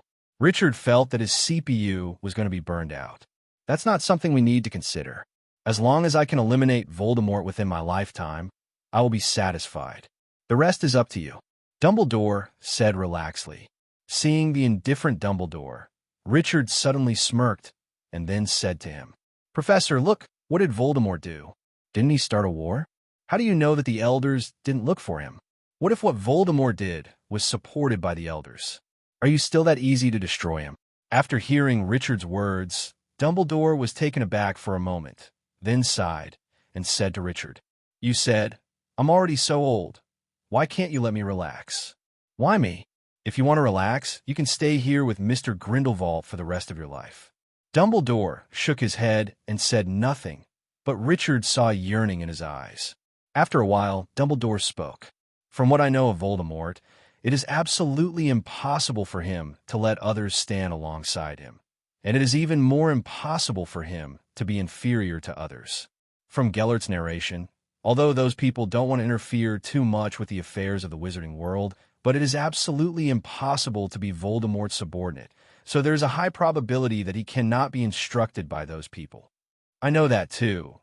But what if those people use immortality as a bait to lure Voldemort into continuously launching wars? After listening to Richard's words, Dumbledore's wrinkles became much deeper, and he could only say helplessly in the end, Forget it. The boat will be straight when it reaches the bridgehead. As long as we do what we should do, no matter what the result is, we will have a clear conscience. Okay, Richard, you probably have nothing to ask Gellert. Dumbledore asked Richard.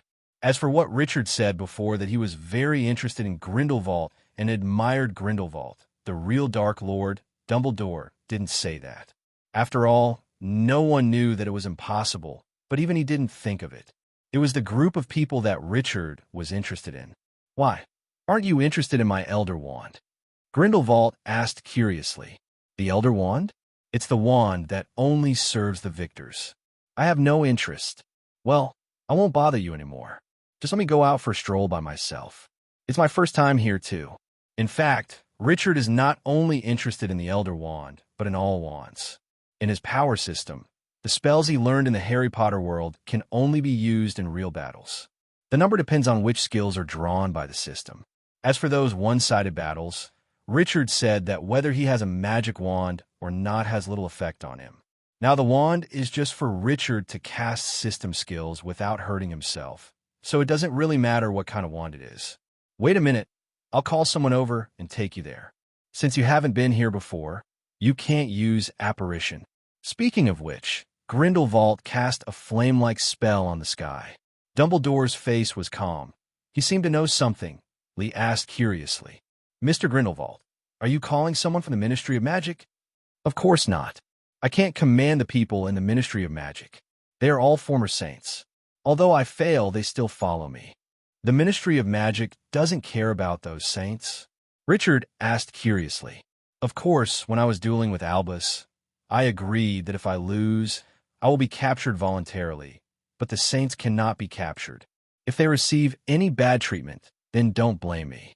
Keeping the promise, you know it was me who failed, but not the saints. They're all still intact. Are the saints willing to disband? Hearing this, Richard became even more curious. No, at the beginning they kept coming in, hoping that I could continue to lead them, but since I made an agreement with Albus, I will definitely abide by it. Besides, since that Elizabeth came, I thought about whether what I did was right, so I didn't go out, and they understood what I meant, so they didn't continue, and they disbanded. After all, they're also family members, but over the years, they take turns taking care of me. Hearing Grindelwald's words, Richard couldn't help sighing.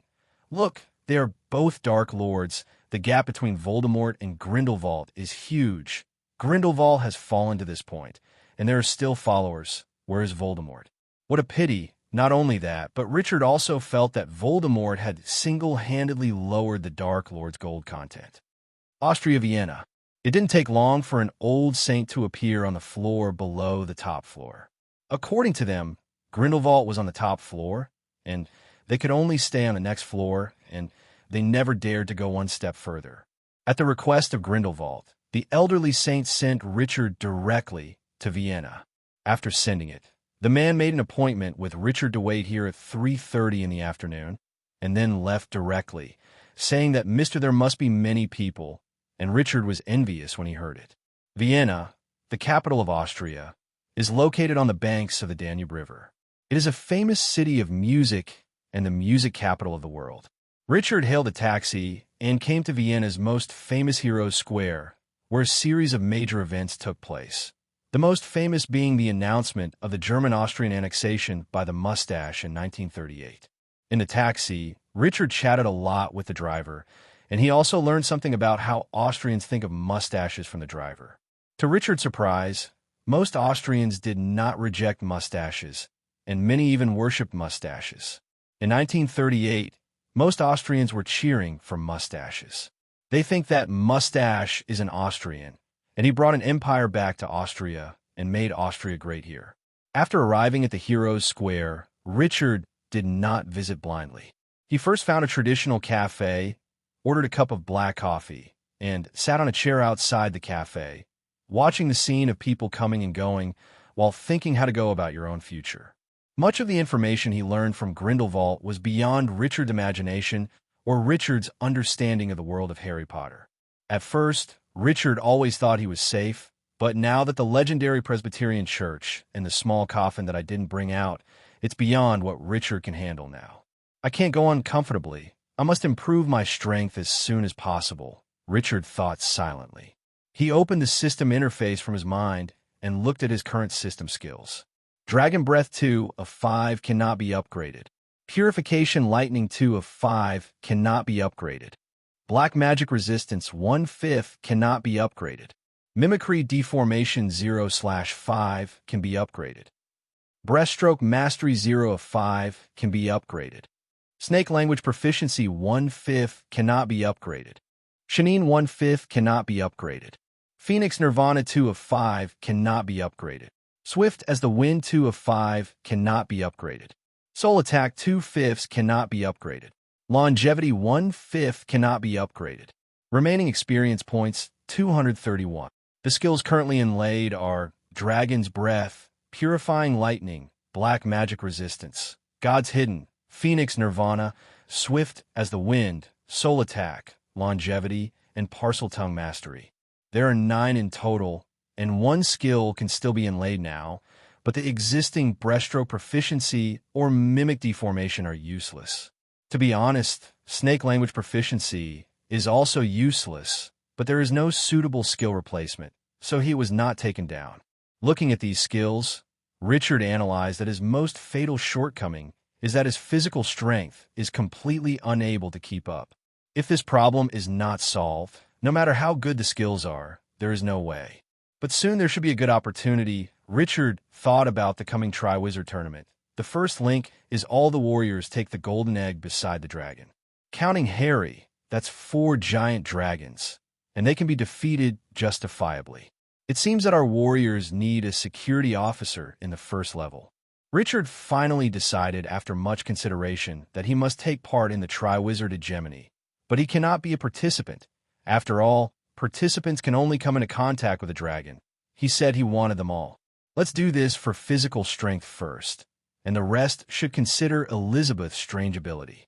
If Grindelwald is not mistaken, it will be really troublesome. But since the Ministry of Magic has such a big bug item as the Time Converter, then an organization hidden at the root of the wizarding world has time and magic to tell the past. Time can be said to be the most buggy ability besides fate and karma. The most important thing is that Richard doesn't know anything about it. So what to do with it? Thinking of this, Richard couldn't help but tugged at his hair. At this moment, Richard suddenly thought of his hidden ability, which can be said to be the masterpiece of space ability. So his system must also have skills related to time, but it must be how to do it. Speaking of time ability, the first thing Richard thought of was that in the Yinhuang Kingdom, it was recorded that beyond the Northwest Sea, north of Chishui, there was Jiangwei Mountain.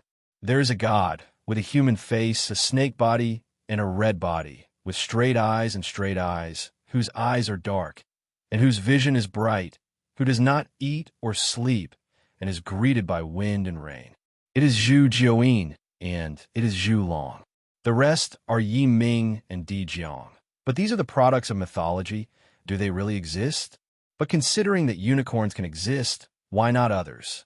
Everyone is a mythical species. There is no reason why there are unicorns and no candle dragons. At this time, a name appeared in Richard's mind, and it seemed that he had to find time to talk to the master of magical beasts, Newt Scamander. Here Richard completely ignores a very important question. That is, the unicorn does exist, even if there's a candle dragon. How does he draw it? Can he beat the candle dragon? After going through everything, Richard took a sip of coffee contentedly. It's really bitter. Richard, who thought he had solved the predicament perfectly, also relaxed at this time and looked at the surrounding scenery with appreciation. After Richard finished his coffee, he went directly to one of the most famous attractions in Vienna, Stephen's Cathedral. This Gothic cathedral soars into the sky and is magnificent. Although it was damaged in World War II, it has now been restored. Richard boarded the bell tower of the church, overlooking the beautiful scenery of the whole city, and felt the collision of history and modernity. At lunchtime, Richard chose a traditional Viennese restaurant to taste local specialties, Wiener Schnitzel and imperial pancakes. Richard ate his mouthfuls, and at the same time, he hated Britain. It was all Europe. Even if it was not as good as France, the food in Britain was not as good as Austrian at all. After having lunch, Richard came to the prestigious Karlsplatz, which is extremely busy in summer, and the annual pop music festival is one of its most representative events. On this day, a stage was set up on the steps of the church, and a sound system was set up, and a giant yellow duck floated on the pool in the square.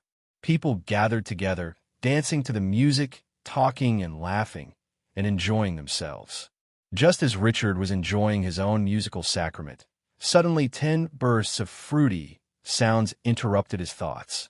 Richard followed the sound and saw a lonely little girl standing in the crowd, sobbing softly.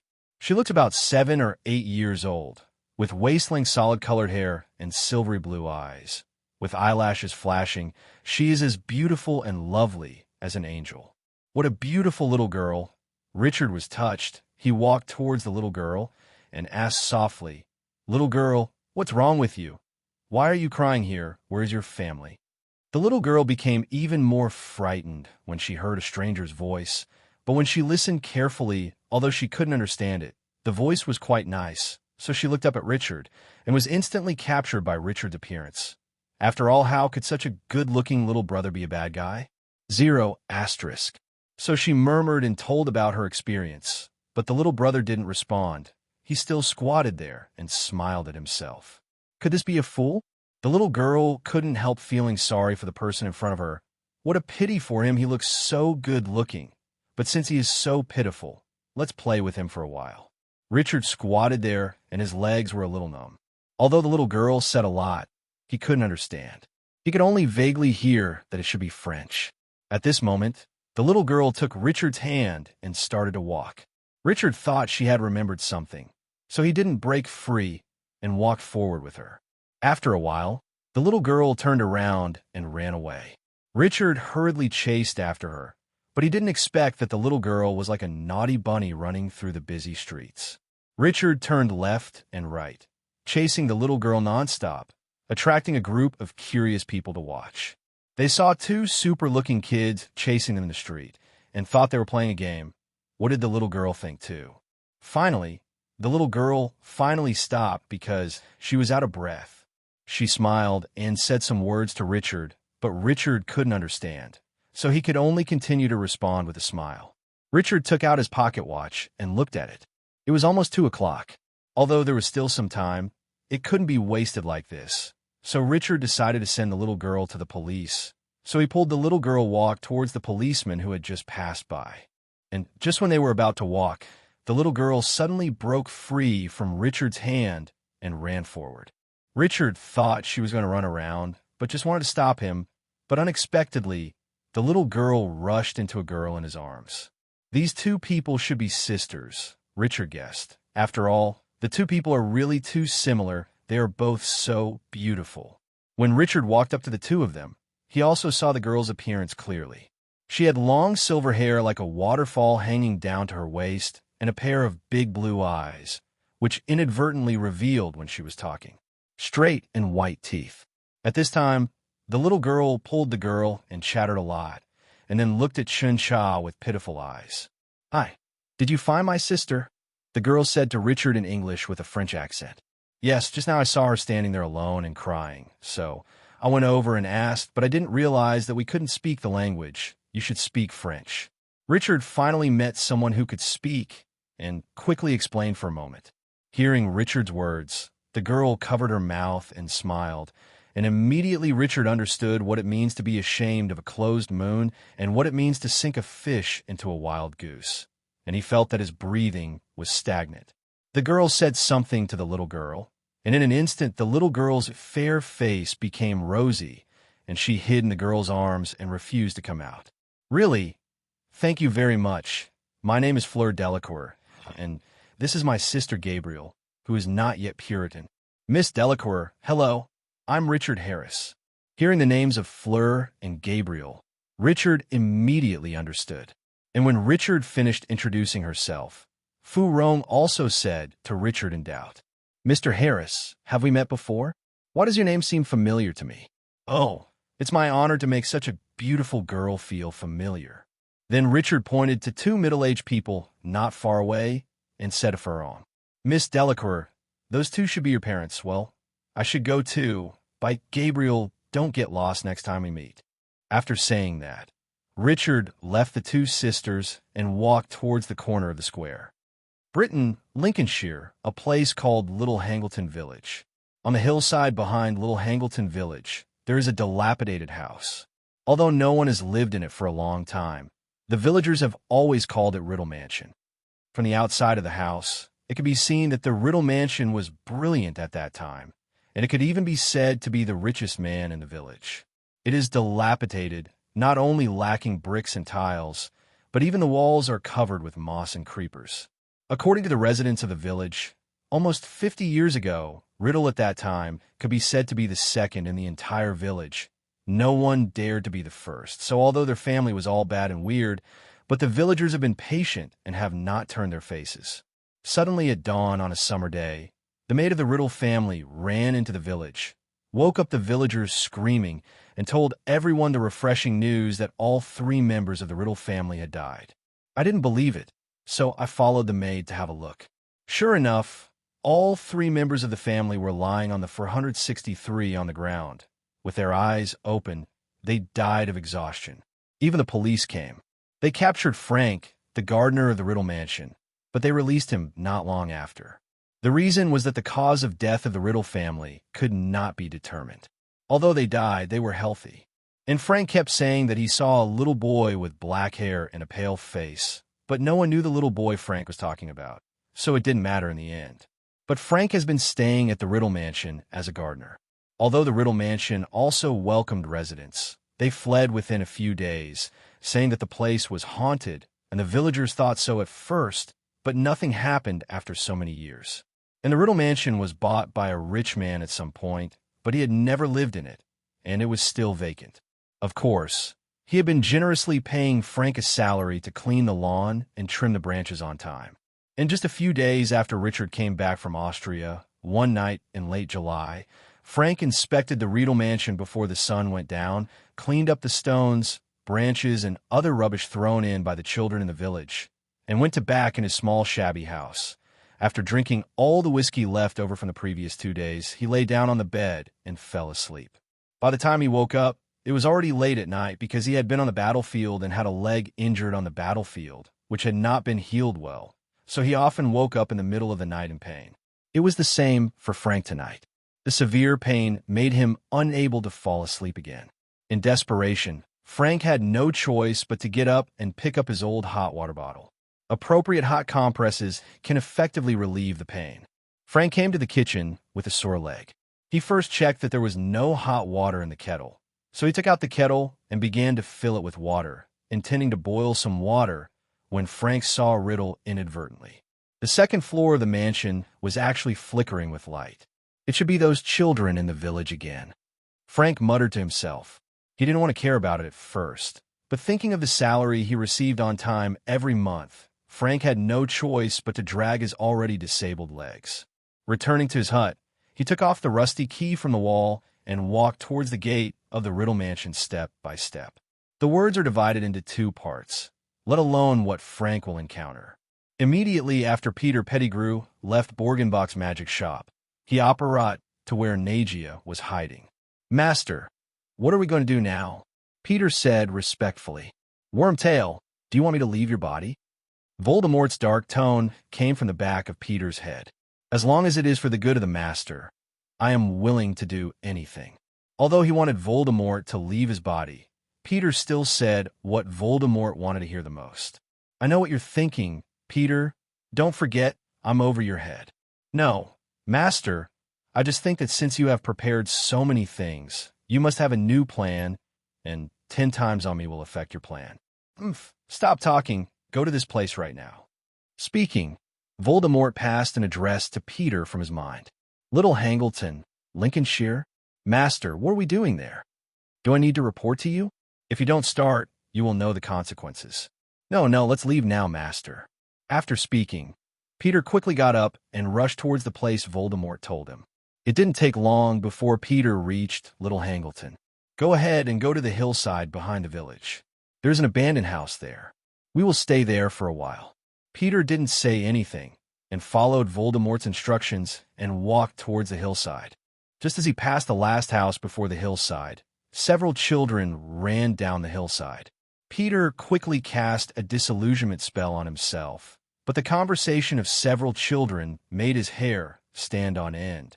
"Look, let me just say there are no ghosts in the Riddle Mansion." "John, how do you know that?" Yes, John, you're very brave." Riddle House. When Peter returned into Scabbers, he had clearly seen Richard demonstrate how Tom transformed into Voldemort. Of course, he knew that Voldemort's surname was Riddle. Could it be? When Peter came to the second floor of the Riddle Mansion quietly, Voldemort's voice rang in his mind. "Wormtail, it seems that you know a lot, since you know Riddle." In Peter's mind, Voldemort clearly detected Peter's thoughts.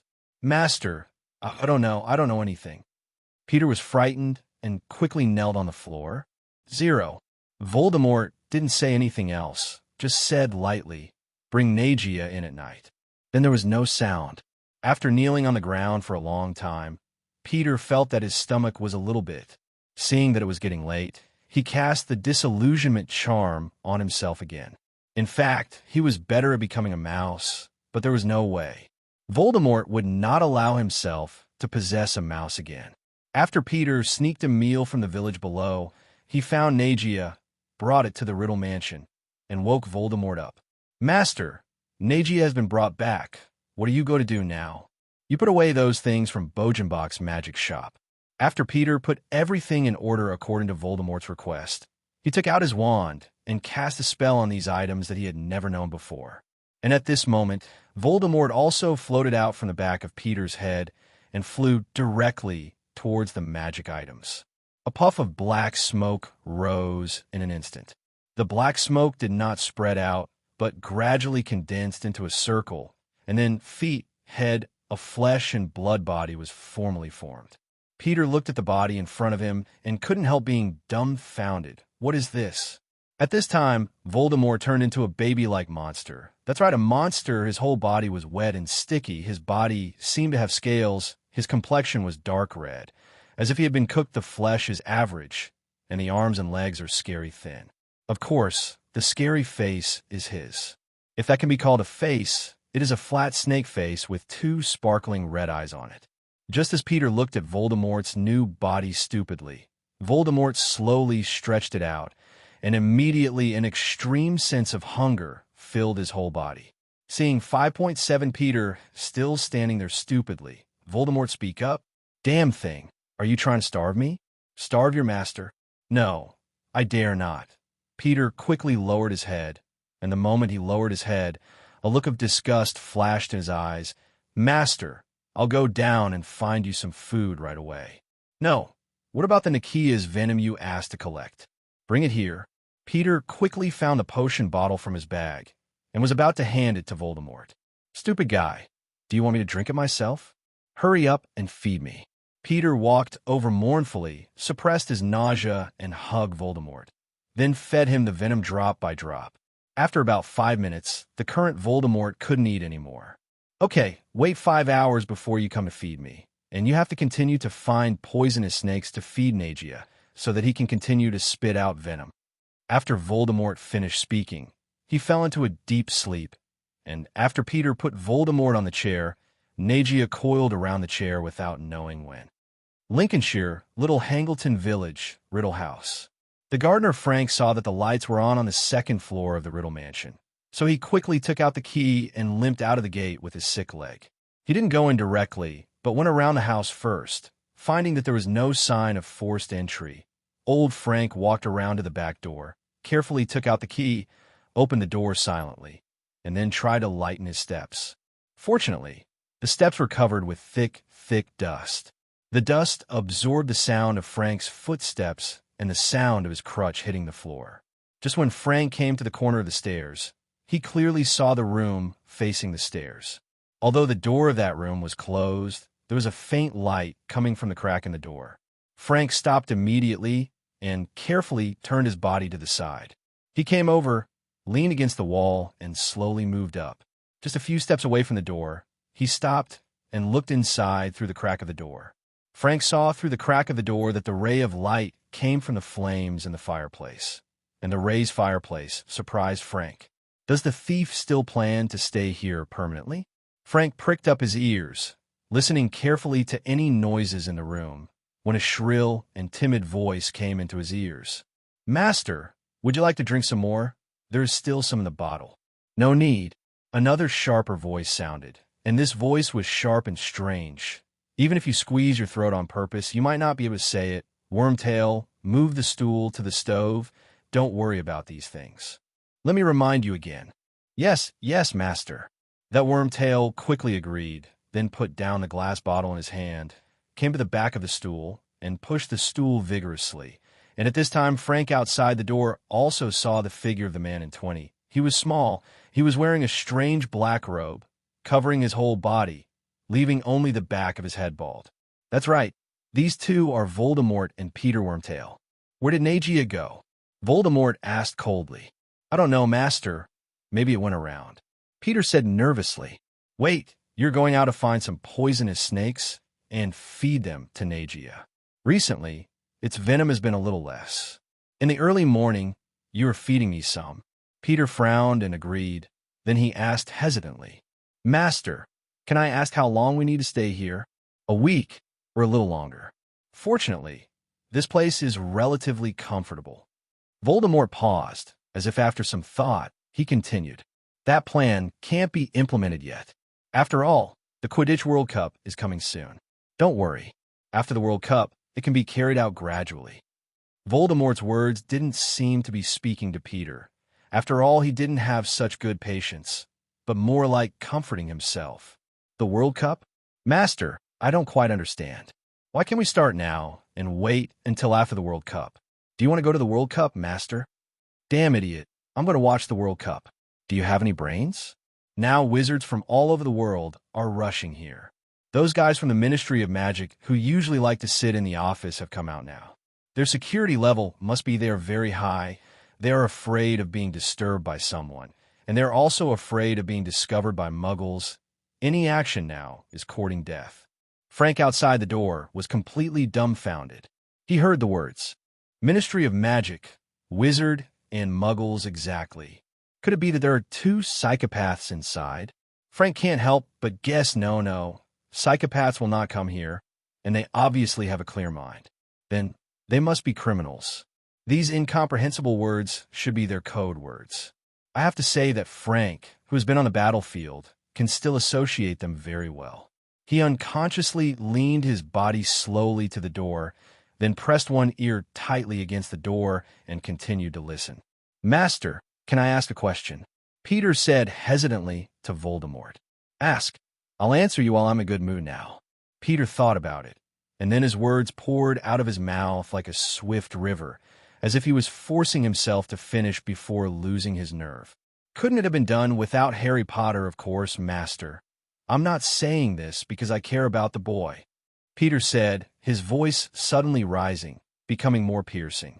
I'm not concerned about the boy. I'm just thinking that if we use other wizards of whatever kind, things can be sorted out quickly. If you let me go out for a little while, in disguise, I still have some insights. It doesn't take too long. I can come back here in just 2 days, and of course I will bring back a suitable candidate. This is really a good idea. Let me use other wizards. Voldemort said grimly. Master, do you think the same? That's great. Harry Potter is under such protection that it's very difficult for us to have the opportunity to get in touch with him. Peter said with a sigh of relief. Is this what you think? Wormtail, find me an imported item. Voldemort said softly, but the next words made Peter's face pale instantly.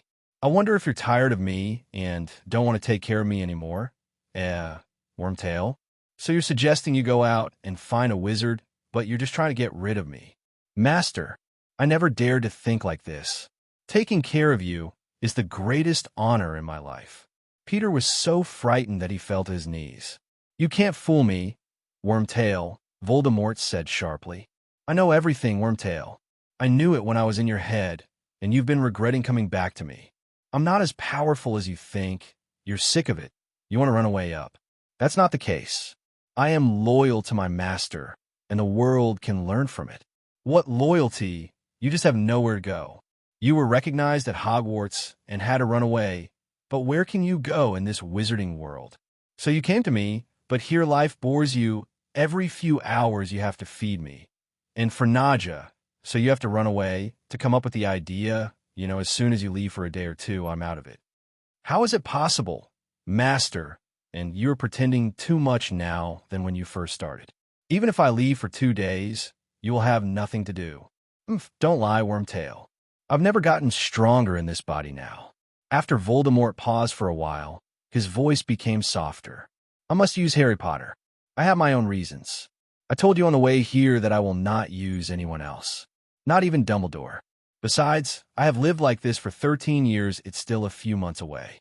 As for the strict protection you said about Harry Potter, Wormtail, you have to trust my plan, just like my King's Landing in the wizarding world more than 20 years ago. Now, Wormtail, you would take some courage. By the way, aren't you from Gryffindor? Gryffindors should have the least lack of courage, unless you are willing to make your master, the great Voldemort, angry. No, of course not. Master, everything will be as you wish. Peter had no intention of angering Voldemort at all, even though he was weak now. Master, can I ask a question? For the sake of taking care of me, I allow you to ask one last question. Remember, it's the last one. At this time, Voldemort was already a little weak. Master, that Bertha Jorkins is a member of the Ministry of Magic. If she doesn't show up for a long time, it will definitely attract their attention. How can we continue? And I need to take care of the master, and I can't stay for a long time. Leave the master. What to do with the rest? Wormtail, it's hard for your stupid head to think so much. Voldemort continued after a moment of relief. That Bertha Jorkins won't be noticed even if she doesn't show up for a few years. She is a dispensable existence in the Ministry of Magic. Don't worry about that. As for the next thing, you don't need to do it, and soon a faithful servant will join us. I'm a faithful servant, Peter retorted immediately. Wormtail, What I need is a person with a brain who can do things, someone who is absolutely loyal to me, and who will not hesitate because of a little thing. Unfortunately, you do not meet these two conditions. Don't talk. Frank got closer to the crack of the door when a hiss sounded from behind him.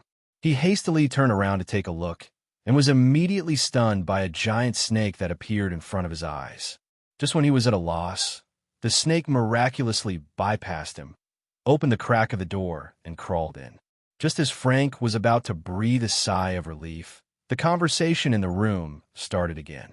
Wormtail, Nagia has some very interesting news for me. What news? Nagia told me that there is an old muggle standing outside the room. Obviously, he has heard all our conversations. You said if he reports you, what will happen? The door was opened all of a sudden, and Frank appeared in front of the two of them in a daze. Bring him in, Wormtail, and you must be polite. You see, he is so old that he would like to sit down. Under Peter's gaze, Frank limped into the room. Oh, it's you. I still remember you. It was almost 50 years ago. I seem to have seen you when I came here. You were still very young at that time. It's pitiful to see how you look now. 50 years ago, Frank immediately thought of that terrible night when all three members of the Riddle family died. At that time, he saw a strange boy. A strange boy? Is that you? Did you kill the Riddles? It seems that you also remembered. It is indeed me. Hearing Voldemort's words, Frank felt relieved. The purpose of his stay at the Riddle Mansion was to prove that he did not kill anyone and to find the murderer. Now that the murderer had appeared, Frank didn't care even if he was doomed. I don't have anything to be pitiful about. It's just that I'm old. You are really pitiful. Look at what you have become. Then Frank saw that the little monster sitting on the stool across from him suddenly raised a stick and then muttered something, but he couldn't hear what he said, and then a green light flashed, and Frank opened his eyes. He fell to the ground, just like the Riddle family 50 years ago. And 200 miles away, Harry Potter, who lived at number 4 Privet Drive, sat up abruptly from his bed. The time of the holiday always passed quickly, and Richard had already passed half of it before he knew it. Of course, if he hadn't received Harry's letter, he would not have known that it was already halfway. The content of Harry's letter is very simple. That is, he has been taken to his home by Black, and this Saturday is tomorrow. He wants to invite Richard, Hermione, and Ronald to his new home as guests. Please reply whether you agree or not. In fact, Richard didn't really want to go, but Hermione, who was playing fingering games with Ariana, was very interested. She had never been to a wizard's house, and she was still a real, pure-blood, noble wizard's house, so she immediately agreed. In desperation, Richard had no choice but to go with her. Hermione didn't go home that day, but stayed at Harris's house. The next morning, when Richard and the others had just finished breakfast, they were waiting for Harry and the others in the living room, while playing with Ariana, and at this moment, there was a knock on the door of Harris's house. When Debbie opened the door, the figures of Harry, Ronald, and Black appeared outside the door. House elf? The moment Blake and Ronald saw Debbie, they thought they had gone the wrong way. Hello, Harry, Ronald, and Blake. At this moment, Hermione hugged Ariana and greeted them. Hi, Hermione. Is this your daughter? She's already this big. Ronald didn't know if he was awake or in a daze, but he said such shocking words, and everyone in the room burst into laughter. Only Hermione blushed. But Debbie couldn't figure out what these people were laughing at, so she hurriedly said to Ronald, My Lord Wizard, Miss Ariana is the Master's sister, Lady Olivia's daughter, not Miss Hermione's daughter. After listening to Debbie's serious introduction, everyone laughed again, and Olivia even smiled and fell on Wilson's body. After Harry and the others came, they didn't leave in a hurry, but they all went to the racetrack for a while before leaving. However, leaving is also a troublesome thing. Harry and Ronald came together on Sirius' flying motorcycle. Hagrid gave it back to Black, but now it is obviously not enough to have Richard and Hermione. Richard and Hermione drove over, while Black took Ronald first. Originally, Richard and the others planned to take a taxi, but it was impossible to get a taxi at Harris Farm. In the end, Wilson sent them to number 12 Grimmauld Place, a 20-minute walk from King's Cross Station. Of course, if Harry hadn't been there, they wouldn't have been able to see 12 Grimmauld Place at all. After the three of them got out of the car, under Harry's guidance, The three of them walked over to Yin's door. Seen from the street, it was a scratched, black-painted door with a silver door handle in the shape of a coiled snake. There was no keyhole or letterbox on the door. The door could only be opened by magic, but there was a doorbell. Harry rang the doorbell, and soon Ronald was inside and opened the door. "You guys are so slow. Come in." "That can't be helped. You came from a sky, so there is no traffic jam." While talking, Harry walked in with Richard and Hermione. The porch is a long hallway with peeling wallpaper, worn carpet, gas lamps, and a cobweb chandelier in the shape of a large snake. It can be seen that Blake is very bad at planning. On the walls were portraits darkened with age, including a large one draped behind a moth-eaten and moldy curtain. But the portrait had been covered with a black cloth. Hermione asked Harry curiously, "Why is this portrait covered?" "In this portrait is Mrs. Walburga Black. As long as she sees someone coming or wakes her up, she will keep screaming like hell, and she will keep swearing. Curse others. So serious covered her up." 11. "Then why don't you just take it off? It's weird to cover it like this." Hermione continued to ask, "I tried it before, but it's a pity that the portrait has a permanent sticking spell, so that's the only way to go." Blake also came here and explained to everyone. "Okay, everyone come in first," Black said while guiding everyone to the living room. "Creature, hurry up and prepare some tea." At this time, an old house elf appeared in front of everyone, and it was muttering while counting the number of people. "The young master is such a nasty, ungrateful, D. He dared to bring so many mudbloods here. He really ruined my mistress's house." "Okay, stop rambling there. Hurry up and get ready." Sirius cursed at Creature. "Blake, how can you scold it like that?" Hermione obviously didn't hear Creature's whisper just now, and even spoke for it. "Hi, you're a Creature, right?" "Thank you." Creature glanced sideways at Hermione, ignored her completely, and said to himself, "This filthy mudblood actually talks to Creature like I know her very well, and she's my friend." After saying that, Creature disappeared in place, leaving Hermione with a dazed face. Black glanced at Richard first, saw that he didn't say anything, and then said to Hermione, "I'm so sorry, Hermione. You probably don't know.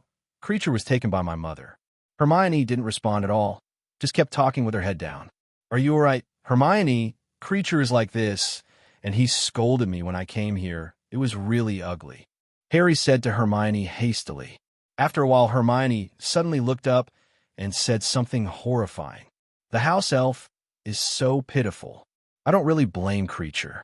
It is just forced by its master to form such an unhealthy concept. Whether it is the current Creature or the former Dobby, they're all influenced by their master." Oppression. Hearing Hermione's words, Richard couldn't help having a headache. He thought that Hermione would no longer have the idea of liberating the house elf after seeing Debbie's situation at Harris's house. But he didn't think that she would not escape her fate after all. Dominate. The conditions and treatment of house elves are unfair and cruel, and it is immoral to enslave them and force them to serve humans. And then there are the wizards. The way they treat elves is cruel and heartless. I cannot understand why elves cannot have autonomy and choice, why they are forced to do drudgery or menial work in the family. House elves should be set free, and families should treat them with candor and respect. Forced elves, it is an insult to their freedom and dignity that elves serve human beings, and efforts should be made to change this unfair situation. Hearing Hermione's words, Black, Harry, and Ronald were all stunned. "Hermione is probably not as bad as you think," stammered Ronald.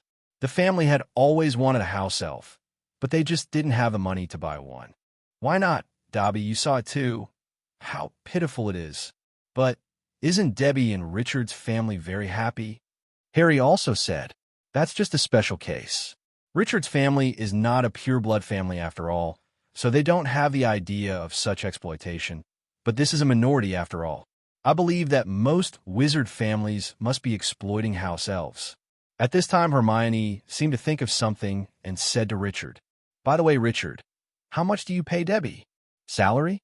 "Ah, yes, we pay Debbie a weekly salary and give her one day off a week to see her mother." Hearing Richard's words, Hermione nodded in satisfaction, but continued to speak. One day a week is really too little. Now we're doing 5 days off and 2 days off. Debbie should have 2 days off on weekends. Bar. Richard said without hesitation. Richard is still clear about Hermione's character, and probably nothing he can say now can stop Hermione's thoughts. So let her talk to Debbie before talking about the bassoon. I feel like I'm going. I want to set up an organization to free the house elves, just like freeing black slaves. Hermione said solemnly. You have to join in too. Hermione, I think you should first determine the framework of your organization, and most importantly, how do you plan to solve the livelihood problem of the liberated house elves? What do they rely on to survive? Don't say, let those wizards hire house elf. What do those pure-blood wizards think, whether you want it or not? You haven't even investigated it. When you have considered these issues clearly, it's up to you to decide, and we will definitely support you when the time comes. Listening to Richard's words, Hermione was thoughtful. That's right, she was just impulsive just now. The problems Richard said are real, and she really needs to investigate carefully. After all, without investigation, she has no right to speak. Both Harry and Ronald secretly gave Richard a thumbs up, and Richard nodded silently to show that he had received it. 12. Grimmauld Place, Britannia. After eating the lunch prepared by Creature, the 4 little wizards came to Harry's room on the 3rd floor. In fact, Richard was somewhat resistant. After all, according to Creature's performance, who knows if it will add some special things to the lunch? There are 2 rooms on the 3rd floor. Harry sleeps in the second one. A dark room with a high ceiling. There are 2 beds, a wardrobe, and a room that looks like it just moved in the desk. After all, it looks relatively new. And in this room, the entrance can be seen through the window. The 4 of them sat on 2 beds. Harry touched his lightning scar, hesitant to say anything. Harry, hurry up and talk. Ronald obviously knew something. That's right. After hesitating for a while, Harry still told about the terrible dream he had a few days ago. Just a few nights ago, when I was still at Dursley's house, in the middle of the night, I suddenly woke up with severe pain from my scar. After waking up, I found that I seemed to have had a dream, but the dream was so realistic that I couldn't tell if it was a dream or not. Having said that, Harry still took a deep breath with lingering fear. What's next? Tell me about the dream. Hermione asked eagerly. It was a dark room with a fireplace, and on the rug in front of it lay a huge snake and a little man, Peter Wormtail, and an old man I didn't know and have. What else? Don't hesitate. Finish quickly. Seeing Harry pause again, Ronald was also anxious. There's also the voice of Voldemort. They seem to be plotting something. The old man suddenly fell to the ground, and Voldemort and Wormtail seemed to say, who did they kill? But I can't remember the name, and it seemed that I was planning to continue to kill someone, and that was me. Then I tried desperately to see what Voldemort looked like. When I saw Voldemort, I suddenly woke up, but after waking up, I forgot what Voldemort looked like, knowing how scary he must have looked. Hearing this, Hermione and Ronald took a deep breath, but they didn't say anything, and they didn't know what to say, how to comfort Harry. Harry, have you ever told anyone else about this, Sirius? Finally, Richard spoke first. No, I didn't tell anyone. After all, it was just a dream of mine. Harry didn't want to make everyone known for a little thing, as if he was a coward, especially after meeting the Dementor last year and only passing out. Harry, this is not a small thing. You have to know that every time your scar hurts, something bad will happen, like Quirrell in 1st year, Basilisk in 2nd year, and your scar doesn't hurt in 3rd year. This also proves that Sirius is not a bad guy. Now that your scar is starting to hurt again, I think we should tell Professor Dumbledore or McGonagall to take over. Hermione concluded righteously. But, what shall I say? I had a nightmare. Hearing Harry's words, Hermione didn't know what to say. What if it was really just a nightmare? Then you should at least tell Sirius that he is your godfather. And at this moment, Sirius' voice sounded from outside the door. Can I come in? I got some fruit. I think you might need this. Ronald hurried over and opened the door. At this time, Sirius was standing at the door with a plate of fruit. After he came in, he put the fruit on the table and said, I just heard Hermione say at the door, you should tell me, is there something wrong? Harry glanced at the others, slightly uneasy. I think you need some space. Hermione, Ronald, let's go to the living room to have a look. I remember there's a glass cabinet in the living room, and there seems to be some interesting things in it. Let's go and have a look together." After speaking, Richard stood up first and left Harry's room with Ronald and Hermione. "Don't we need to explain to Harry?" Ronald asked. "No.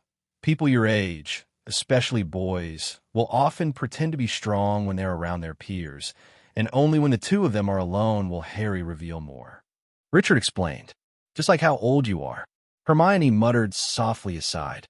Coming down from the third floor, they came to the living room. When they first came in, they were patronizing Hermione's emancipated house elf, and they didn't even take a good look around. Now, the master finally had time. Although the living room is much dilapidated, it can still be seen that it used to be gorgeous and exquisite. There's a large window in the living room near the porch, from which you can clearly overlook the entire street in front of the house. And there's a fireplace in the innermost part of the living room, and there are two glass cabinets that go straight to the ceiling on both sides of the fireplace. On the wall hung a tapestry of what appeared to be a family tree of the Black family. The three of Richard came to the glass cabinets on both sides of the fireplace. The dust on the glass cabinets proved that no one had opened them for a long time. "Are we really going to open it?" Hermione swallowed, looking at the dirty cabinet door.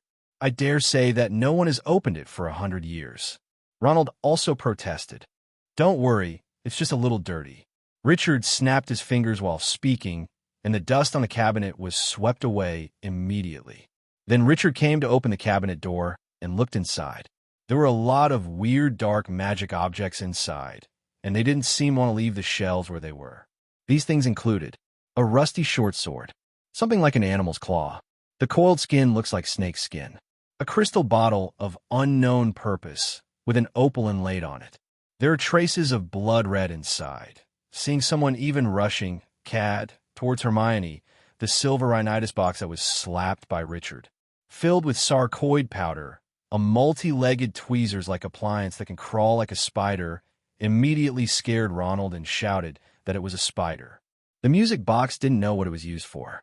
After Hermione opened it, her head immediately became dizzy, and Richard quickly closed it. It seems that it should have a hypnotic function. It was an ordinary box. After Ronald opened it, he found that there was a Merlin first-class medal engraved on it to reward the Black family for their dedication to the Ministry of Magic.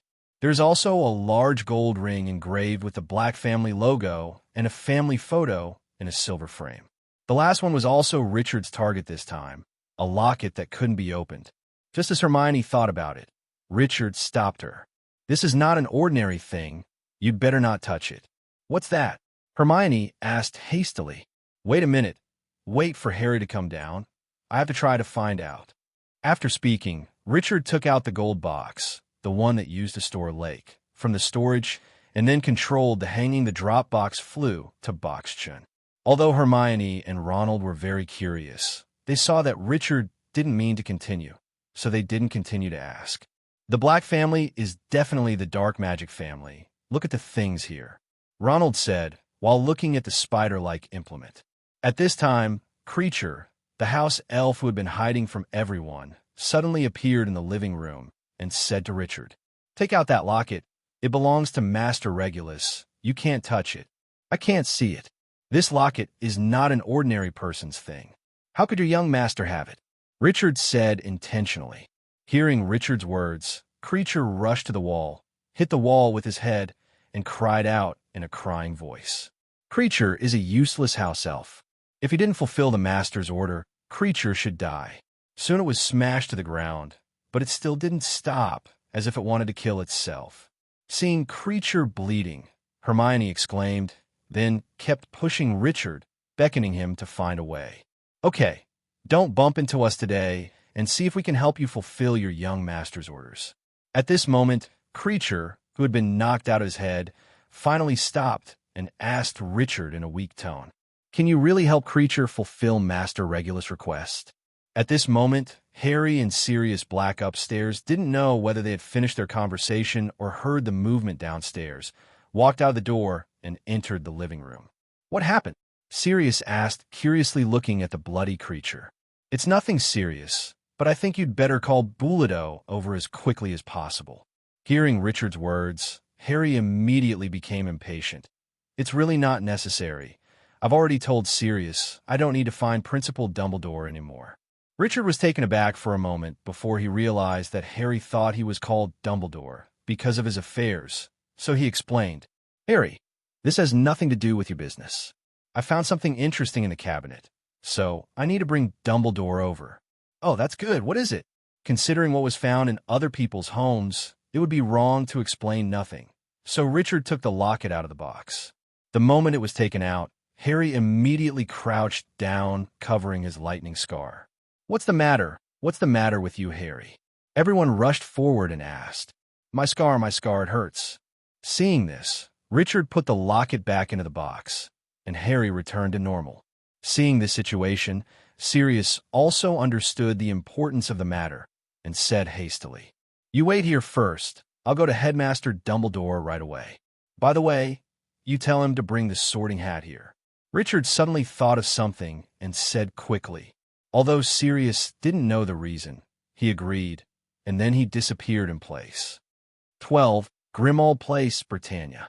Suddenly, a crackling explosion sounded from Black's old house, and Sirius and Dumbledore appeared.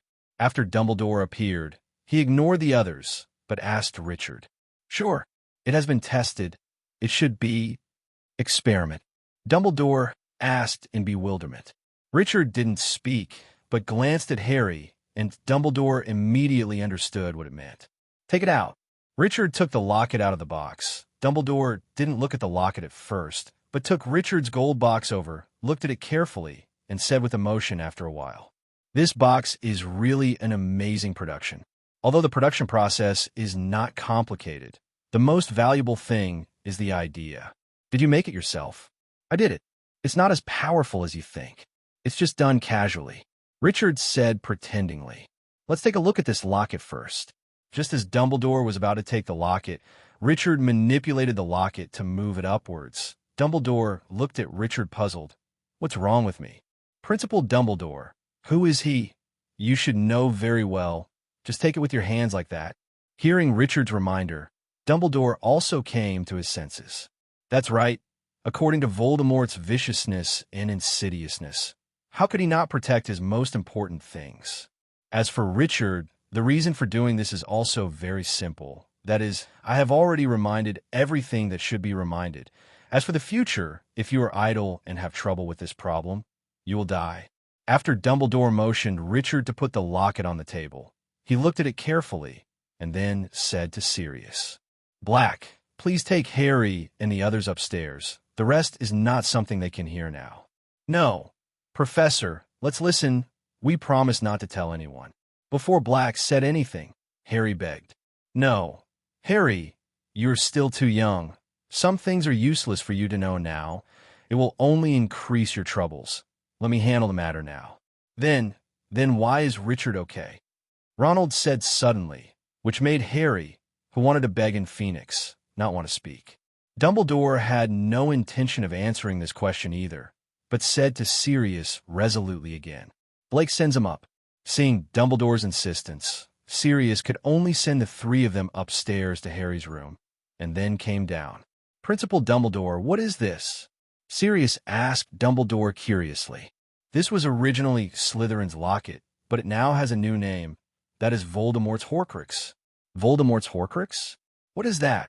Sirius asked in surprise. Dumbledore briefly explained the meaning of the Horcrux to Sirius, and then asked Richard, Why do you want me to bring the sorting hat? Does this still need to be asked?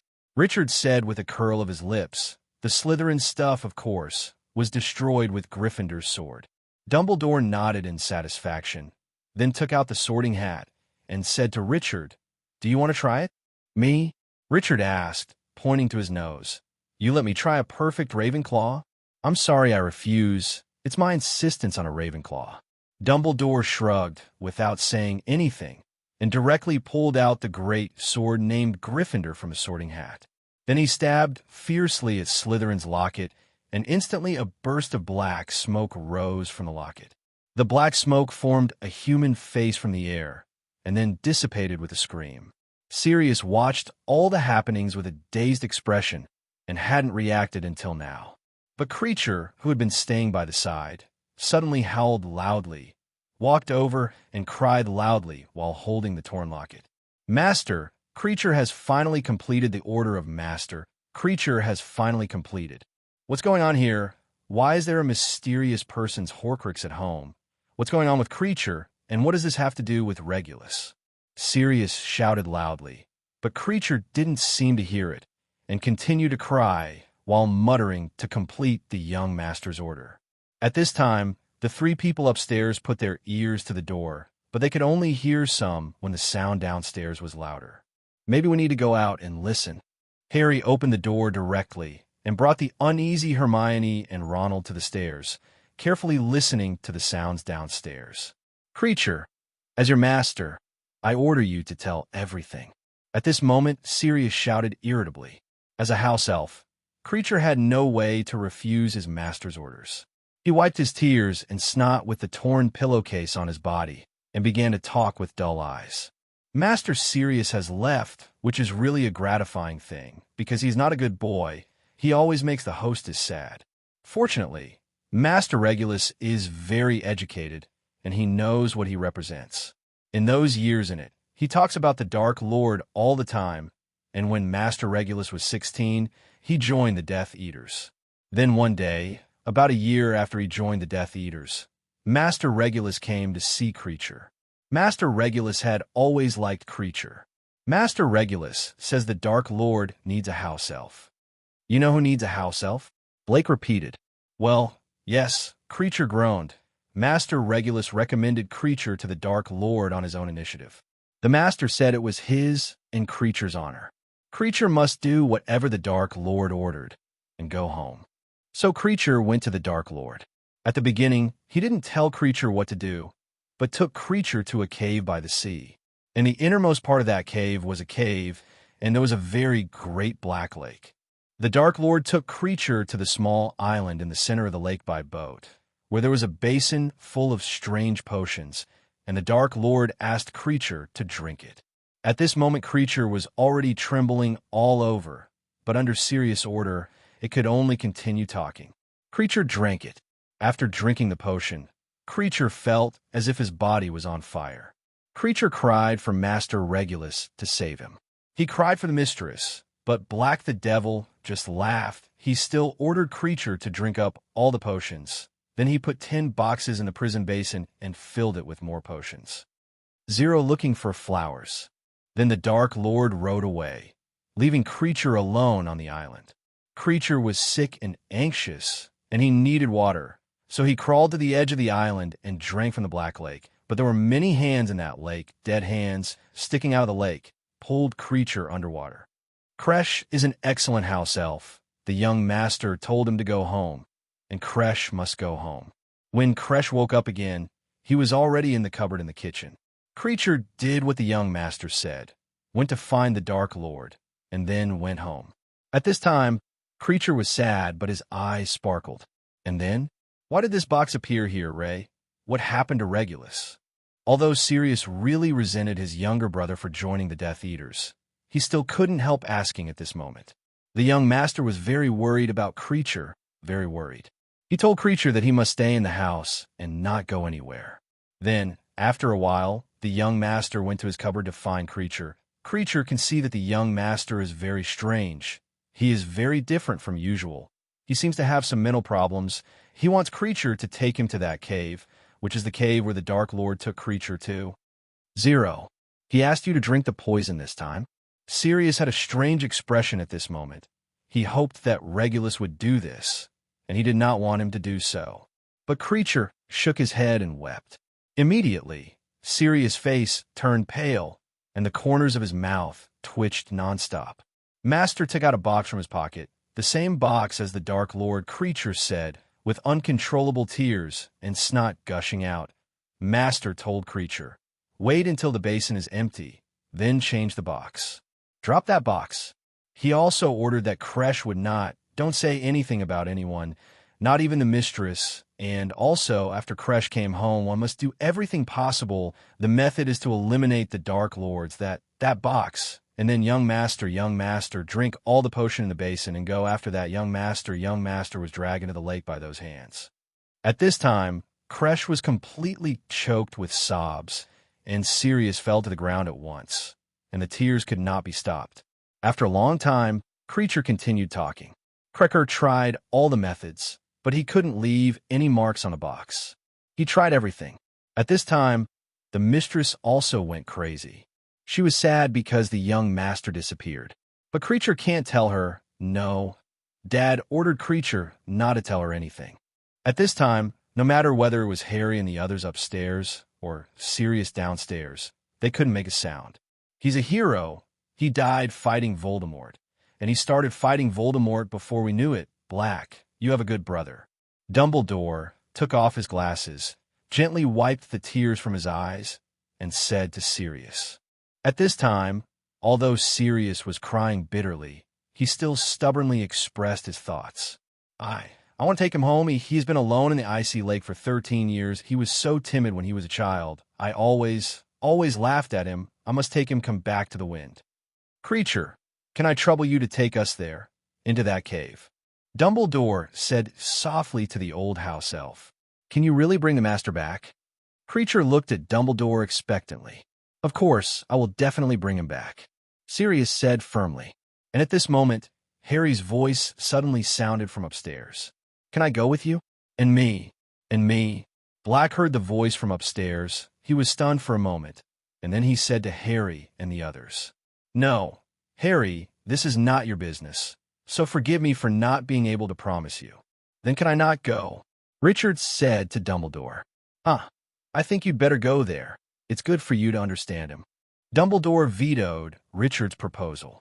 Okay, Creature will take me there first, and then come back, and Creature and I will take Blake and Richard there.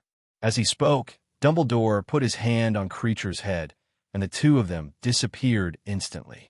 After a while, they came back, and then Kresh took Sirius. Thing 217, Bulido, took Richard and disappeared in the dim eyes of the three little ones. In an instant, when Richard appeared again, he smelled the salty air and heard the sound of rough waves. Richard looked around intently and found that he was standing on a brown rock just out of the sea. The waves rolled and foamed at his feet, and Dumbledore was standing on another rock not far from him. Professor, where is this place? Isn't it a bit far from the cave? Richard looked at the tall cliff behind him and said to Dumbledore with a dark face. Dumbledore stroked his beard in embarrassment. It shouldn't be far away. Let's go find it. In desperation, Richard had no choice but to go up to the cliff with Dumbledore. Looking at the surrounding scene, Dumbledore showed a thoughtful expression. I've been here before, Dumbledore said suddenly. Didn't you just come here? Richard said to Dumbledore angrily. No, not just now, Dumbledore said to Richard, remembering. No wonder he chose this place, you know. This is where Tom Riddle bullied those orphans. On that mountainside, there was a village. He always let those orphans crawl over to enjoy their frightened expressions. Well, I know where to go. Saying that, Dumbledore brought Richard back down with a confident face, and then carefully searched along the edge of the rock. After a while, they found a crack on the cliff, and the sea water swirled into it. Here it is. I'm afraid our clothes are going to get wet. In this way, the two went directly into the water, but let alone, the temperature of the sea water was relatively comfortable. In the cool sea water, Richard stretched his body wantonly. It didn't take long for Richard to see Dumbledore standing up from the water in front of him, his silver-white hair and black robe glistening with water. When Richard swam there, he found that there were steps leading to a large cave. When he climbed the steps, the water came out of his clothes, and the draft blew through.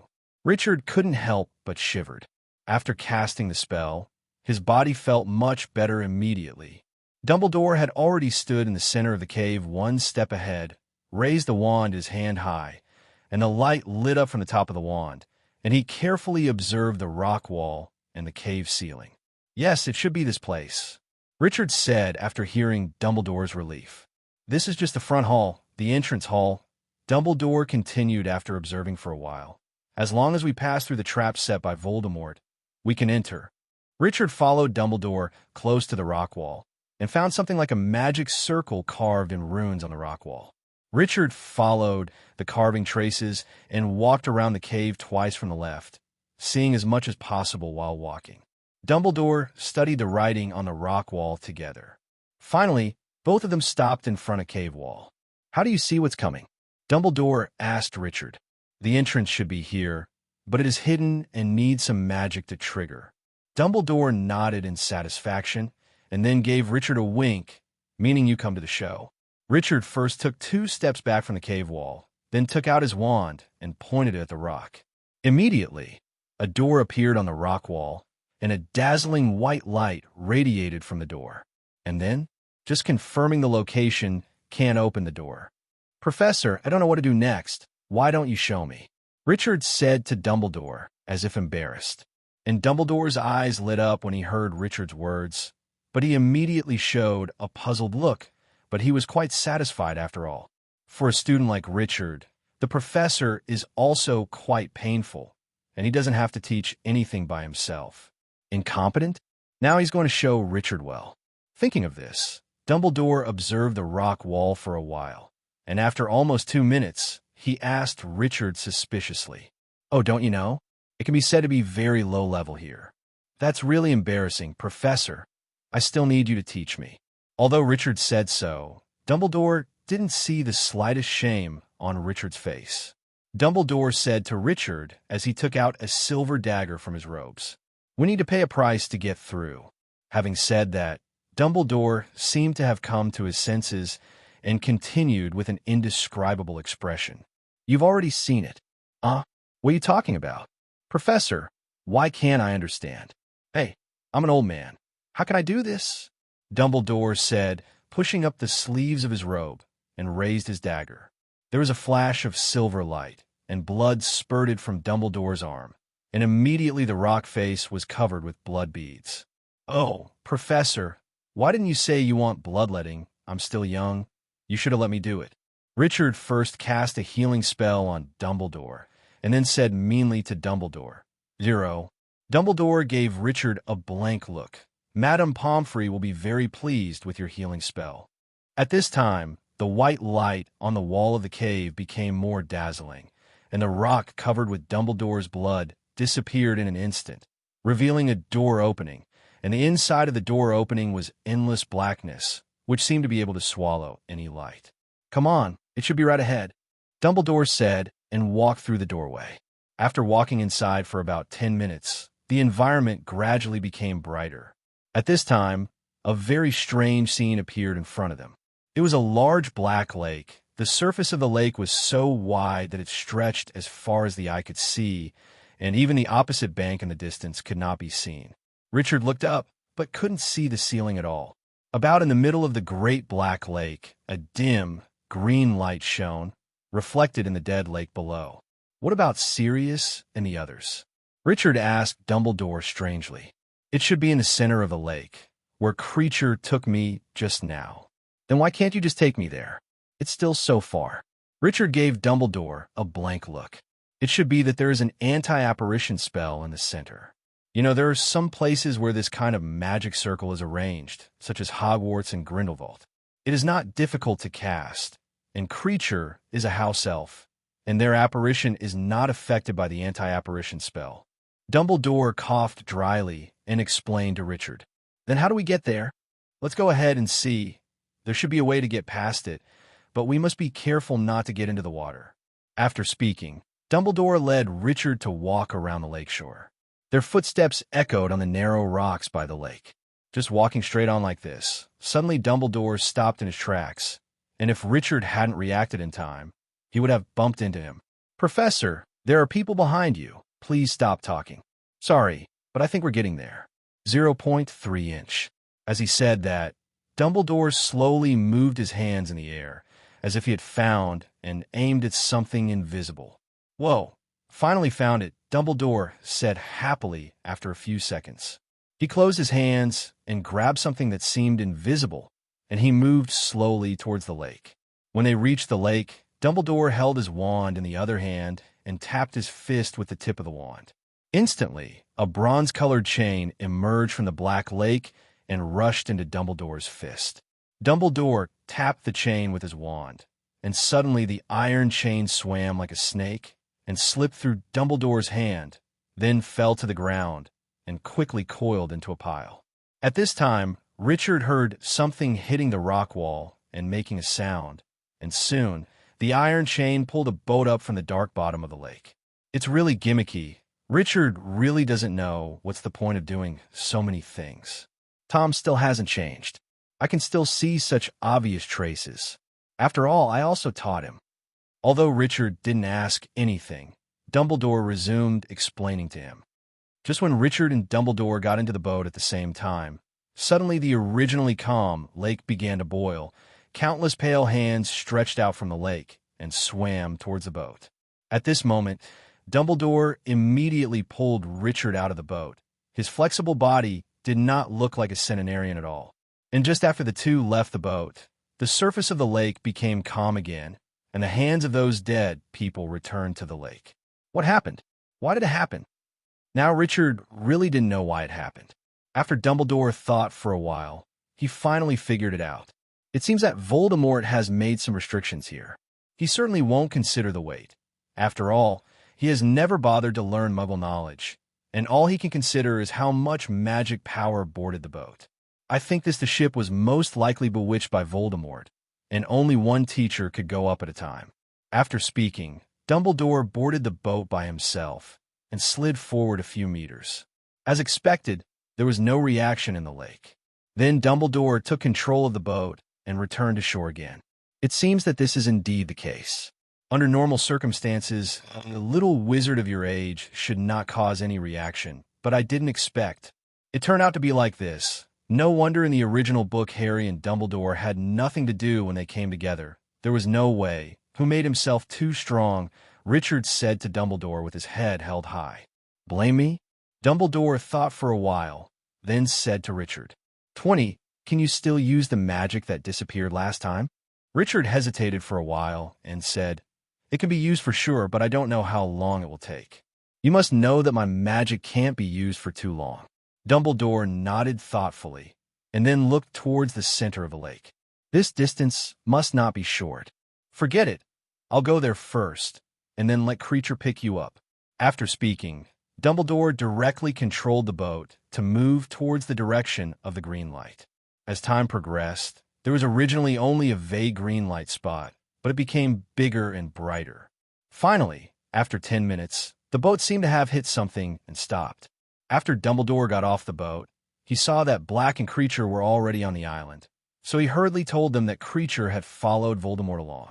So I operated directly to the shore and took Richard over.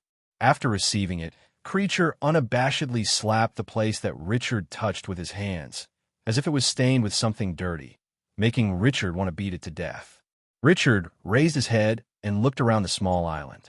He said it was a small island, but it wasn't actually a small island.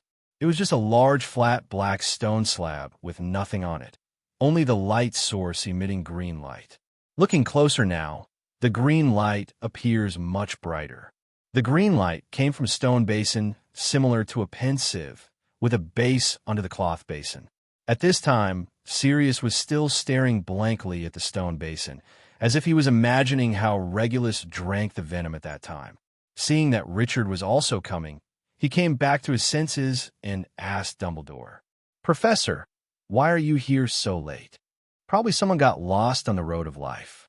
Seeing that Dumbledore didn't want to answer this embarrassing question, Richard directly came up with a famous warning. As soon as these words were said, the atmosphere at the scene became even more embarrassing. Okay, stop talking about that. Creature, is this the potion that Voldemort made you drink? Dumbledore asked the house elf. Yes, Creature drank this potion at that time. Creature looked at the glistening potion in the stone basin with horror on his face. Seeing Creature's expression, Sirius felt even more uncomfortable. How did Regulus drink it at that time? And he could order Creature to drink it at that time, but he chose to drink it himself. What the hell was he thinking? Before he knew it, tears filled Sirius's face again. He is such a fool. Sirius whispered. Dumbledore came to the stone basin curiously, carefully observed the potion. Professor, do you want to try it and see how the potion tastes? Richard didn't want to come, but was led astray by Dumbledore, and at this time he had become venomous. Dumbledore didn't know why Richard asked such a question, and after being taken aback for a moment, he still replied, Of course not. I still have unfinished business. How could I drink this thing? I just want to know how he made it. However, I am not a potion professor, so I still can't figure out how this potion is made. What is the effect? Dumbledore stretched out his left hand, wanting to touch it with his hand. Sirius just wanted to stop it, but Dumbledore's hand had already reached in, but stopped just when he was about to touch the potion. Why can't you touch it? Lihao asked. Yes, if you can't touch it, you can try it. When Richard reached for the potion, he felt as if he had encountered a transparent cover, preventing his hand from reaching the potion. Richard tried to push, but it was useless. No matter how hard he tried, his fingers couldn't touch the potion. This kind of potion cannot be reached by hand, and there is no way to scoop it up, let alone use magic spells. Any magic will deform the potion. Only by drinking it can you get the bottom thing, Dumbledore said. After thinking about it for a while, Richard silently opened up a small hidden space and put his hand in it. From the perspective of Dumbledore and Sirius, Richard's hand seemed to disappear suddenly. His hand, exclaimed Sirius. Quiet. Dumbledore snapped Sirius back from yelling, looking nervously at Richard's cuff. It didn't take a few seconds for Richard to retract his arm, and at the same time his hand appeared together with a box. That's the box the young master asked Creature to put in, Creature exclaimed from the side. Both Sirius and Dumbledore were dumbfounded. How did he do it? Little Voldemort, that's all. Richard threw the box to Sirius, and then looked at the sky at 45 degrees, as if telling others how lonely invincibility is, but obviously there was no audience for his pretentiousness. Dumbledore was already used to Richard's weird skills, and Sirius was completely focused on the box at this time. After waiting for a while, Richard found that no one flattered him, so he could only lower his head in embarrassment. It's better for Harry and the others. These veteran gangsters don't understand anything. Trembling, Sirius opened the box and found a note inside. This is his suicide note. He was only 18 years old. He was only 18 years old when he died. Why? Why couldn't he tell us? After reading Regulus' suicide note, Sirius couldn't hold back anymore. All of a sudden, he collapsed on the ground and cried bitterly. Dumbledore stepped forward, took the suicide note, read it carefully, and handed it to Richard, who took it and read it. To the Dark Lord, I know that I will be dead when you read this letter, but I want you to know that I have discovered your secret, that I have taken the real Horcrux and put it destroy as soon as possible. I'd risk my life for you to meet a mortal who's only a flesh and blood when you hit your opponent. R.E.B. He was the first to discover Voldemort's secret. Richard had mixed feelings at this moment. Yes, he was only 18 years old. It wasn't until about 10 minutes later that Sirius got better, stood up from the ground in a daze, walked towards the lake, and said while walking, Regulus, my brother's here to take you home, yes. Wait a minute, brother will find you immediately and take you back. Wait a minute, Dumbledore said. How are you going to find him in such a big lake?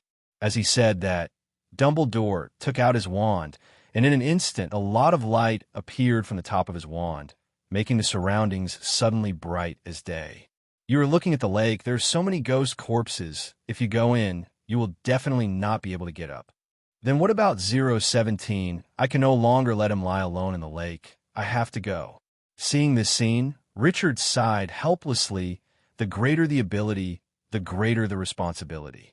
He came to Sirius and said to Sirius, I look down on you, but I have to say, your brother, Regulus Black, is a hero. You are right. Heroes should not be allowed to continue lying here. And Harry is poor enough. I don't want him to lose the last of his family. After finishing speaking, Richard asked Creature, Is there any portrait of your young master? I want to know what he looks like now. Yes, Creature has always had a photo of the young master. Creature took out a photo from his body as he spoke. On the photo was a boy who looked similar to Sirius, but was much younger, and Creature, who was younger. Richard returned the photo to Creature after reading it. At this time, Creature didn't dislike it. He quickly took the photo and hugged it tightly. He wanted to say something to Richard, but couldn't say it. Richard didn't care about them, but took out a bag from the storage and put on the ground, then directly opened the Shanine space and got in. Headmaster, Sirius asked Dumbledore. It's okay. Richard has a solution. After finishing speaking, Dumbledore stopped talking and looked at the lake quietly, but the hand that clenched his wand seemed to indicate that he was not as calm as he looked. After about 3 minutes, Richard suddenly appeared on the spot and fell to the ground at once. Dumbledore hurried over. Eat. Hurry up, something to eat. Richard pointed weakly at the bag on the ground, and Sirius hurriedly brought it over. After opening it, he found a lot of meat inside. Dumbledore found a piece of roasted meat, and with a flick of his finger, the roasted meat became silky, and he carefully fed it to Richard. After more than 10 minutes, Richard recovered after eating all the food. He pointed to a place in the lake and ignored the rest. After all, there was a complete Dumbledore, so he brought out an infernal corpse is not difficult. While Richard was still sitting on the ground recovering his strength, Dumbledore and Sirius had brought Regulus' body out of the Black Lake. You go back and take him back first, and then come and pick us up, Dumbledore said to Sirius. Sirius nodded sadly, then picked up Regulus and disappeared on the spot, led by Creature. A few minutes later, Creature still didn't come back, and immediately Richard had an ominous premonition. They didn't forget us, did they? Probably not. It must be that they have to resettle after they go back. So there's a delay, don't worry. Although Dumbledore also had this idea, he still comforted Richard. Anyway, it's okay to be idle. So Dumbledore came to the stone basin and started to study again. He raised his wand, danced, and made some strange movements on top of the potion and muttered words all the time. However, the potion did not respond, but the green light emitted was brighter. What's the matter? Do you feel bad if you don't drink a little? Richard also stood up and walked to Dumbledore's side to watch his performance. Anyway, our potions professor doesn't have much to do at ordinary times. I'm thinking of taking some back for him so that he can study it. While talking, Dumbledore tapped his wand in the air, and suddenly a potion bottle appeared in the air. He tried to put the potion bottle on top of the potion, but fortunately, the potion bottle sank slowly and filled up instantly. Dumbledore quickly fished it up and put it away. What's the principle? Why can't you touch it, but you can still bottle it? Richard asked Dumbledore curiously. Magic is always mysterious. Dumbledore said, pretending to be profound. Teach if you don't know, then you don't know what's so mysterious. Richard has obviously figured out his routine. After Dumbledore put away the potion, he sat on the ground with Richard, and the two chatted.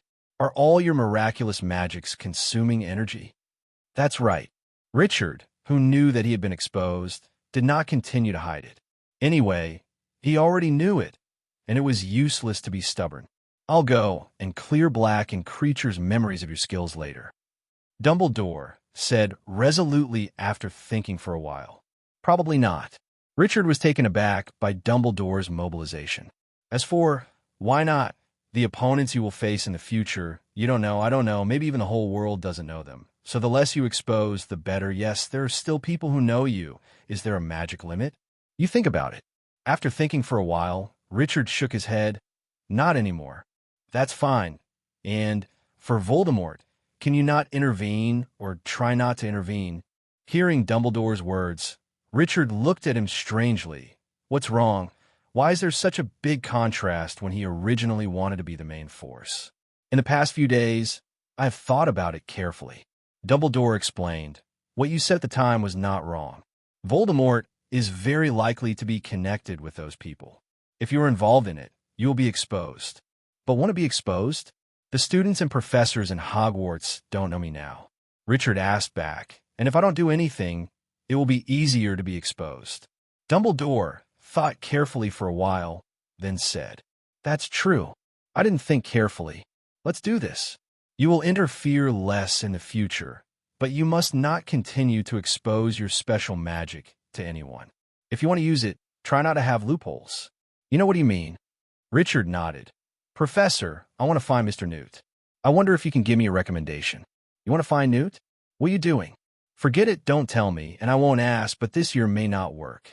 Some time ago, he wrote to me and told me that he found a magical animal that he had never seen before. We have to follow up and research all the time, so no one knows his exact location now. I will tell him when he is more stable. Don't worry. No rush. Let's talk about it after Mr. Newt is done. In this way, the two waited boredly for almost half an hour. Finally, Richard couldn't wait any longer. Professor, shall we continue to wait? Dumbledore was also very helpless about this. Forget it. Don't wait. I'll leave the island by boat first. Then go back and let Creature pick you up. It doesn't matter if you are here alone. It should have been like this a long time ago. Don't worry about me. Although my physical strength has not fully recovered yet, it's not a big problem. Hearing what Richard said, Dumbledore also felt relieved, stood up directly, boarded the boat, and left. Richard stayed on the island alone, his legs crossed his knees, his hands naturally hung on his lower abdomen. His head was empty, and he began to meditate. Not long after, a crackling sound came into Richard's ears. He opened his eyes and saw that Creature had come to his side. "Let's go, Master Richard." Creature's attitude didn't surprise Richard. After all, it was Richard, or mainly Richard, who found Regulus, whom he regarded as his life, and Regulus' suicide note. Creature already considered Richard a benefactor. Richard stood up, supported Creature's shoulder, and teleported to the old Minister Black. After arriving at the old house, Richard said directly to Creature, "Creature, go get me some dessert." Under the surprised eyes of the three little wizards, Creature obeyed obediently and brought a lot of desserts. "How did you do it?" Hermione asked Richard. "What? Oh, you mean Creature. Maybe it's because he suddenly find me pleasing to the eye." And at this time, Sirius also came over and said to Dumbledore, "Principal, I plan to hold a funeral for Regulus, and I want to invite you to attend.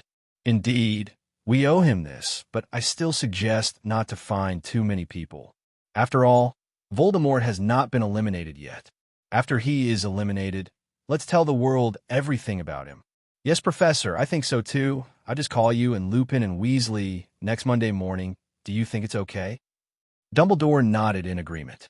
Seeing that Dumbledore agreed, Sirius also heaved a sigh of relief, and then came to Richard's side and bowed deeply to Richard. Richard didn't dodge either, but he waved his hand at Sirius and said, "As I said, I only helped you for the sake of your brother and Harry, so you don't need to thank me." Sirius didn't say anything and went to prepare for his brother's funeral. Soon it was Monday morning, and Richard took Hermione to apparate over directly. At this time, the Weasleys and Lupin had arrived, and they were talking together. Harry and Ronald stood aside. Seeing Richard's arrival, Mr. Weasley greeted him proactively. "Good morning, Richard. You're here too. Good morning, Hermione." "Good morning, Mr. Weasley. Aren't Ronald's brothers here?" "Good morning, Professor Lupin." "No, Sirius told me not to tell anyone, so I didn't tell them." And at this time, Dumbledore also appeared, and everyone hurried over to say hello. After a while, they officially entered the topic. Sirius came to the crowd with a sad face and spoke about Regulus in a low tone. Immediately, Lupin and the Weasley couple showed surprise, and then both sighed. "Like, I also said at the time that he was killed by Voldemort out of cowardice," Lupin said regretfully. At this time, Dumbledore took the initiative to stand in front of the crowd, and everyone said, "Regulus Black was a brave man, but also a wise man. He knew the secret of Voldemort's Horcrux before anyone else and took action. We are all deeply saddened by his passing, but I hope don't spread the news about today's events. You should all know that Voldemort is still there, and he may make a comeback at any time. Therefore, Black, you must remember that sadness can only be reserved for yesterday, for tomorrow, and for Harry, you must be strong." Sirius nodded heavily, and the sadness in his eyes was gradually replaced by a flame of hatred. After the funeral, both Lupin and the Weasleys went over to comfort Blake, who had calmed down. "By the way, the Quidditch World Kings Cup is coming soon, so let's go together." Mr. Weasley moved the topic away from the funeral, though he was speaking mainly to Lupin. "I'll just forget it. They don't want to see me on the scene," Lupin said indifferently.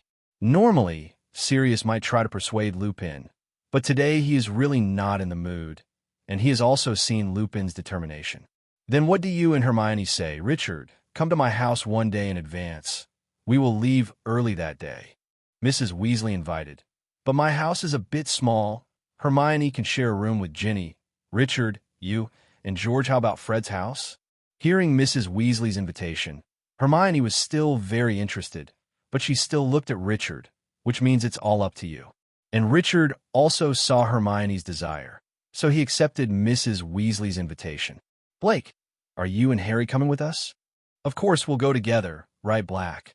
Faced with Harry's request, Sirius would never refuse, so he also nodded. Mom, can I stay here with Harry? Ronald said to Mrs. Weasley. Seeing Harry and Ronald's pleading eyes, Mrs. Weasley also agreed and told Ronald to be obedient. Within a few days, Mr. Weasley came to Harris Farm. Of course, he came through the fireplace. After the telephone communication in advance, Wilson and Olivia came to the fireplace early to prepare. They didn't arrive so early. Richard persuaded, helplessly seeing his parents and the Grangers who were waiting by the fireplace early in the morning. That can't be done. This is the first time someone has come to our house from the fireplace. You can't miss it, Wilson said with interest, and Olivia was also hugging Ariana with excitement, and the Grangers were even more excited. He stared without blinking his eyes. Anna, don't go to sleep. Look quickly. Someone will come out of the stove soon, Olivia said, shaking Ariana, who was a little sleepy. Hermione was already shaking with laughter beside her. Finally, at about 9 o'clock, the flames in the fireplace suddenly burst into flames, reaching the height of almost an adult. Immediately afterwards, Mr. Weasley walked out of the flames first. He shook the soot on his body. Seeing the stunned Wilson, he gave a hearty smile, and then came over to hug Wilson and Harris. Oh, Arthur, this is so cool. It's unbelievable that you just came out of the fire like that. Really. Wilson was already a little incoherent at this time. Yes, are you hot?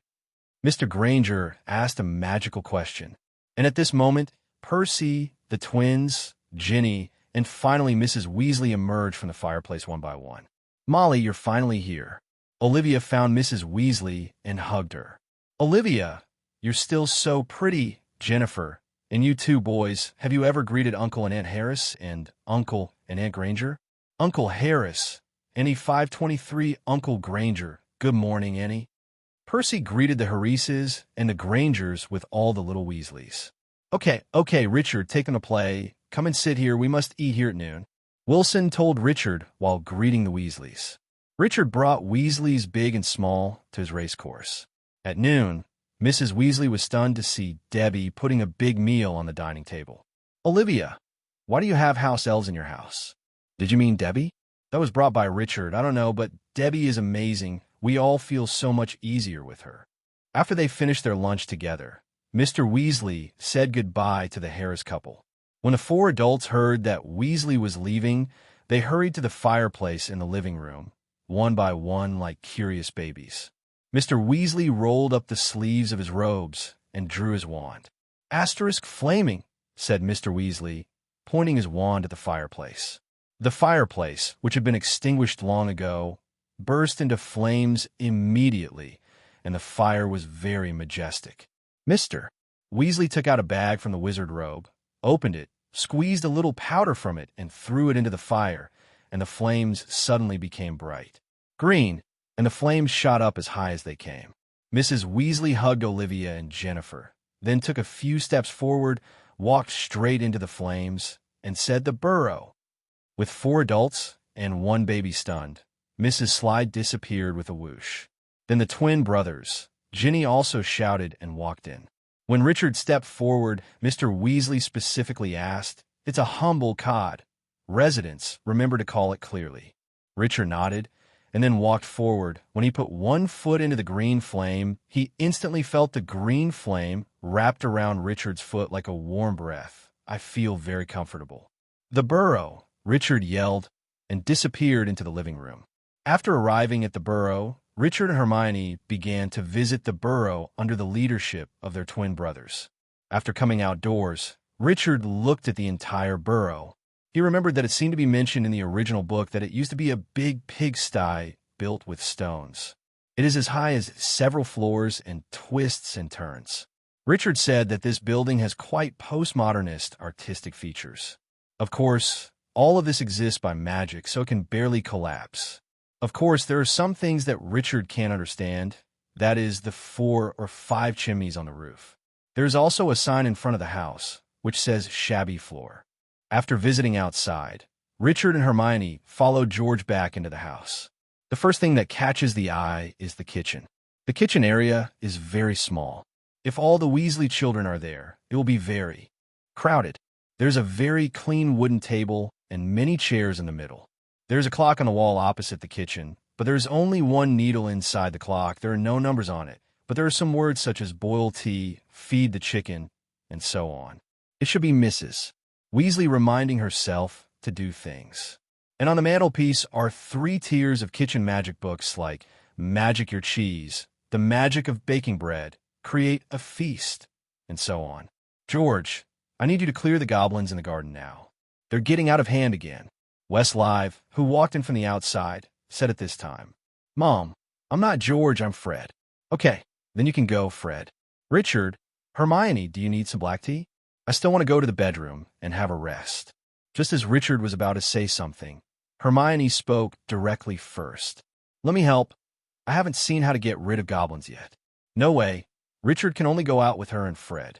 The garden of the Weasley family can be said to be very large, but obviously no one takes care of it. At this time, it is overgrown with weeds, the grass needs to be cut, and there are many intertwined trees growing under the wall. Such plants are creeping out of the flower bed. And by the way, there is a big pond, but the water in it has turned green. Fred bent down and buried his head in the peony bushes and pulled out a goblin from the ground. The goblin had a small body, a big head that didn't match the body, and looked very hard. Skin. Fred whirled it round and round until it was dizzy and threw it over the garden wall. Look, that's it. But Hermione, are you really going to try? To be honest, I don't think it's suitable for a girl. That's right, I think so too. Well, I'm going to find Ginny. You guys do your best. Hermione left directly after saying that, leaving behind a bewildered Richard. I also want to find Ginny. Of course, after such shameless words, Richard still couldn't say it. And just as Hermione was walking back to the burrow, George also walked in from the outside. Don't you know? Richard asked curiously as he watched the twins throwing the goblin hard. What don't you know? George asked curiously after throwing out the 4 goblins. Richard didn't speak, just snapped his fingers, and a dozen goblins flew into the air in an instant, then started to spin with Richard's fingers and finally flew out between Richard's snaps. You, how to use the spell? You know we can't use the spell outside. Fred also saw it and said in horror, It seems that you really don't know anymore. Richard shrugged. Relax. In fact, as long as you are children of a wizard family and use spells at home, it will not be detected at all. Really? The twins asked in surprise. Of course it is true. I have been using magic at home. Although I am the only wizard in our family, there is a house elf. People from the Ministry of Magic can't tell whether it is me or the house elf. It's even more convenient. After hearing Richard's explanation, the twins were very excited. It's too bad that they have kept it from us for so many years. George, go and fetch our wands. Why don't you go? George said subconsciously as he ran towards the burrow.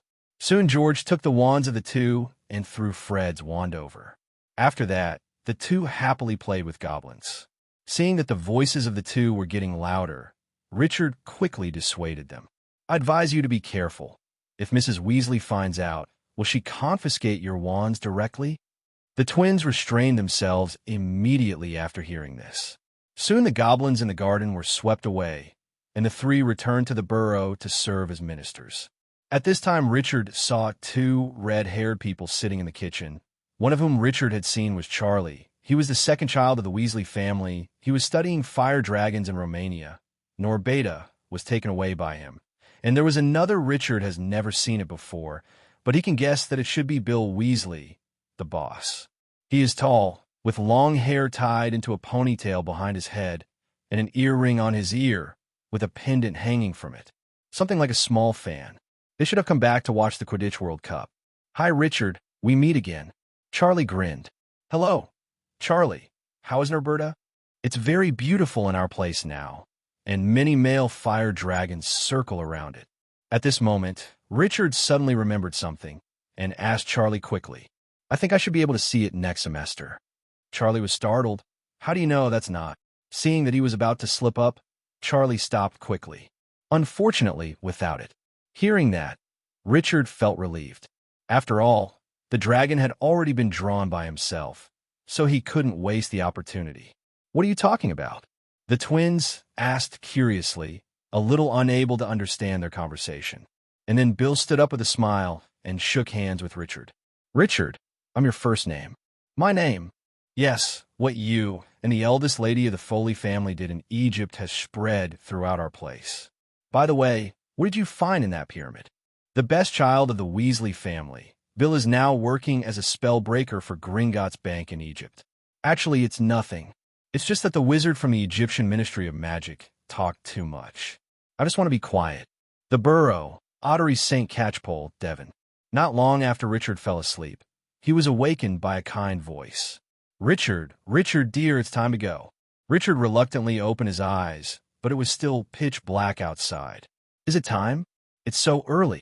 After Richard got dressed, he came to the kitchen downstairs and saw that many people were already sitting in the kitchen.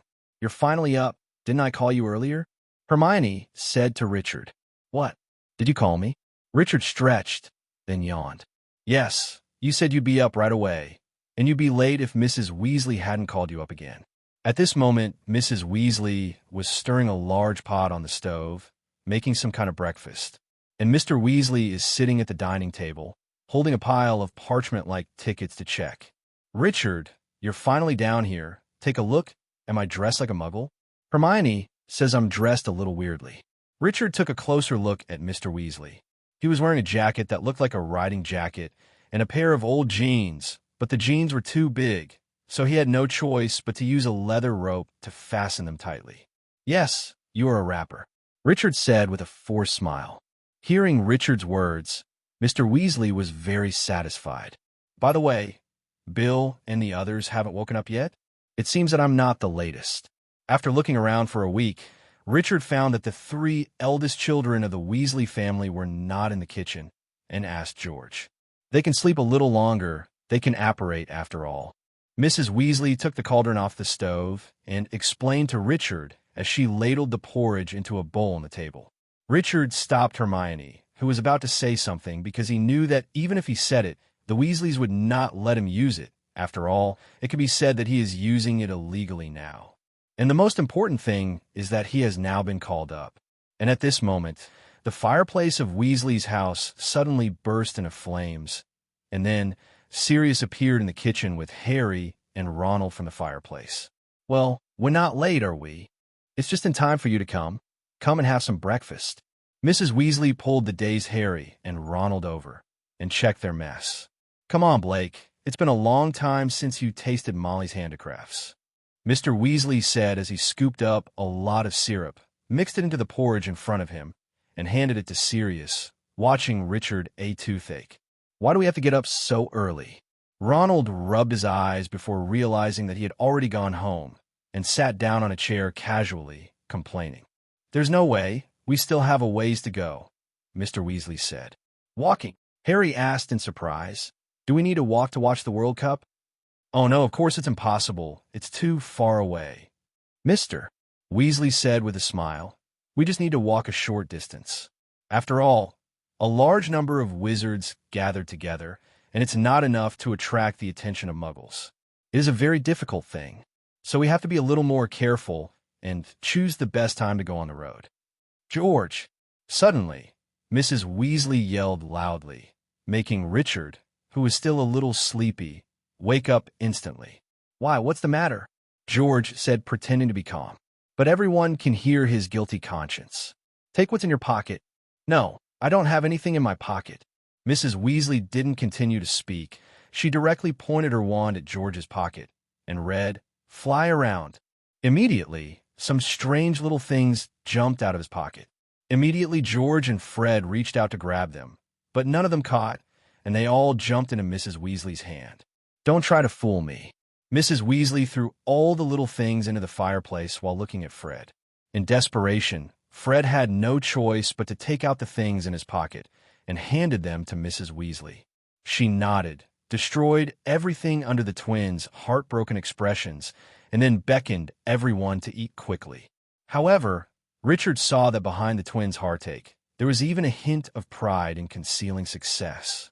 Soon, everyone drank up all the porridge in the bowl in front of them, then picked up the things they carried with them, and went outside the house to wait. Finally, the Weasleys and Sirius came out together. Mrs. Weasley kissed Mr. Weasley on the cheek and said to him, "I will send Bill, Charlie, and Percy to meet you at noon." Then she said to the crowd, "Goodbye.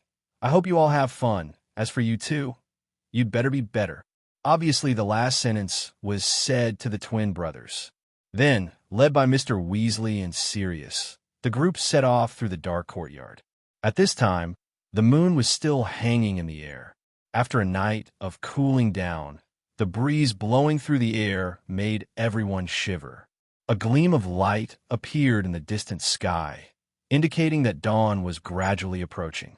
Harry whispered to Richard, "You have so many wizards. How do they not attract the attention of muggles? It's definitely not possible to go together. We can only go to the stadium in batches through different modes of transportation." "I guess that's the case. You have to ask Mr. Weasley for details." Because of the silence of the night, everyone could hear the conversation between Harry and Richard very clearly. So Mr. Weasley spoke directly.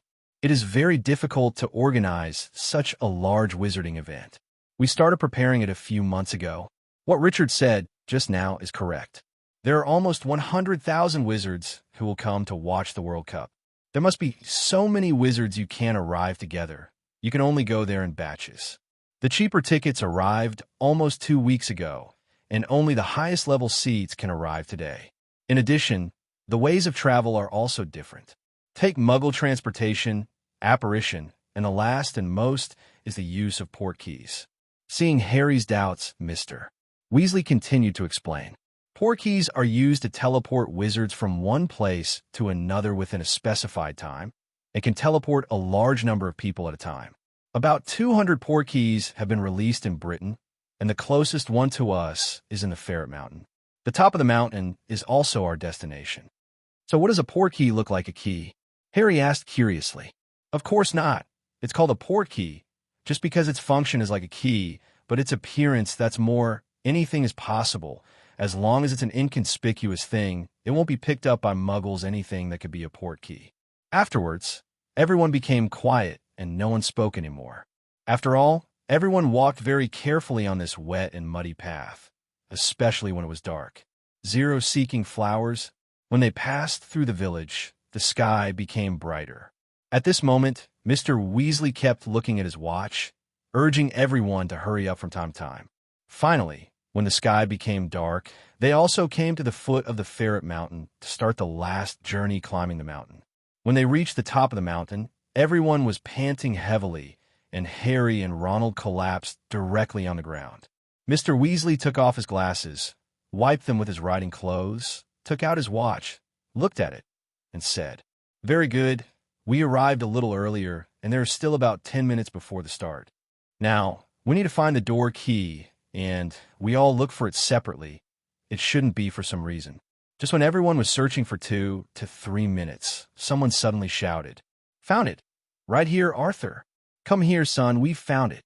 On the other side of the mountaintop, under the star-studded night sky, 2 figures appeared in front of everyone. "Zero, it's you, Amos." Mr. Weasley happily walked over, and other people gathered towards them. When Richard walked over, he saw Mr. Weasley shaking hands with a red-faced wizard with a short brown beard and a moldy old shoe in the other hand. "Come here, Blake and the boys. Let me introduce you all. This is Amos Diggory. He works in the department for the regulation and control of fantastic beasts. And by the way, his son, Cy Derrick, I guess you all know each other." Of course they all know each other. After all, whether it is Cedric or Richard, they can be said to be well-known figures in Hogwarts.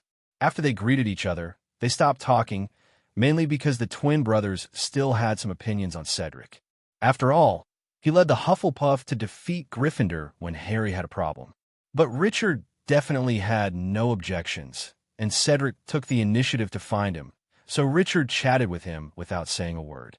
At this moment, Amos Diggory looked at the children around him kindly. "Arthur, are these your children?" "Oh, of course not, the red-haired ones." At the same time, Mr. Weasley introduced to Amos. "This is Richard, this is Hermione, and this is Harry. They are all friends of Ronald's." Before he could finish speaking, he was interrupted by Amos. At this time, his eyes widened all of a sudden. "My God, Harry! Harry Potter! And Richard Harris? The youngest recipient of the Order of Merlin, second class in history." Originally, he wanted to show off his son, especially when his son defeated Harry last year. But when he found out that Richard was here, he immediately lost interest. "Well, there's a minute to go. Let's take our places now." All of us put a finger out and touched the portkey. Since everyone was carrying a lot of things, it was hard for everyone at the scene to gather around the old boot in Amos' hands. A few seconds later, Richard was experiencing again the feeling of going to Grindelwald's place the other day, like a hook slammed into his belly button. In an instant, the top of the mountain, which was still busy just now, was deserted. When Richard was able to see the surrounding environment clearly again, he realized that he was about to land, so he quickly adjusted his body and then stood firmly on the ground. At the same time, Richard also gave Hermione a hand to prevent her from falling. Then Richard looked around and found that they seemed to have come to a swamp covered with mist. At the same moment, except for the three adults and Cedric who were still standing, but they also looked crooked, everyone else was lying on the ground crookedly. At 5:07 from Ferret Mountain, a voice suddenly sounded beside them. Richard looked in the direction of the voice and saw two wizards in strange costumes standing in front of them. One was wearing a tweed suit on the upper body, but only a pair of thigh-high rubber overshoes on the lower body, and was holding a large gold watch. There was another person Richard had seen a few days ago. That was Basil from the Department of Magical Transport. The last time the attire is still relatively normal, but this time he is wearing a pleated skirt and a South American cape, holding a parchment and quill in his hand as if recording something. "Good morning, Basil," Mr. Weasley said to 1-0, picking up the boot and handing it to Basil. "Hello, Arthur. I can't believe that you're not on duty, unlike us, who are here all night. By the way, you better get out of the way as soon as possible. There will be a large group of people coming from the Black Forest soon. Wait next. I'll show you where your camp is." "Well, Weasley Blake, your camp is about a quarter of a mile away, the first camp ahead. The groundskeeper is Mr. Roberts. As for you, Diggory, you're at the second camp. The manager is Mr. Payne." "Okay, thank you, Basil," said Mr. Weasley, beckoning everyone to follow him. After walking for about 20 minutes, a door in a small stone house finally appeared in front of everyone. "Richard, do you see that?" Hermione asked Richard, pointing to the hundreds of tents behind the stone house. "Yes, I saw it, and I finally understood what it means to be good-looking tents are all similar, and ugly tents are all ugly and strange." After Mr. Weasley and Sirius took everyone to bid farewell to Diggory and his son, they went to the door of the stone house to order a doctor. At this time, a man was standing at the door, looking at the tents. Richard's young Muggle-born wizards could immediately recognize that this person must be a real Muggle, not to mention anything else, just by looking at this person's clothes. After a lively conversation with Mr. Weasley, with Harry's help, they finally got the tent they rented a few days ago and determined the camping area. Of course, it would have been even better if some wizard hadn't fallen from the sky and cast an oblivion charm on the poor Muggle. They entered the camp through the gate and walked with great difficulty on the misty camp between two long rows of tents. Most of the tents don't look special. Obviously, their owners took pains to make them as similar as possible to Muggle tents, but some accidentally overdid it, adding chimneys, bells, etc., rope or weather vane, making neither fish nor fowl. However, occasionally there are a few tents that can be seen to be enchanted. In the middle of the camp, Richard saw a very exaggerated tent. It uses a lot of striped silk so extravagantly that it looks like a small palace, with a few live peacocks tied at the entrance. A little further ahead, they saw another tent set up in the shape of a 4-story building, with several turrets beside it. Further there's a garden in front of the tent door, which has bird baths, sundials, fountains, and so on. Before they were exhausted, they came at last to the edge of the woods at the end of the camp, where there was a clearing with a small sign in the ground that read, Wedsley. Mr. Weasley is very satisfied with this venue. The field is just beyond the forest, and it couldn't be nearer. After speaking, he took off the huge backpack from his shoulders. Well, we need to follow the rules. We can't use magic. We need to put up the tent with our own hands. And it shouldn't be too difficult, by the way. Richard, Harry, and Hermione, what do you think we should start? How about starting? At the beginning, Richard didn't participate, so Harry and Hermione directed the construction. Is it true that you have never eaten pork or seen a pig run? So Harry and Hermione are still okay. But the problem is Mr. Weasley. It is particularly easy to get excited. Excited about supporting the brackets, excited about smashing rivets, and the result of the excitement is that they finally set up 2 crooked double tents. So, in the end, the third tent, Richard didn't let Mr. Weasley intervene, just let the twin brothers help, and soon, a standard and strong tent was set up. This dissatisfied Mr. Weasley, who was still very satisfied with the tent he had built, and clamored to build it again, but he had to give up under the persuasion of Sirius. Richard, these 3 tents are a bit small. After all, we have so many people. It's okay, just watch. At this moment, Mr. Weasley got into the first tent, and it didn't take long to get out. It may be a bit crowded, but everyone should be able to come in. Let's all come in and have a look.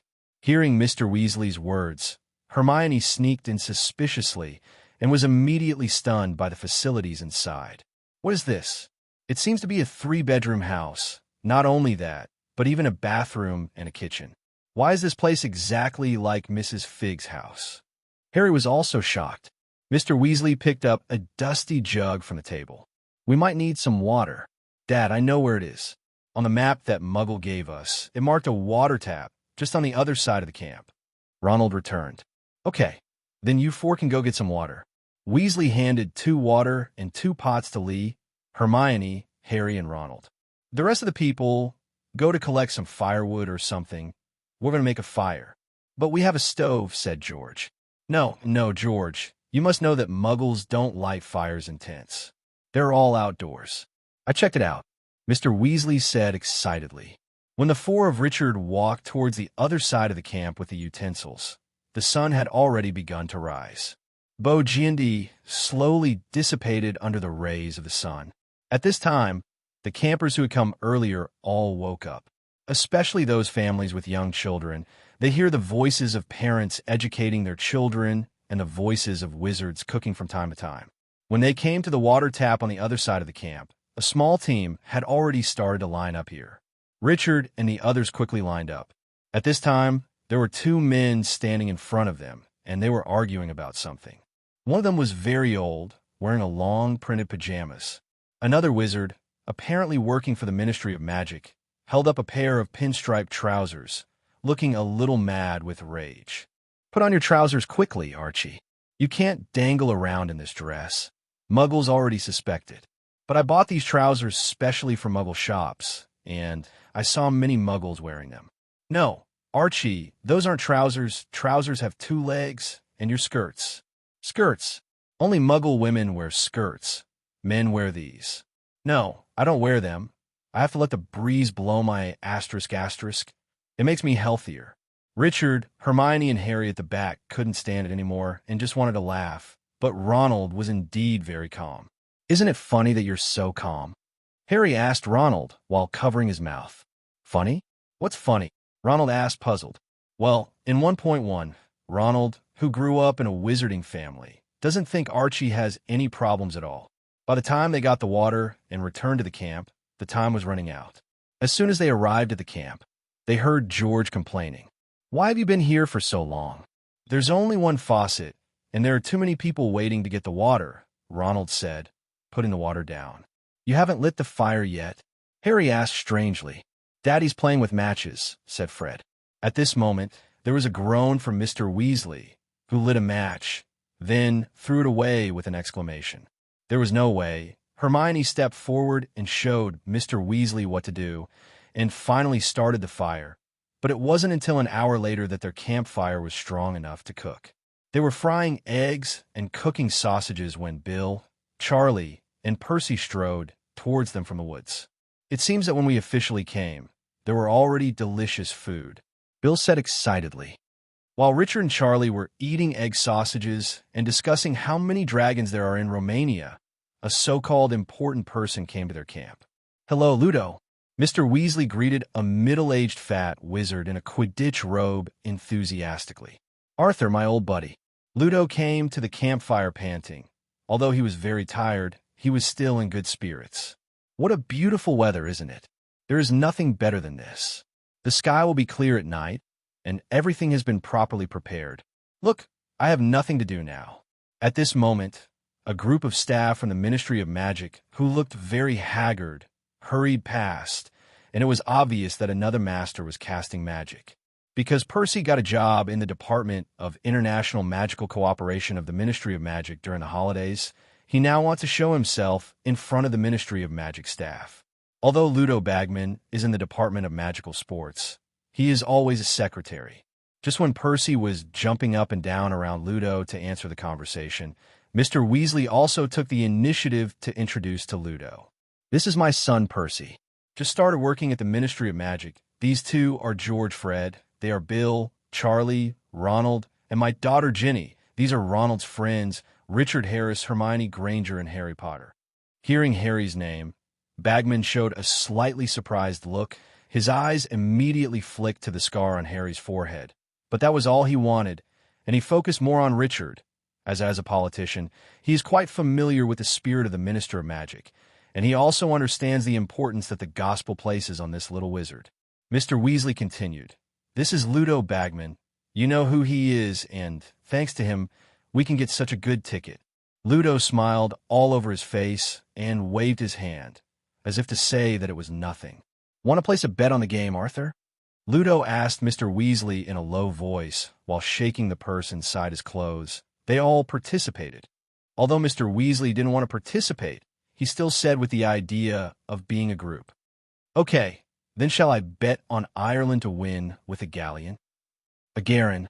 Ludo looked a little disappointed, but he quickly adjusted and said to Sirius, "Anyone else want to bet? Why don't you come, Blake?" Sirius obviously didn't want to have any contact with these officials of the Ministry of Magic, and he hadn't eased up about Regulus, so he ignored Ludo and returned to the tent. In order to avoid Ludo's embarrassment, Mr. Weasley said quickly, "Others are too young to gamble." Before Mr. Weasley had finished speaking, Fred and George spoke at once. "We bet 37 galleons, 15 sickles, and 3 nuts on Ireland, but Victor Crumb will catch the snitch." "Oh yes, and we'll add a false wand." Ludo took the wand from Fred. It croaked and turned into a rubber chicken, and he immediately burst out laughing. "It's really good. I'll buy it for 5 galleons. I don't want you to gamble, boys, and it's all your savings," Mr. Weasley whispered to the twins. "Don't spoil the fun, Arthur. They're old enough to know what they want. And it's just a game. I offered 1,000 galleons and Ireland would win, but Victor Crumb would catch the snitch." Hearing this sound, the scene suddenly fell silent, and Charlie, who was still biting the sausage, was also stunned.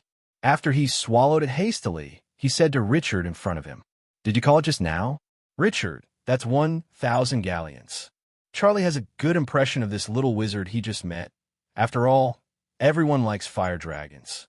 "It's me. I'll offer 1,000 galleons, Mr. Bagman, can you?" "Yes, of course, Mr. Harris.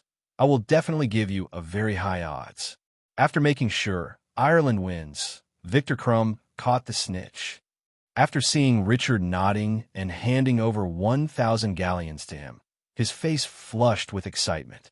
As a former professional hitter, his professional perception told him that this situation is impossible. That is, he said that the 1,000 galleons were already in his pocket. Just when Ludo was bouncing away from the Weasley family's camp, Mr. Weasley realized that he ran to Richard anxiously and said, "Richard, that's 1,000 galleons. Why don't you think about it? Don't worry. If you don't want to gamble anymore, I'll tell Ludo I believe he will give me back this face." Under the gaze of the others, Richard calmly took a bite of the sausage. Looking at the anxious, middle-aged wizard in front of him, Richard still felt warm in his heart. "Don't worry, Mr. Weasley. This is my savings for the past 2 years. It doesn't matter if I lose. Besides, I believe George and Fred's opinion. They're very powerful. It's okay if Richard didn't say anything." After speaking, Mr. Weasley became even more worried. If it weren't for his 2 sons, Richard might not have gambled. Thinking of this, he gave the twins a hard look and then began to mutter, "If Richard loses, yes, the Weasley family has to pay a little bit of compensation." Richard ignored others and continued to speak to Charlie with ulterior motives. "Charlie, next summer, can I go to Romania to find you and see those dragons?" "Of course," Charlie said softly after looking around. "Don't you also know that we're going to Hogwarts?" Richard also followed in a low voice, "I know about the Triwizard Tournament, but it's rare after all. How spectacular you have so many dragons there. 3 strong." Hearing Richard's words, Charlie cried out in surprise. But just halfway there, he realized it immediately and covered his mouth. "What? Don't you know about the Triwizard Tournament?" Richard asked curiously. "Of course I don't know. I only know that after you start school, we need to let us transport a few fire dragons over there. This is still an absolute secret, and you're not allowed to tell anyone. I didn't expect it to be a Triwizard Tournament. You really are lucky. Mr. Crouch." Percy suddenly stood up excitedly, causing everyone to look at him. "I saw a wizard coming to their camp. It was a man in his 50s with a straight waist and stiff movements. He was also wearing a neat suit and tie, and his leather shoes were polished to a shine. It is in stark contrast to most wizards." Percy leaned forward in a bowing gesture that made him look like a hunchback. "Would you like a cup of tea?"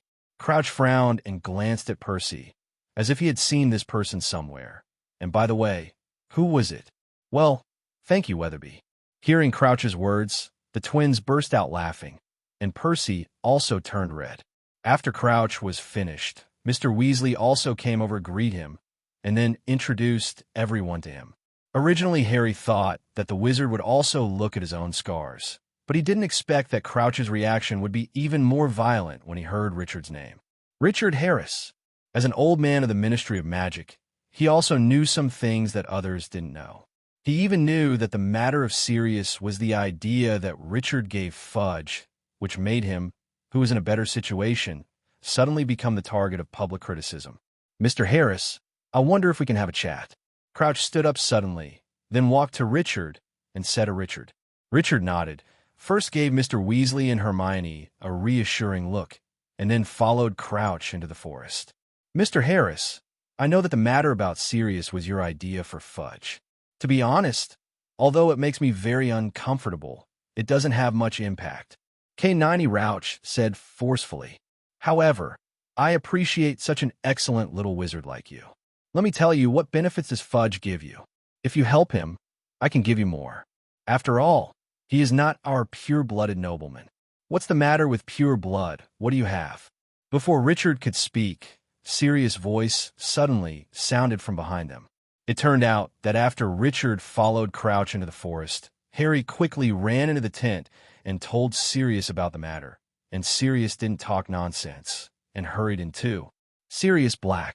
Crouch saw Black's appearance, and his expression turned pale. Regardless of whether Sirius was innocent or not, he was the one who got him into Azkaban, and now Crouch more than anyone wants to lock Sirius back in. "Just ask me if you have anything to do. Don't bother Richard anymore," Sirius said forcefully to Crouch. And Richard, who has been standing on the side, is a little confused now. "What is the situation? Didn't he let me come?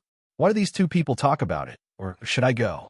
But obviously Crouch didn't want to continue talking to Sirius. He said directly to Richard stiffly, "For me, you can think about it. I will come to you again after the Quidditch World Cup."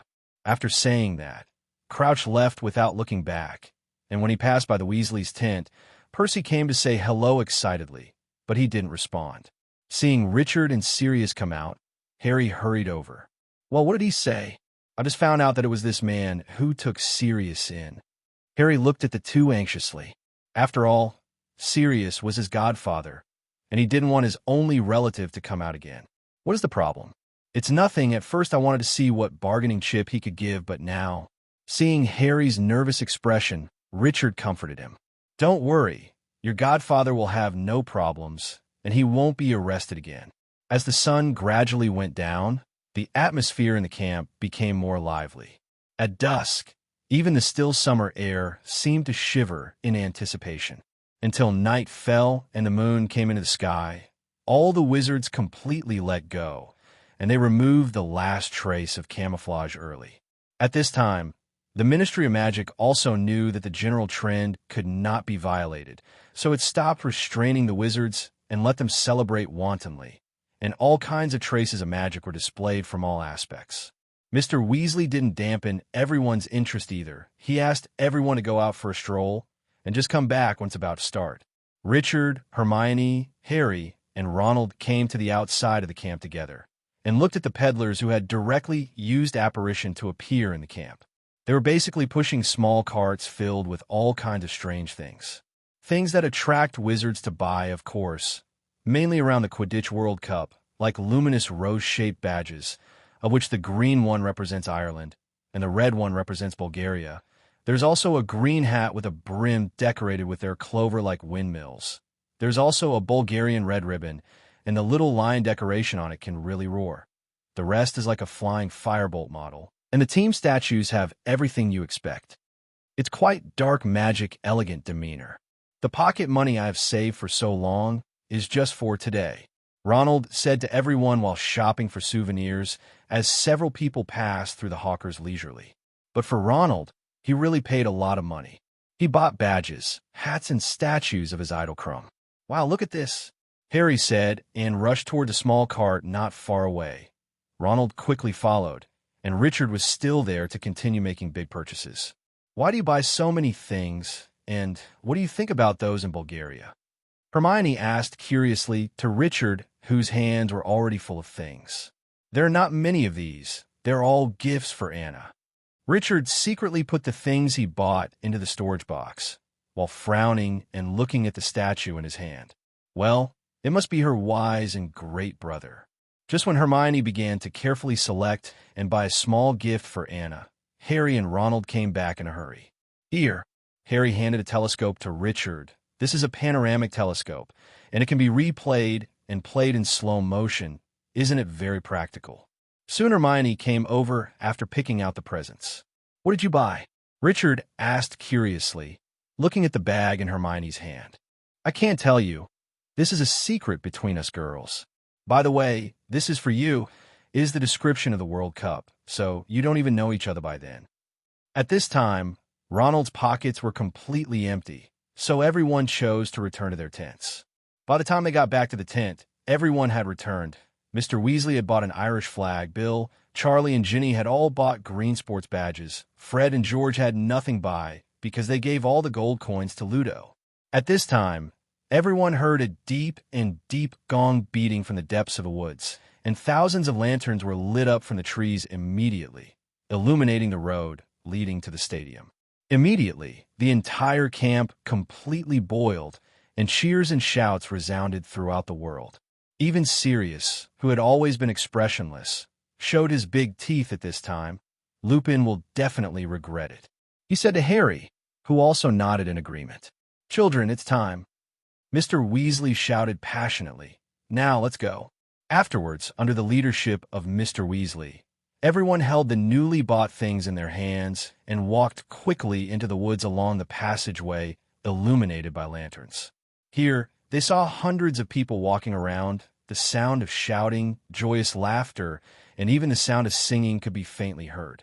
After walking in the woods for about 20 minutes, they left the woods and came to a huge gymnasium.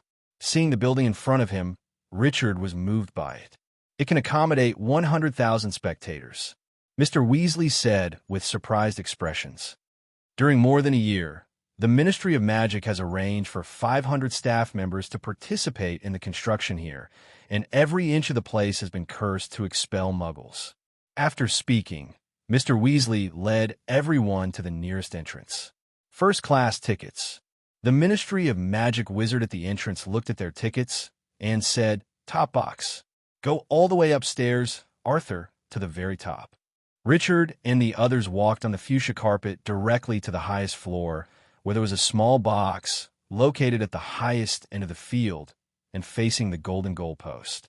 There are more than 20 chairs in the whole box, divided into 2 rows. They are in the first row.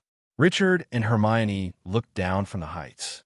"I never knew there were so many wizards," Hermione said to Richard in surprise. At this time, 100,000 wizards below are taking their seats one after another, and the whole gymnasium appears densely packed.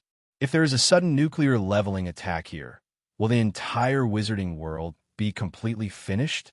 This unbelievable thought suddenly popped up in Richard's mind.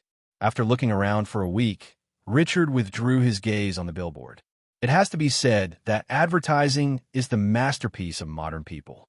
"Richard, look, there's a house elf in there," Harry said to Richard suddenly.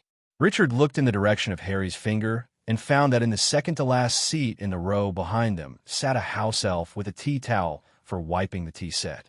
"Twinkle," Richard thought silently, and then looked towards it. Although there was nothing there, Richard always had a feeling of being stared at. He quickly looked back, not to startle the guy, or he could only hit it. "He is dead. It should be a house elf from an unknown family.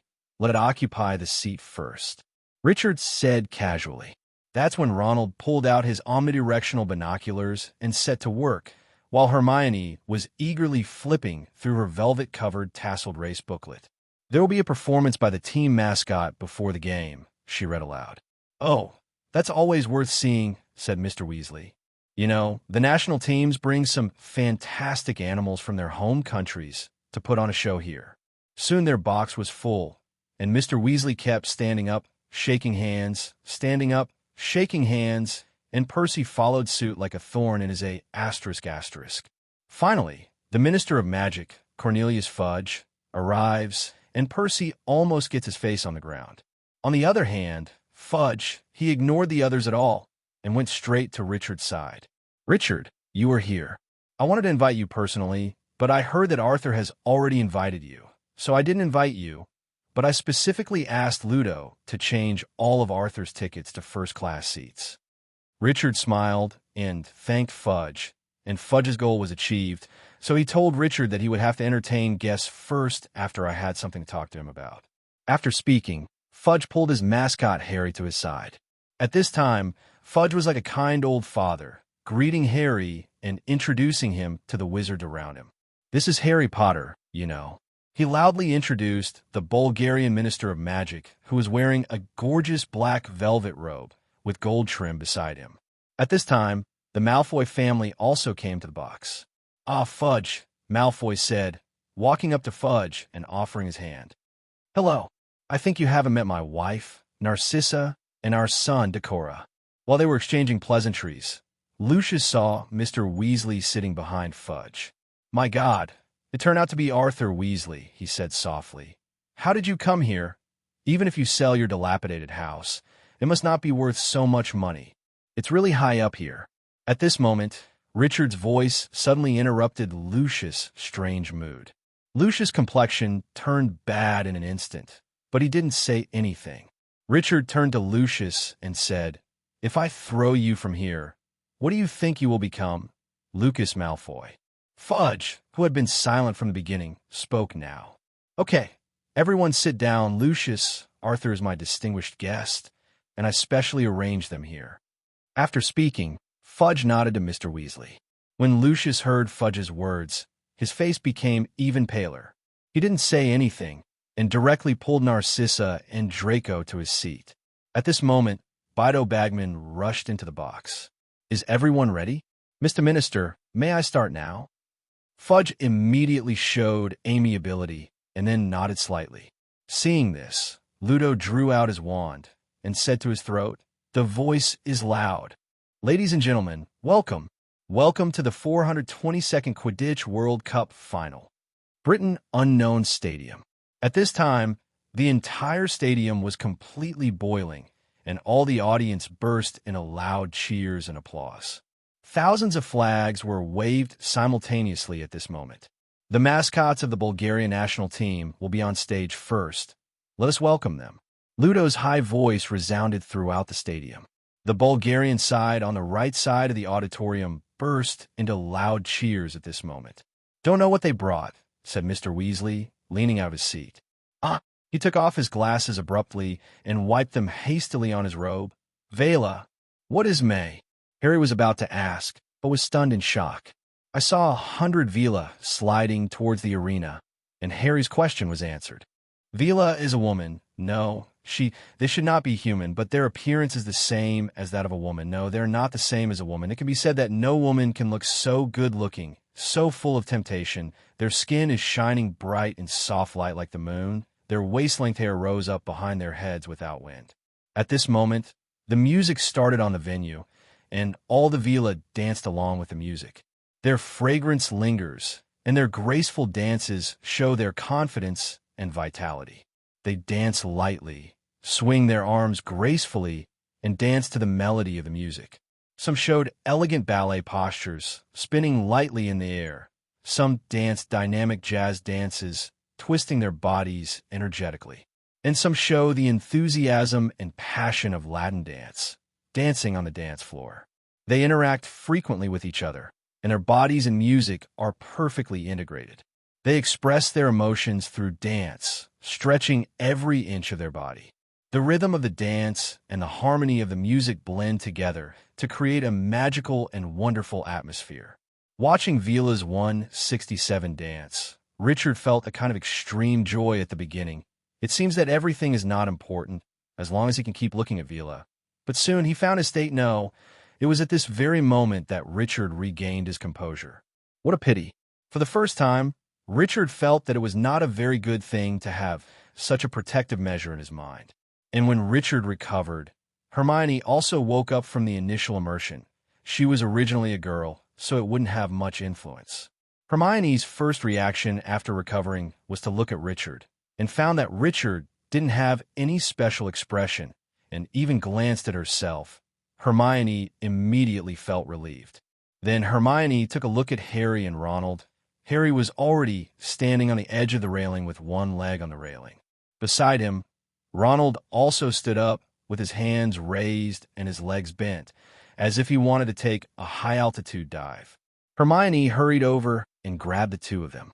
At this moment, the music on the arena stopped, and all the Vela also left the arena. Immediately, the audience in the stadium roared angrily. It seemed that they were not happy. Let the Vela leave like this. "Harry, Ronald, are you all right?" Hermione looked at the two people who were frozen there, trying to wake them up. Harry blinked blankly, and then directly took off the green clover on his chest. At the same time, Ronald was also in a trance. He took off his hat, and was about to tear off the shamrock on his hat. Fortunately, Mr. Weasley found out, and he snatched the hat from Ronald immediately. He wasn't surprised, but said to Ronald with a normal expression, Wait until after the Irish mascot show. Maybe you still need it." Ronald didn't respond at all, and still stared blankly at the Vela, who had already lined up at the side of the arena. "Oh, can't you just learn from Richard?" Hermione smacked her lips, expressing her disappointment and embarrassment for these two friends. But where Hermione couldn't see, the men in the box all adjusted their trousers at the same time. At this moment, Ludo Bagman's voice sounded like a bell. "Now, audience, please raise your magic wands in the air, and let us welcome the mascot of the Irish national team." Immediately afterwards, Richard heard it, and with a whoosh, a huge green and gold UFO flew over the stadium. After coming to the stadium, he flew around the stadium like a big comet, then disintegrated, forming two smaller comets, which flew towards the goals at both ends respectively. After they were in place, the two small comets correspondingly emitted colorful beams of light, and the two beams of light were connected together over the arena, like an arched rainbow. The people in the auditorium seemed to have forgotten the wonderful performance of Vela just now, and they knew that they were very satisfied from the bursts of exclamation from time to time. At this moment, the beam of light in the mid-air disappeared, and the two small comets gathered together again. The strong light gradually dimmed, and everyone saw it. I don't know when the big ball that gathered again turned into a big ball. It became a huge shamrock shining with colorful light. This eye-catching clover slowly rose into the air and then began to circle above the stands. While circling, golden rain fell. "My God, that's amazing!" Ronald exclaimed as the shamrocks flew over their heads and circled, dropping huge gold coins. Richard took a closer look at the clover and found that it was actually composed of countless small figures in red vests and mustaches, each holding a small golden or green lamp. "It's the leprechaun," said Mr. Weasley to the cheers. Ronald got onto the seat excitedly and picked up a lot of gold coins. Then they stuffed Kafka happily into Harry's hands. "Here's your panoramic binoculars. I think. Now you still need to buy me a Christmas present, huh?" Soon, the huge clover disappeared, and the leprechauns who made up the clover came to the other side of the field and crossed their legs, facing the villa just now. Very wonderful performance, but more exciting games will start soon. Ladies and gentlemen, let us give warm applause. Welcome, Bulgarian national Quidditch team. Let me introduce you, Dimitroman. Immediately, a figure in a red Quidditch uniform riding on a broomstick flew into the arena from the entrance on the villa's side. He flew so fast that he even pulled out an afterimage. Immediately won the fanatical applause of the Bulgarian fans. Ivanova, a second figure in a bright red robe, whizzed out. Zoglav, Levski, Volkanov, Volkov, finally Krum. "It's him," Ronald shouted, following Krum with his binoculars. Richard also looked over curiously and saw that Victor Krum was black and thin, with sallow skin, a big aquiline nose, and two black thick eyebrows, which looked like a huge eagle. "Is he really only 18 years old?" Richard asked Harry, who was also a little puzzled. "Now, let us welcome with screams and cheers the Irish national Quidditch team. They are Connolly, Ryan, Troy, Marlette, Moran, Quigley. Finally, our Seekers together." 7 green figures flew onto the arena from the entrance of the Leprechaun's side with no less speed. Finally, our referee for this World Cup final is also the much-loved chairman of the International Quidditch Federation, Hassan Mustafa, who flew all the way from Egypt. 1. At this time, a short, lean wizard took a large wooden box, carried a broomstick, and strode towards the arena wearing a pure gold robe that matched the color of the gymnasium. When he came to the arena, he didn't say a word. He just put the box on the ground, got on his broom, and kicked the wooden box away. Immediately, the bright red quaffle, 2 black bludgers, and the golden snitch with wings flew into the air in an instant. Musta whistled and followed the balls into the air. Now, the game officially begins. Ludo's voice resounded throughout the stadium. "The quaffle is now controlled by the Irish Quidditch team," Bagman screamed. 4 others, the most important game of the night has finally started. But for Richard, the exciting has come to an end, and the rest is boring waiting. Waiting for the end of the game, he could go to get his gold plus long time. As for whether Ludo will be greedy for his money, Richard can guarantee that if that is the case, he would not mind having the Ministry of Magic change the director of the Department of Sports and Sports.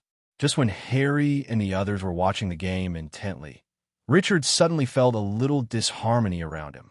So he closed his eyes and then let out his spiritual power, and suddenly a green world appeared in front of his eyes, and a black object suddenly stood up beside that house elf shining, forming a silhouette. And the elf was afraid of heights, so he kept covering his eyes tightly with both hands, without noticing it. Then the black figure carefully avoided the wizards around him and walked towards the exit, but when he passed by Harry and the others, he stopped suddenly, and Richard tensed up immediately. Fortunately, he stretched out his hand to Harry, then slowly pulled out Harry's wand from his pocket and quickly put it inside the cloak. Seeing the figure walking out from the exit of the box, Richard immediately had an urge to follow, but he restrained it in the end. Britain, Quidditch World Cup venue. Just as the waves of cheers in the venue rose and fell, in the box on the top floor, there was a little wizard in stark contrast to the surrounding environment. He fell asleep. Yes, he fell asleep. Hermione shook his head helplessly when he saw Richard, who was already sound asleep, and then joined in the cheering. While Richard was sleeping soundly, he was suddenly woken up by a loud cheer. Richard opened his eyes blankly and looked at the scoreboard.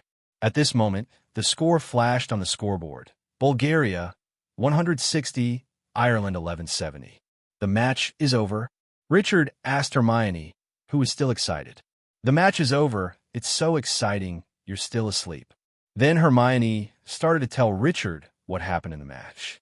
Richard just echoed Hermione boredly. And at this moment, a bright light suddenly illuminated the entire top floor box, and two panting wizards carried a huge golden cup into the box, and then handed it to the displeased Kong Niley Forge. As for why Fudge was unhappy, the reason was very simple. Bulgarians could understand English, but they deliberately pretended not to understand. The reason turned out to be that they thought Fudge was funny. What followed was a normal award ceremony. After the ceremony, the Irish Quidditch team made a special circle around the field. At this moment, Ludo also came over and took Richard and the twin brother aside. Then, he first whispered into his throat, and then said hoarsely to Richard and the twin brother, "What a wonderful game. No one expected this to happen. Damn it." Of course, I'm not talking about Ireland winning, but Crumb actually caught the snitch. Okay, let's do the math. I should give how much money do you have?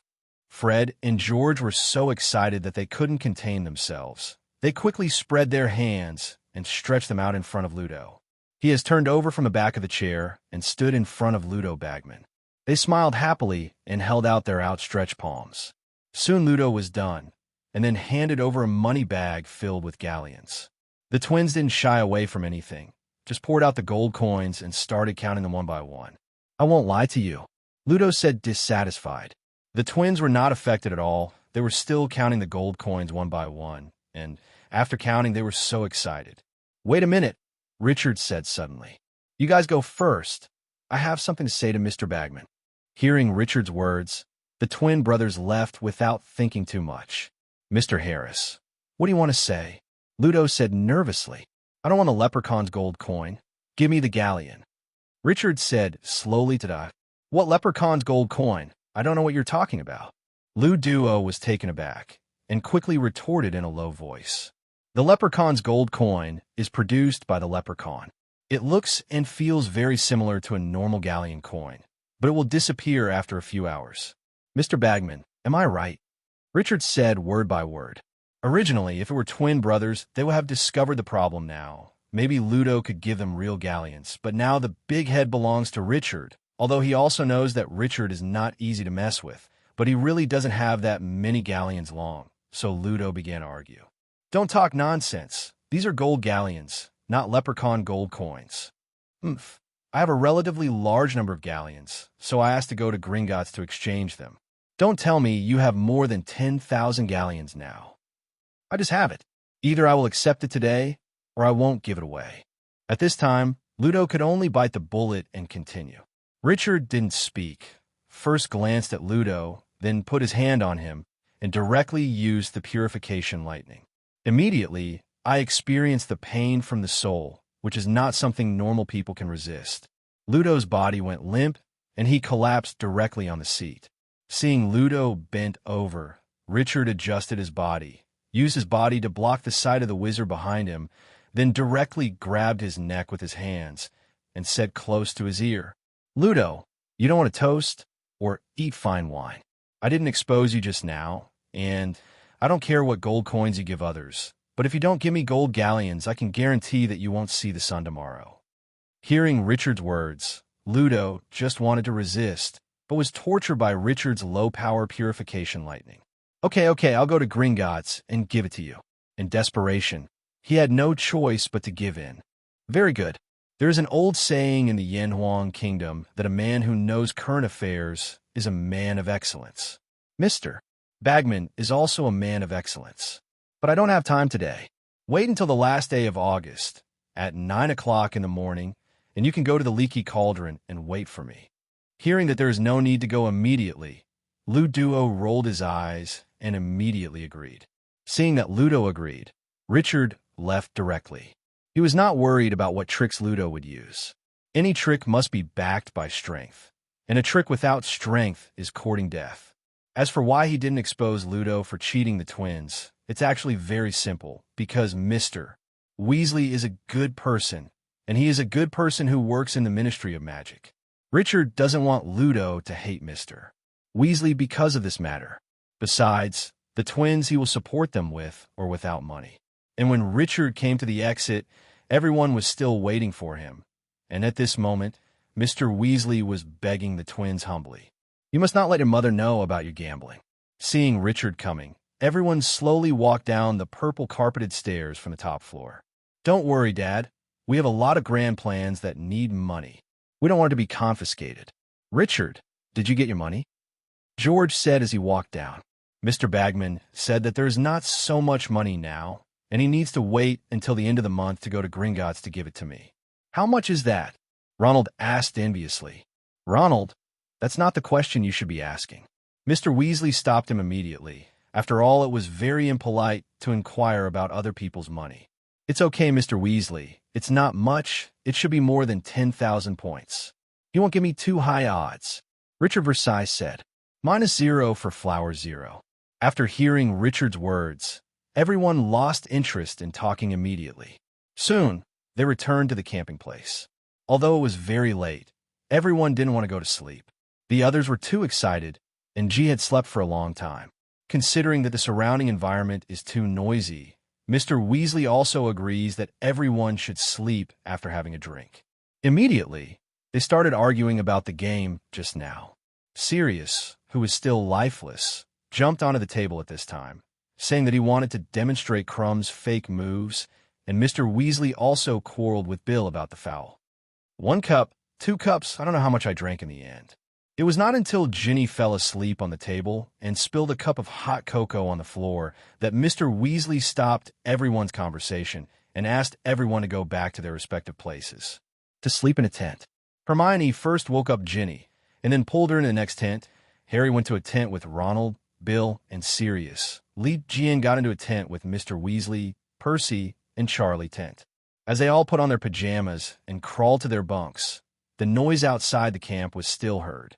It looks like they must be celebrating all night, Charlie said. It must be, thanks to you, Richard. Otherwise, I must be on duty to stop the Irish from celebrating. I can't even think about it. Mr. Weasley, who just lay down, was a little confused. Although Richard didn't want to fall asleep at this time, his eyes were a little disobedient when he lay down on the bed. I don't know how long it took. Richard felt as if he fell asleep and didn't seem to fall asleep. Suddenly, Mr. Weasley's words echoed in his ears. Quick, quick, get up. Richard, Percy, Charlie, hurry up. It's an emergency. You get up quickly, put on your clothes, and I'll go to the other 2 tents and call them. After speaking, Mr. Weasley left the tent, and the 3 people in the tent also got up one after another. What happened? Percy said in horror. I don't know, but if you listen to the sound outside, something bad must have happened. Charlie said.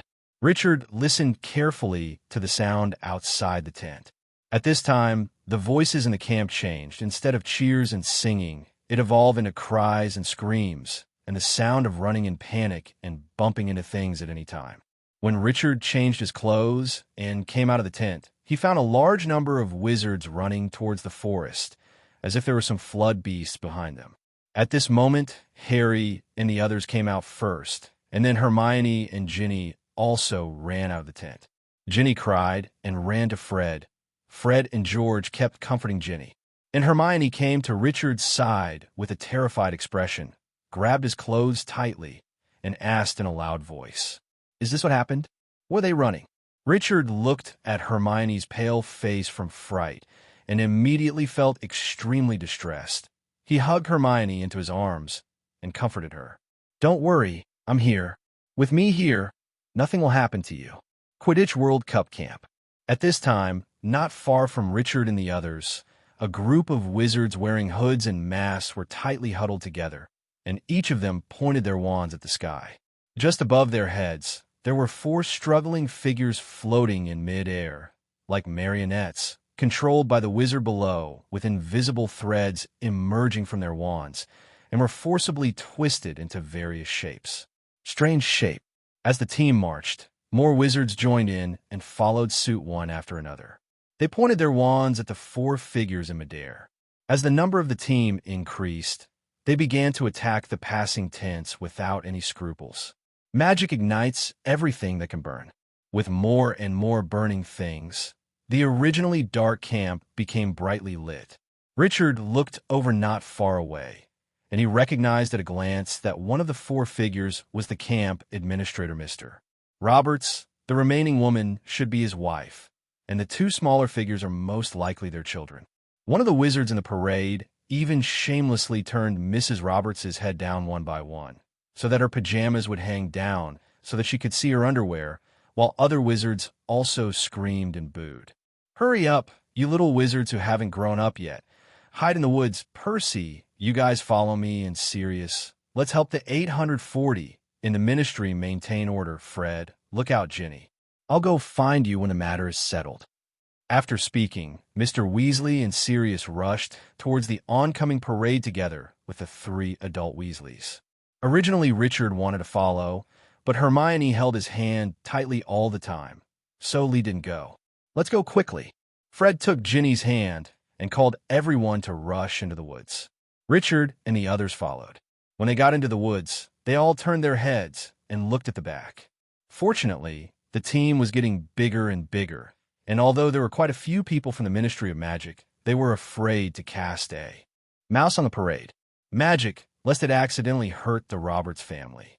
At this time, the woods no longer had the colorful colors when they went to the gymnasium, only a piece of darkness, and the crowd poured in, pushing them around, and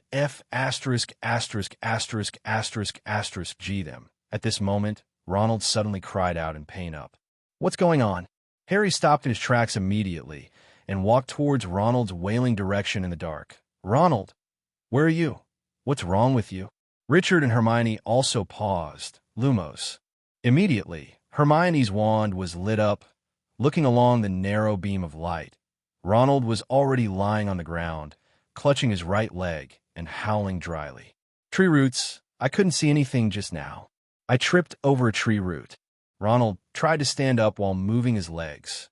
In just a short while, Ginny, George, and Fred had disappeared. "Maybe you are not suitable for having legs. If you don't have legs, you won't trip." Suddenly, a voice sounded from beside them. "Malfoy." Harry could tell by the voice that it was his lifelong bond, Draco Malfoy. Richard and others turned their bodies in the direction of the sound. I saw Draco Malfoy leaning against a big tree alone at this time. Compared to other restlessness, he was very leisurely and contented. "You guys better run.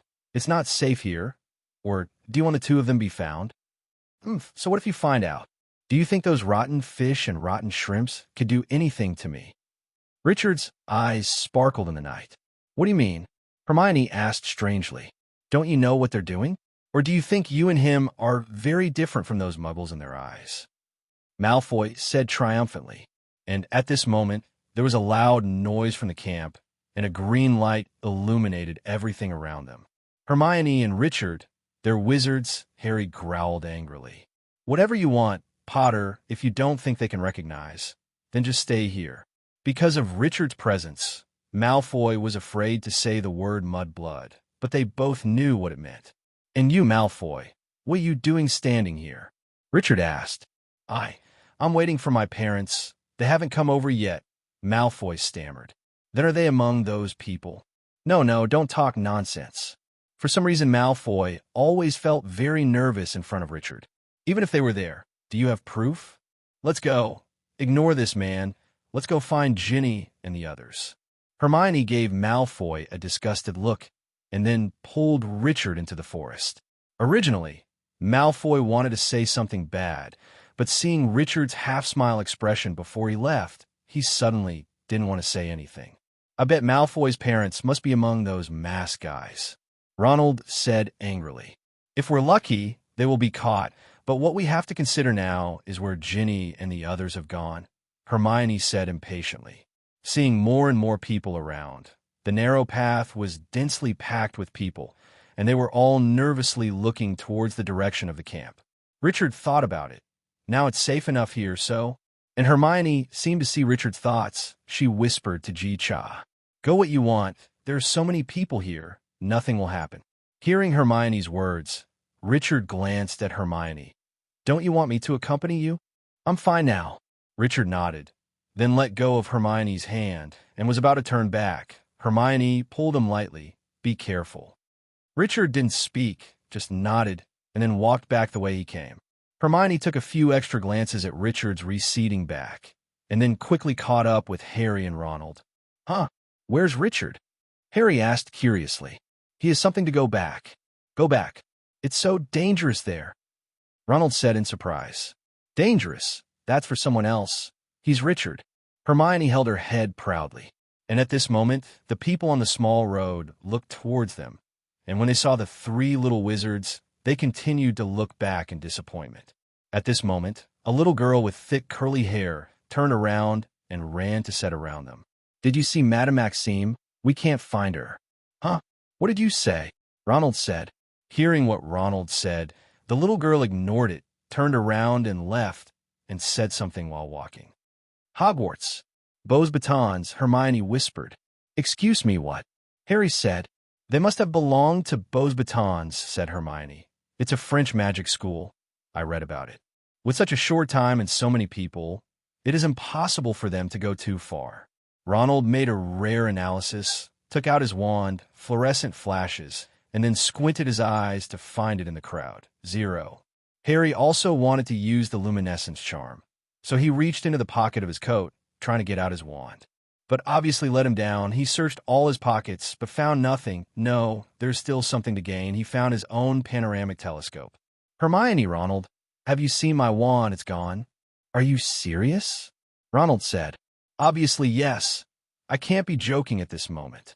Harry was already a little anxious at this time. Without his wand, it's like he has no limbs.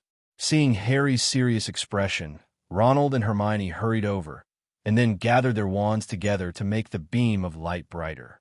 Harry bent down and searched carefully around, but unfortunately he couldn't find it. Did you miss it in the tent? Ronald said. I think it's very likely that the wand fell out of your pocket when you were running just now. Hermione analyzed. Yeah, Harry said. Whatever you say is possible. So what now? Now? We can only wait now. We will help you find it after the incident subsides. Hermione was also very helpless. Suddenly, there was a rustling sound from the nearby bushes, and all three of them were startled. Who is it? Ronald yelled in horror. Come out. I see you. After some shaking, a house elf emerged from the bushes.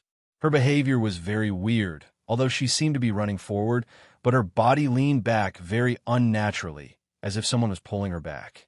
There are bad wizards here. They put people in the sky. They're all bad wizards. Winky must go. Go quickly.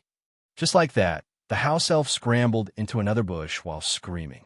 Her name is Winky. The three of Hermione watched the house elf disappear in bewilderment. At this moment, another explosion sounded, which seemed to be getting closer to them. Let's go, shall we? Ronald said nervously. So, the three of them walked along the path to the depths of the forest. Of course, they still carefully looked at the people around them to see if there was Ginny and the others. Before they knew it, they had already walked a long way. At least the surrounding area was much quieter, and there were no wizards around. My God, where did they go? Ronald felt that he couldn't walk anymore, so he sat down on the ground. And Harry and Hermione were about the same, and sat down at the same time. Let's just wait here, what do you think? Harry suggested. As soon as his words fell, Ludo Bagman got out of nowhere. Why are you here? Ludo recognized the three little wizards and asked with a pale face. There was a commotion in the camp. We came to hide. Ronald explained. What? There was a commotion in the camp? Damn it. Ludo immediately operated away after finishing speaking, leaving the three of them staring at each other. Harry was about to say something, but he seemed to hear something, as if someone was limping towards them. Harry glanced at the two of Hermione and saw that they heard it too. Who is it? I saw you. Come out quickly. The same words came out of Ronald's mouth again. But no one responded to him. Just when the three of them didn't know whether they should go to have a look, suddenly a spell came from over there. The corpse reappears. Then a green beam of light shot up into the sky, directly reflected in midair, forming a huge skull, and a python emerged from the skull's mouth. Just when Richard left Hermione and ran towards the back, soon he met Malfoy again, At this time, he was watching what happened in the camp behind with relish. When he suddenly heard someone coming, Malfoy turned around and looked past. "Harris, why did you come back?" Malfoy said in surprise. "Me? Didn't you just say that they will arrest me and Hermione? I want to see what they want to do when they catch me." "I'm not kidding. If you go over, they will definitely deal with you." Seeing that Malfoy was in a hurry, Lee asked suspiciously, "Even if they catch me, why are you nervous?" I'm not nervous. You are my opponent. I must defeat you, not someone else." Looking at Malfoy in front of him, Richard couldn't help laughing. How arrogant he is. Richard shook his head, then walked forward. "With night breezes slight, be careful." It reached Ji Sheng's ears. "Traveling to this world by myself. That is to say, this is Richard's world, and he does not allow others to make trouble here at will. Of course, Richard has no way to deal with those hidden characters and organizations now, but they didn't come out to make trouble. Others, like tonight's, are completely disruptive to the existing order, which Richard can't tolerate, and he still has to pinch these chickens and dogs with his hands." When Richard just arrived at the edge of the forest, he saw that many Ministry of Magic personnel had already set up defense lines here. They all knew that many little wizards were hiding in the forest. If these thugs were allowed to enter the forest would be destroyed. If it is ignited, then those little wizards will be in danger. "Richard?" A familiar voice suddenly sounded. "Why are you here? It's too dangerous here. Go back to the forest quickly." "Senior Penelope? Why are you here?" Seeing the person in front of him, Richard was also very strange. "I want to work in the Ministry of Magic, so I wonder if I can." Although Penelope didn't say it clearly, Richard knew that as a half-blood wizard who was resisted by a small and powerful pure-blood family, he wanted to enter the Ministry of Magic. And the rapid promotion definitely requires more credit. What happened tonight should be a good opportunity in Penelo's view. "Don't talk about me. Go to the forest as soon as possible. It's too dangerous here. There are already Muggle-born wizards attacked by them," Penelo said to Richard anxiously. "Sister, you said this place is dangerous for me?" Richard showed a strange look. "Aren't you even more dangerous? I know that you are very powerful, but there are too many of them. Although I'm not as good as you, I am more or less a half-blood wizard, and they will not attack me. Look, there's a chick here. She looks really exciting. Why don't we go and chat with her first, and then go over there?" Suddenly, 10 voices came from the side. "I think it's okay. Anyway, they are outside now, and those from the Ministry of Magic don't know. What about the kid over there? What else can I do? Anyway, it doesn't matter if so many people are injured or killed." Randomly, 3 wizards wearing masks came to Lisuo and Penelo. "Senior sister, look how dangerous you are here," Richard continued to say to Penelo indifferently. On the other hand, Penelo quickly took out his wand, pointed at the 3 wizards and said, "Get out of here quickly. We are Hogwarts students. If anything happens, Principal Dumbledore will definitely not let you go. Disarm you." The 3 wizards had no morals at all, and even 3 of them directly used the disarming spell on Penelo, and Penelo's wand flew into the hands of one of them in an instant. "Sure enough, I'm still a student, and I'm always chattering when I come up. Don't you know that it's better to strike first? Dumbledore is a big shot. How would he know who did it?" Obviously, these people didn't care about Penelope's threat at all, and Penelope panicked immediately, but she still stood in front of Richard, and just as she was about to say something, she found that the 3 people on the opposite side suddenly didn't move up. If it was normal, Richard might still play with them, but now there are things to do later, so Richard lost his mind and snapped his fingers directly, and a petrification spell would petrify all 3 of them. "Sister, this is not Hogwarts. Are you still going to give them a wizard salute?"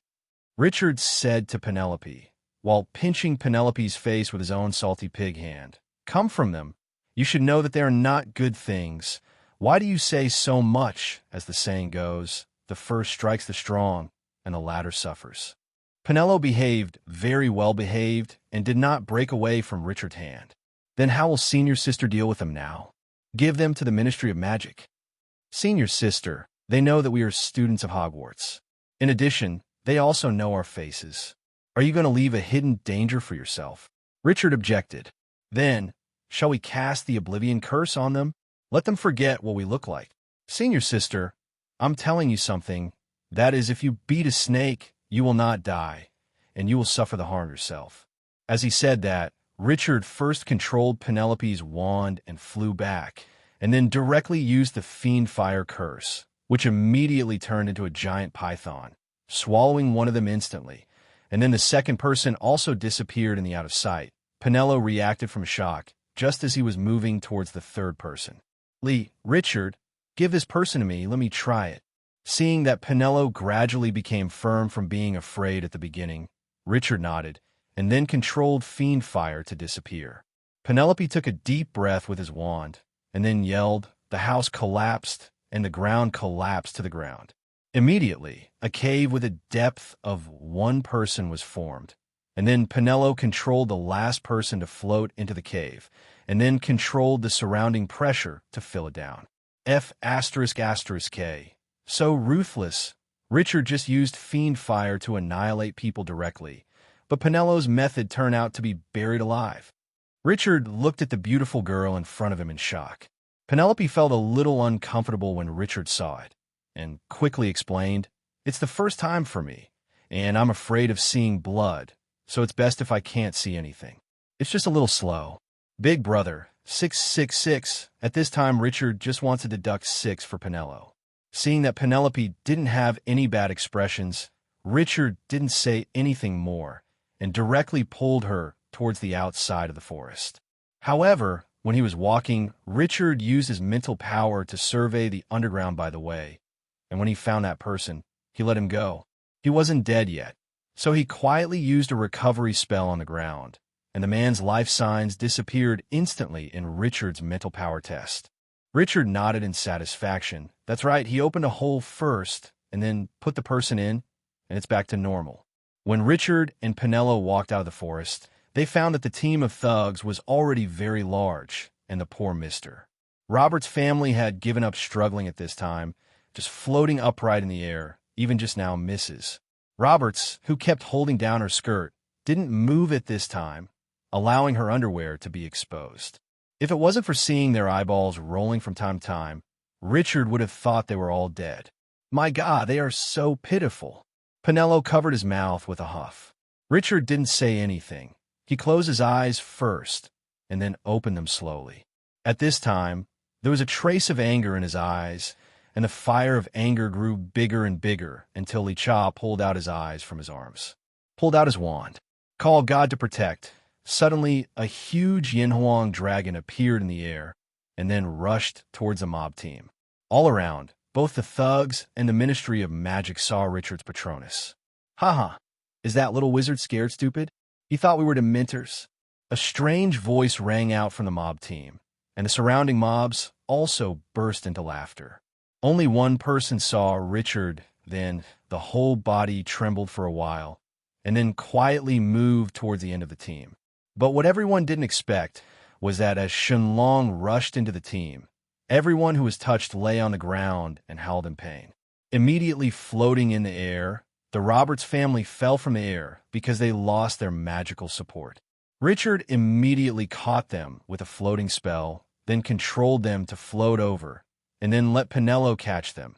And those a small number of adult wizards from the Ministry of Magic and non-Ministry of Magic ran towards Richard, and the rest all rushed towards the mob. Seeing that the overall situation has been settled, Richard also released the magic. Although the consumption of the patron saint is not that great for Richard now, the purification lightning carried out in the patron saint still consumes a lot. Richard, I knew it was you. The first person who came over was an acquaintance from the season room. Professor McGonagall, why are you here? Of course I'm here. This is the World Cup.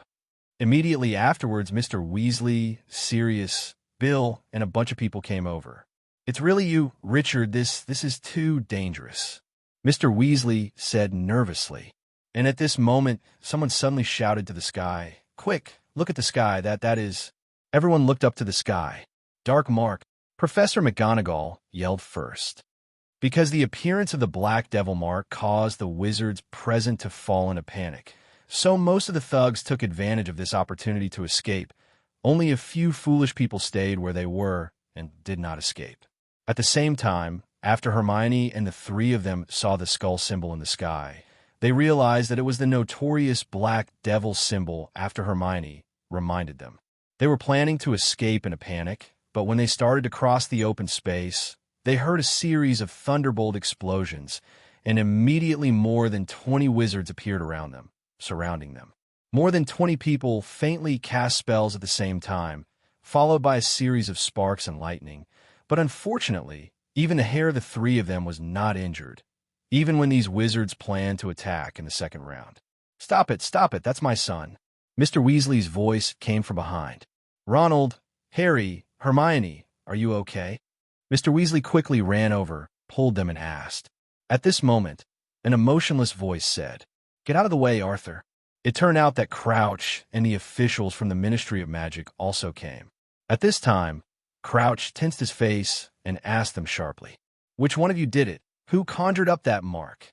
"That's not what we did," Harry said, pointing to the sky.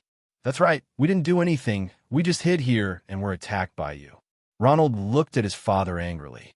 "But you're the only ones here. Tell me, where did this mark come from?" Mr. Weasley said anxiously. "It's over there. We were hiding there just now, and suddenly we heard someone behind the tree. Just as we were about to go over and check, he suddenly uttered a spell, and the dark symbol appeared. He also said a spell, didn't he? You know how to conjure the sign, Miss, and I didn't say that it was the dark mark. How did you know?" Crouch stared at Hermione with an expression that caught me. "Don't use your pig's brains to think about our brightest witch at Hogwarts." "Richard, how can you talk to Mr. Crouch like that? Even though Hermione knows everything, I wouldn't doubt." "Okay, Professor McGonagall, but Minister Fudge, I have concerns about your Ministry of Magic officials." "Oh no, Richard, you know he doesn't represent the Ministry, and he wasn't appointed by me." The sound of conversation came from one side. Everyone looked over and saw Richard, Professor McGonagall, and Minister Fudge approaching. It turned out that Fudge had come over a long time ago, but he never showed up, but quietly hid aside. He thought very clearly that he would not show up if the riot was not resolved. But I didn't expect that it was perfectly solved by Richard, so Fudge immediately came out to fight for the credit. And Richard also took advantage of the opportunity to introduce Penello to Fudge, and then asked Penello to detain the thugs left behind. After dealing with these, Richard went to the place of the dark mark with Fudge and Professor McGonagall, and when he just arrived, he heard Crouch's accusation of Hermione. You're just a little wizard who dares to talk to the staff of the Ministry of Magic like that. It seems that the education problem at Hogwarts is already very serious," Crouch said to Richard, not daring to show weakness. "Mr. Crouch, if you have a little brain, you should know that at least you can't frame the appearance of the dark mark on Harry Potter and his friends. Or are you addicted since you framed Sirius last time?" Harry Potter." Hearing Richard's words, the wizards around started talking. And then they all looked at the black-haired child, and sure enough, they saw the lightning symbol on his forehead, which had extraordinary significance in the wizarding world. "Yeah, how did Harry Potter become the Dark Devil's mark?" "Crouch, it seems that you are really old. Why don't you hurry up and look at the places they only recognize?" Fudge said hastily, and those wizards from the Ministry of Magic also agreed with this statement. They raised their wands one after another, aimed at the direction Hermione pointed back, and carefully looked at the dark bushes. At this moment, a wizard with a short brown beard and a hawthorn stepped forward. He was Cedric's father, Amos Diggory.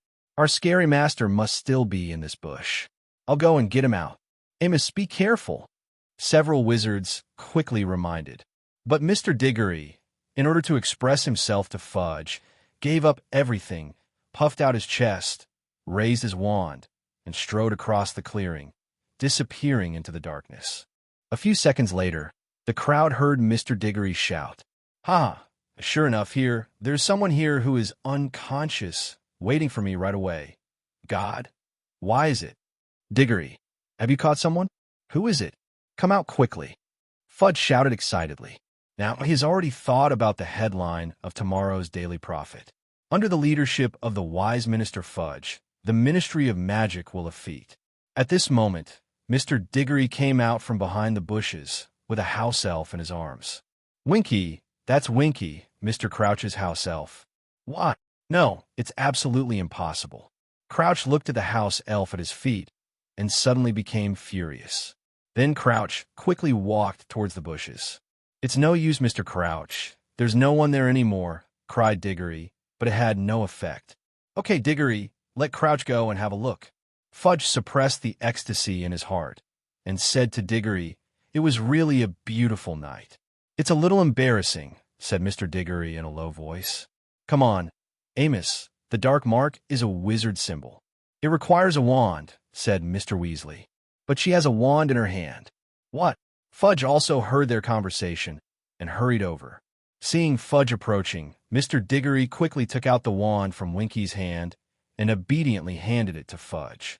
Yes, Minister, you see, she has a wand in her hand. Fudge took out his wand, blinked, and said nothing. And at this moment, Crouch came back from the bushes empty-handed. Crouch, I think we need to ask her, elf. She has a wand in her hand. Fudge raised the wand in his hand, let Crouch take a look, but didn't give it to him. Intend. Crouch didn't say anything, just nodded. Seeing that Crouch had agreed, Fudge tried a color on Diggory. Seeing the minister's eyes, Diggory immediately raised his magic wand, pointed at Winky, and said, resuscitate quickly. Immediately, Shining moved and opened her eyes. She blinked vigorously, but her expression was still very dazed. Then he sat up tremblingly. Elf, I am a member of the Department of Regulation and Control of Fantastic Beasts. You saw it too? The dark mark, and I found you under the sign. Now explain to me why this happened. At this time, Shining began to tremble on the ground, and sobbing so intensely that she couldn't speak, and soon she took a deep breath and reluctantly spoke. I don't know, sir. Really, I don't know what happened. Then let me ask you, what happened to the wand in your hand? I just saw a magic wand on the ground, so I picked it up, and I don't know how to turn it into a black magic symbol. Winky said while wiping the bean-like tears with the scarf on her body. It's not her. At this time, Hermione spoke suddenly. She first glanced at Richard, and seeing Richard nodding at her with a smile, Hermione immediately became more confident and continued. Shining's voice is too thin. It's not that person at all. His voice is much lower. That's right. It was a human voice, not an elf's. Harry and Ronald nodded in agreement. Diggory was about to say something, but suddenly he seemed to think of something.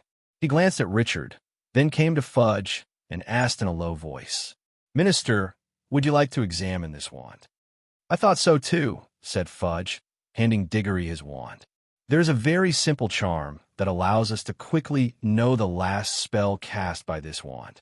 Diggory pointed his wand at the wand as he spoke. Flashback the flash spell. In an instant, a skeleton spitting snake letter appeared from the place where the two wands met. Vanished, cried Mr. Diggory, and the skeleton of smoke disappeared in a wisp of smoke.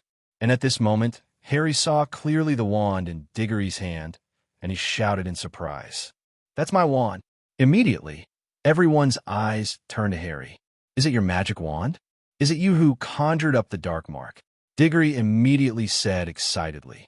Suddenly Richard was speechless. He glanced at Fudge and said to him, The brain is a good thing. Fudge also blushed a little at what Richard said, and he walked up to Diggory and said sharply, Okay, he's Harry. Anyone present could do it, but it's absolutely impossible for Harry. After finishing speaking, Fudge turned and looked at Crouch. It's very simple. The person who conjured the mark, after finishing the spell, just threw the wand away and then apparat away. Then this hapless elf, Winky, just accidentally saw and the wand picked it up. Crouch looked at Fudge in surprise. He didn't, thought that Fudge would help him to excuse him, but he still had to finish what had to be done. Shinchi's behavior tonight made me very angry. I ordered her to stay in the tent, and I went to solve the disturbance. But I didn't expect that she would disobey my order, and I would punish her. Clothes. I give her clothes. No, Master, please, don't want clothes. Winky doesn't want clothes. Winky screamed and threw herself at Crouch's feet. Hermione was about to say something, but was stopped by Richard's look. Although Hermione didn't know why Richard didn't let her speak, she forcibly suppressed her anger out of trust in Richard. Since Winky is no longer Mr. Crouch's house elf, then I will take him away. Diggory walked towards Winky while talking. At this time, Winky was so frightened that he didn't dare to move. Move! Wait a minute, Richard said as he walked to Shining's side, and then said to Shining, Winky, since your master doesn't want you anymore, and now Mr. Diggory is going to catch you again, I'll give you a chance now. How about being my house elf? And I already have one at home. She can follow you for company. Hearing Richard's words, Winky was stunned. Change the owner? Okay, it's settled like that. You don't want to be called Winky in the future, and now I really give you the name Cubby. From now on, you will be the housebred elf of the Harris family. Shining was stunned for a moment, then obediently knelt down on the ground and hugged Richard's shoes, signaling his submission. After everyone left, only Richard remained there. Richard, do you really want to keep Winky? Hermione asked curiously. Of course, but please don't call her Winky anymore. She's called Cupid now, right, Cupid? Yes, Master. I will be Chubby from now on. Chubby must obey the Master's words. Master, please don't dare Chubby to leave. Don't worry, as long as you are obedient, Chubby, I won't drive you away. By the way, your current clothes don't suit the style of the Harris family. You need to change. No, Master, Chubby doesn't want clothes. Hearing that Richard wanted to give him clothes, Chubby fell to his knees in fright. Don't worry, Chubby, I'm not giving you clothes, but... Seeing that Chubby was still in shock, Richard didn't intend to say anything, and directly took out his wand, and then looked at Chubby's terrified eyes after casting the spell. Her dirty pillow cover instantly turned into a mini-maid outfit. And by the way, Richard cleaned her up so that the originally dirty Cupid was cleaned immediately. Okay, open your eyes, that's all. Hearing Richard's words, Chubby opened his eyes anxiously, and then gave himself a large amount, and immediately opened his copper bell-like eyes even wider. How about it? Do you like Cupid? Chubby immediately burst into tears. Master is so kind. And Chubby planned to kowtow, but was stopped by Richard. Okay, Chubby, I'll take you home first. There's also a house elf at home. Although she is younger than you, she can teach you the rules of the Harris family. Mr. Weasley, you guys go back first. I'll send Cupid back first, and then go directly to the camp. 207-inch. Okay, then what do you? Weasley hadn't finished speaking when he saw Richard suddenly disappear in place with Cupid. My God, he sure didn't pass the apparition exam to get a legal license. Let's go back first. Sirius and the others should be in a hurry. After speaking, Mr. Weasley led Hermione and the three of them towards the camp. On Richard's side, he took Cupid directly to Harris's house, but because it was early in the morning, he didn't disturb the Wilsons and brought Cupid directly to the kitchen. Debbie, come out. In an instant, another house elf in a maid outfit appeared in front of Richard. Master, you're back. Debbie looked at Richard in surprise. No, I have to wait a little longer. I brought back a house elf first. She is Chubby, and she will be the elf of the Harris family in the future. You are responsible for teaching her the rules of the Harris family. By the way, don't go there, Went. Although Richard didn't say it clearly, Debbie knew what the owner meant.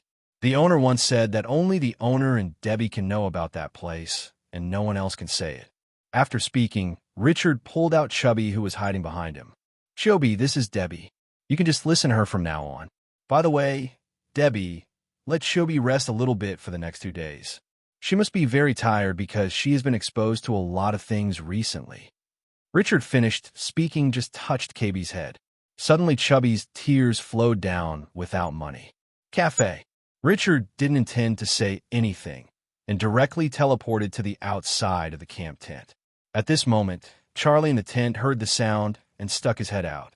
Oh, Richard, why did you come back by yourself? Where are they?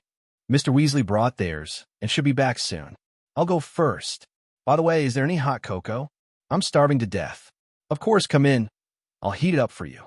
As he spoke, he retracted his head in, and when Richard came into the tent, the whole tent was already filled with the sweet smell of hot cocoa, and Richard couldn't help swallowing. But he still managed to restrain himself. After all, when Richard came in, he saw that Bill was not in a good condition. At this time, Bill was sitting by the small dining table, with a sheet wrapped around his arm, but blood was still coming out. Richard cast a healing spell directly at Bill, and the blood stopped immediately. Bill untied the bedsheet and found that the original wound had healed now. After hitting Bill, Richard hit Percy on the nose again, but Percy wasn't very happy. Then Richard smothered the hot cocoa that Fred handed over. "Is there any more? I think I might need another glass." Hearing Richard's words, George immediately brought another glass over. Although this glass was drunk a little slower, it was gone soon. "Come over for a drink." Richard took a shallow sip, then let out a long breath. "It's comfortable." At this time, another voice came in from outside the tent, and Charlie got out immediately. "Dad, you are back." Immediately afterwards, Mr. Weasley, Harry, Ronald, and Hermione followed him into it one after another. "Richard, you're back so soon." Seeing Richard, Harry asked in surprise. "Yes, he already drank 3 cups of hot cocoa. Do you need it?" George said, "Funny. Let's have a drink." Under the arrangement of Mr. Weasley, the 3 of them came to the table with a cup of hot cocoa. "Arthur, have you caught those people who conjured up the dark mark?"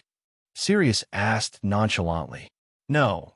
When we got there, we only found Barty Crouch's house elf holding Harry's wand, but who put the dark mark on it is unknown." "What?" Everyone in Sirius was shocked. Immediately after, Sirius pulled Harry over and checked up and down. If Harry hadn't vowed to die, he would have taken off Harry's pants to have a look. Then, just as Mr. Weasley gave the lecture, Harry, Ronald, and Hermione added and told everyone all the things that happened in the woods. "Can anyone explain what that skull is?" "It's just an image. Why is everyone scared?"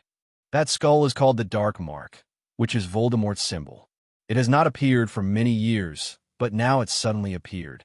Why do you think they are afraid?"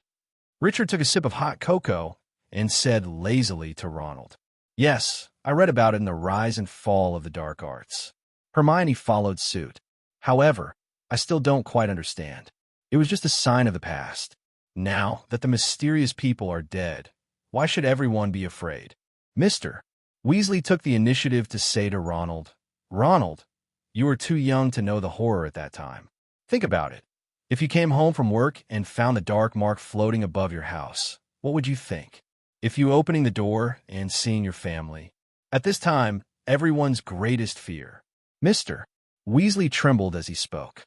Everyone in the tent was silent. Only Richard was still drinking the hot cocoa in his hand. "It doesn't matter. Anyway, the mysterious man is dead now. By the way, Richard, why did your Patronus charm affect ordinary people?" "It's just because of you today. Otherwise, the Muggle family." Bill was curious. Asked Richard. "Maybe it's a mutation. I don't know, since I found out that my Patronus charm can destroy Dementor's last time. I have experimented and found that it can actually affect people." "What? What's going on over there?" Hermione asked curiously. The situation was already very dangerous at that time, and it was completely out of control, but at this moment, Richard summoned his patron saint, that strange creature, and rushed directly into the rioting crowd, and immediately most of the rioters collapsed on the ground, and the 4 Muggles were also rescued by Richard and handed over to... Charlie was interrupted by Richard before he could finish speaking. "Okay, don't talk about me anymore. How many people did you catch in the end? Are there any interesting people?" Richard quickly changed the topic. After all, should he tell Hermione that I left you to be with Penelope? Not going crazy. Hearing what Richard said, everyone looked forward to it. This may have disappointed everyone. As soon as the Black Devil sign came out, everyone was stunned. Most of them fled away one after another. There were only a few dozen or so people left. After taking off the mask, they found that they were all magicians. Most wanted Dark Wizard. Hearing this, everyone showed a look of disappointment.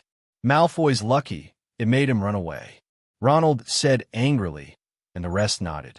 "Well, stop talking, it's getting late, and if your mother hears about these things, she'll be terribly worried. Let's hurry up and sleep for a few hours, and then get the port key early and get out of here." Under the urging of Mr. Weasley, everyone climbed into the bed one after another. This time, everyone stayed in a tent and did not separate. A few days had passed, and Richard and Hermione had returned to their homes. The rest of the holiday life was coming to an end soon, and the Hogwarts book list for the next semester was delivered on time. "Okay, it's the last day of August. I'll inform Harry and Ronald." "Okay, goodbye." After finishing speaking, Richard hung up the phone and then wrote 2 letters. Although he also knew that there was a high probability that Ronald and Harry should be in Black's old house together. But just in case, he still wrote 2 letters and sent them to them respectively. Soon it was the last day of August, and the Richards and Hermiones came to the Leaky Cauldron together. As soon as he entered the Leaky Cauldron, Lee saw Ludo sitting alone at a table, drinking a glass of sherry. "You wait here for Harry and the others. If you haven't come back, you could buy the book for me first. I'm going to find Mr. Bagman," Richard said to Hermione. After speaking, he came to Ludo's table. "Mr. Bagman, you came early." Ludo was taken aback by the sudden sound, but when he saw that it was Richard, his expression became even worse. "Let's go. Since you're here, let's go straight. I'll go back to work later." After speaking, he put down his wine glass, and together with Richard came to the Gringotts Wizarding Bank in Diagon Alley. With the help of the Goblin staff in Gringotts, Richard finally received his winning prize, a total of 12,000 galleons. After politely rejecting the Goblin's request to open a vault, Richard and Ludo walked out of Gringotts.